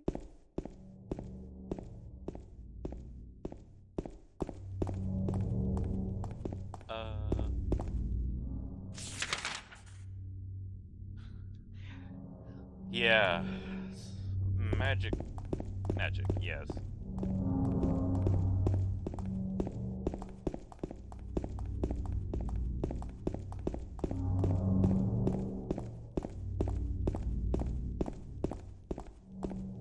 I don't think this is a place where I find any items either. I just go through this road. Find a monster or two. Yep. Because there's nothing. Wait, maybe there is something by the truck. No, there isn't anything by the truck.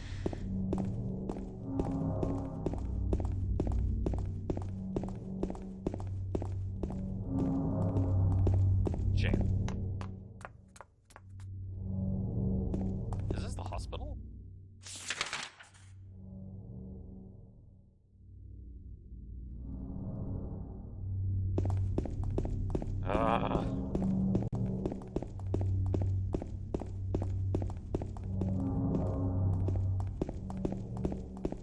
Wait a minute.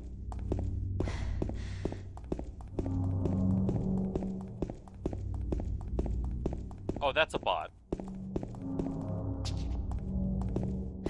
Why is that hospital not on the map? Huh. But yeah, that's a bot. Completely automated.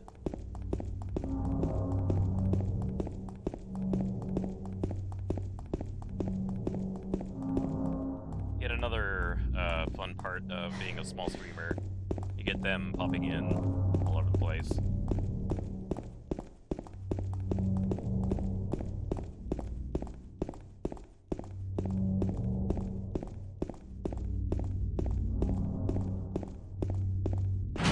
Okay.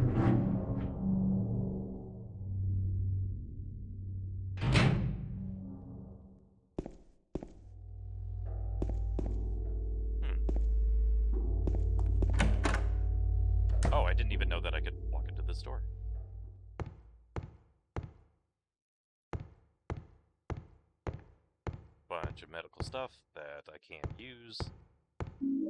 Oh, health drink.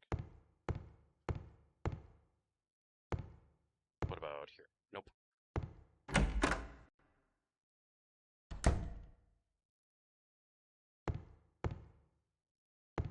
Oh, what's this?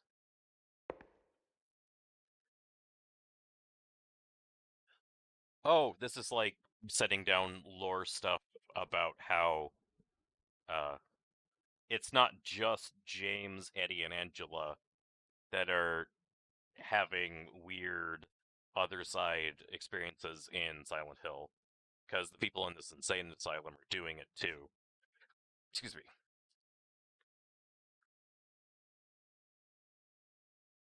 Okay, so now, excuse me, we have the bowl key.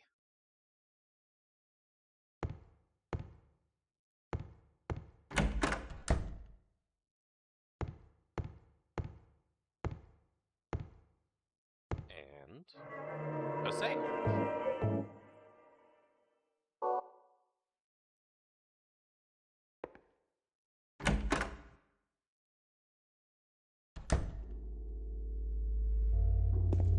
Okay, very obvious map. I'm not gonna miss this. Thank God. Okay.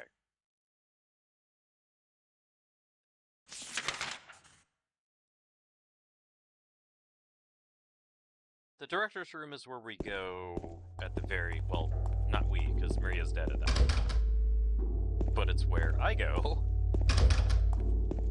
when the hospital section's complete. I know that. This door should not open. Yep.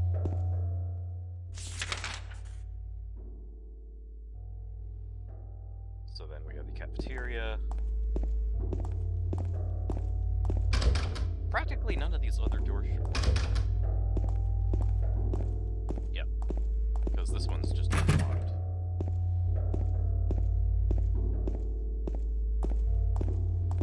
I don't think this one will. Nope. The elevator is definitely busted. I don't think this exam room works either. Nope.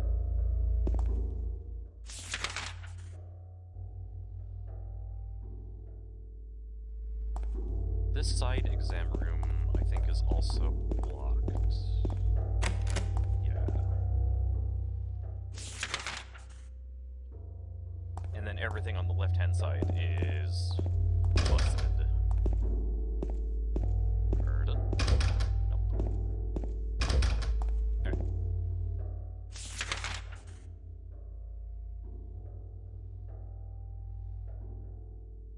Okay. And then we're not going to be able to get to this section until the other hospital, I think.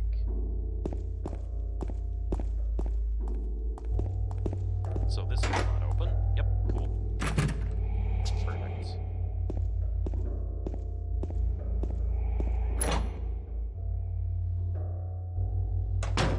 Up the stairs we go.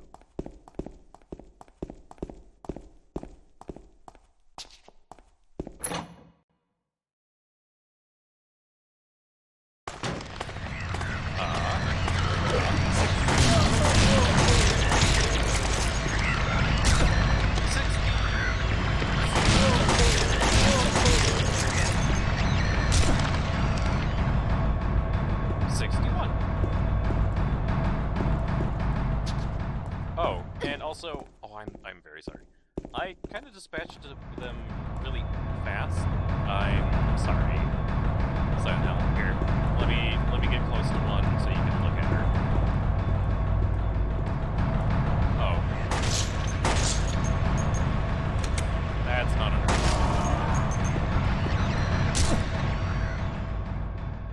62.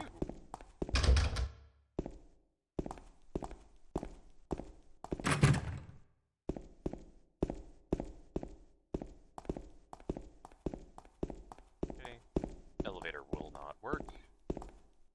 Of that, I feel very certain. This, actually no, this door will, oh, never mind. It will not open.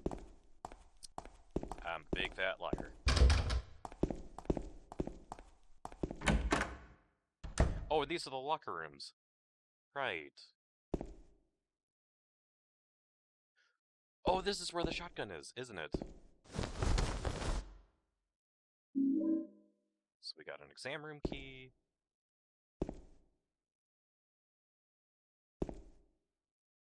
That looks like a pogo stick. But it's not. Alright, locker won't open. Alright, so the other locker room has the shotgun. It has the teddy bear with the bent needle in it. Yep. Ow, it stabbed me. Okay, got it. Okay.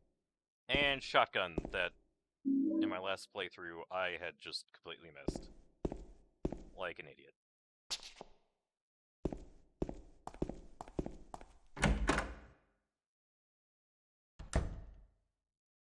Okay. Alright. That's this entire hallway.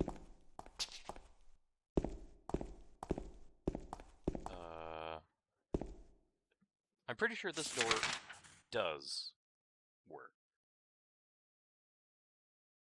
So...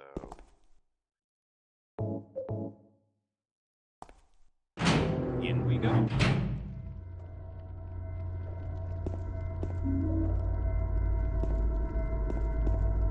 Also, I think I killed 62 monsters? We'll say it. That's how many.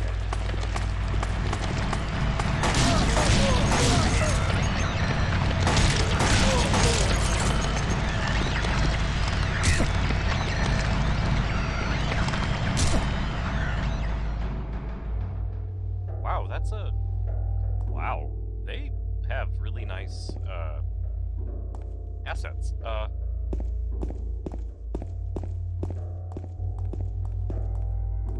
nothing back there.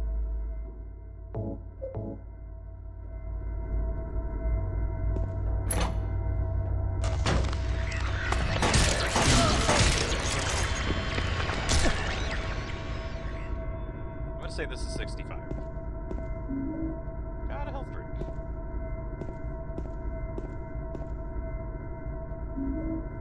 Shotgun shells. And that might be it. Eh.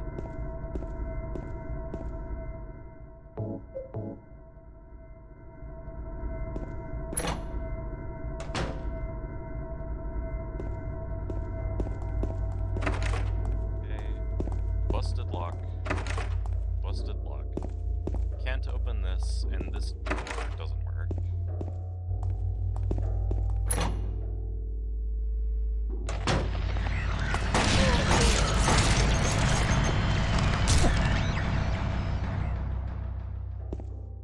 Right on the back of her head. Oh. Anything else? No? Sub 66. Get your kicks on. Route 66.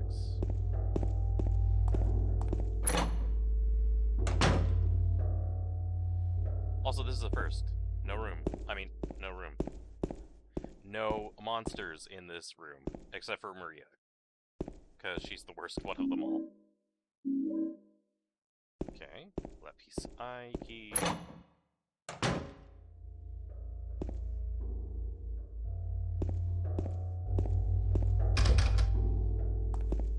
Did I miss anything on the left-hand side? No. Perfect. Okay. So then we'll check out exam room 3. Oh, another no monster room. Nice. Oh, and then this has a solution to a puzzle. Blah, blah, blah. 4382.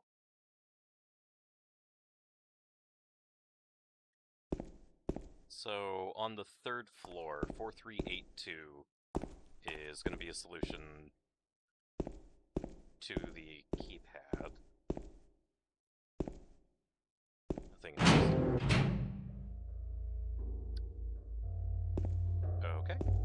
this room. Cool. Okay, that was a complete sweep of the second floor. Now for the third floor.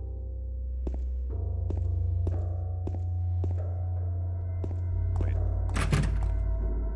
Okay. Wait, why is there a keypad? Oh, maybe there were keypads on, Yep, there's a keypad here, it just wasn't activated. Got it. Okay, cool. I understand. We're good. Oh. Wait, where's the staircase? Dude. Don't get in the way of my shoulder.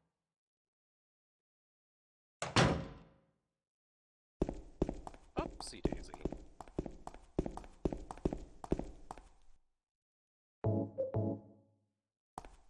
Top off, so I don't... Oh no. Oh no.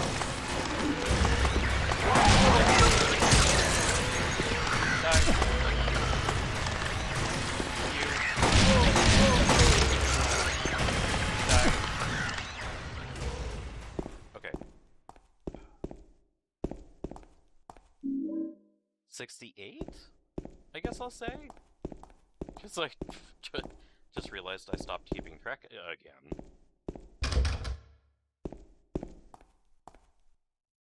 Okay, we're good. Alright. This is where the special puzzle box is. This room is where Pyramid Head knocks us into, so... 4348 is the code to get in. Please let me touch it. There we go.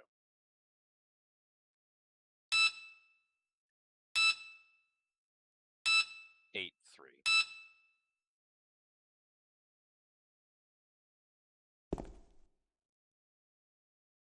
Oh.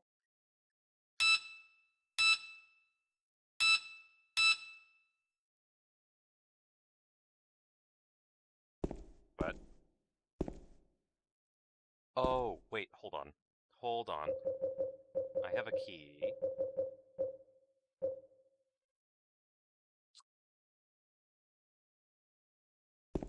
No, this one is where the solution is the letter T. 1, 3, 2, 8. So 4383 is to the puzzle box. Okay.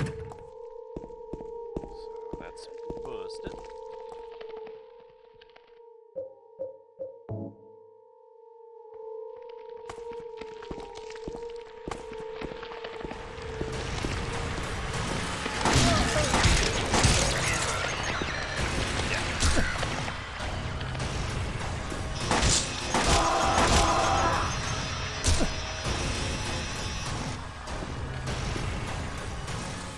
Call me Doom Guy.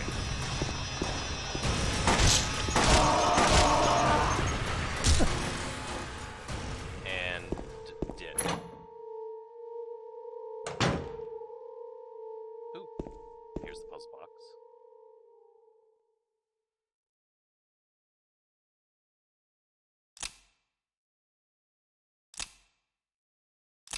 Eight, 3.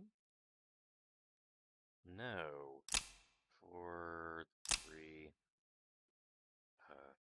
8, 2. Okay.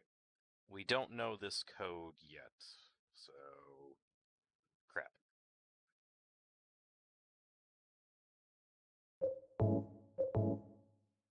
But we can use these things.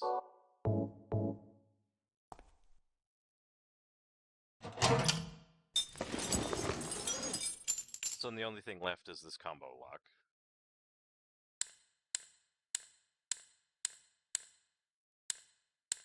I wonder if it's 8283.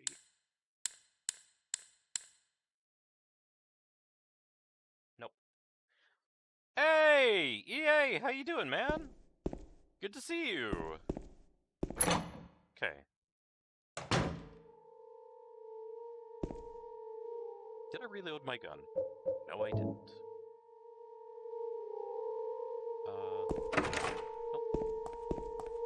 Nope. Nope.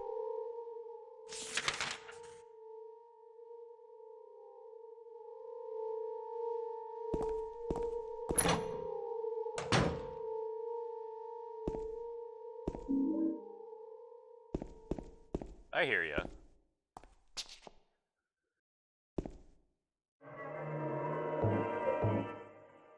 Hopefully no one, like, was in your stream and laughed at you pointing and saying, haha, Boomer can't beat games. Although I've never had anybody do that to me yet, either. Okay.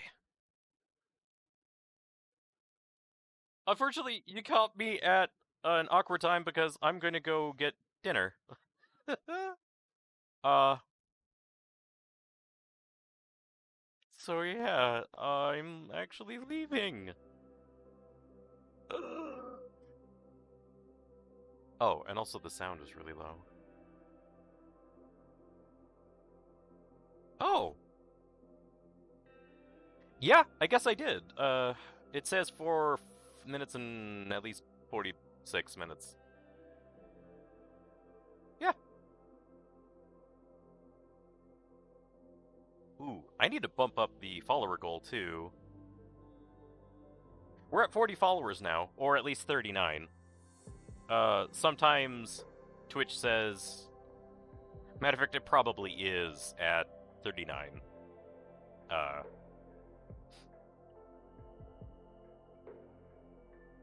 So maybe I gotta fix my follower goal, but whatever. But yeah, that's my stream for tonight. Thanks everybody for coming in. Also, coming in and asking math questions too. We actually had a couple really interesting questions to work on, and that was fun. I just want to keep reiterating, every time that you hop in the stream, say hi. Yeah, I'll see you too, man. Oh, and anybody who hasn't heard yet, EA also streams, and if you want to be really evil, save up a few thousand channel points in his channel, and then you'll be able to make him dress as a panda or as a Care Bear. And he does live camera stuff, so he's actually wearing, like, a panda onesie. So, yeah, give him a follow, save up the channel points.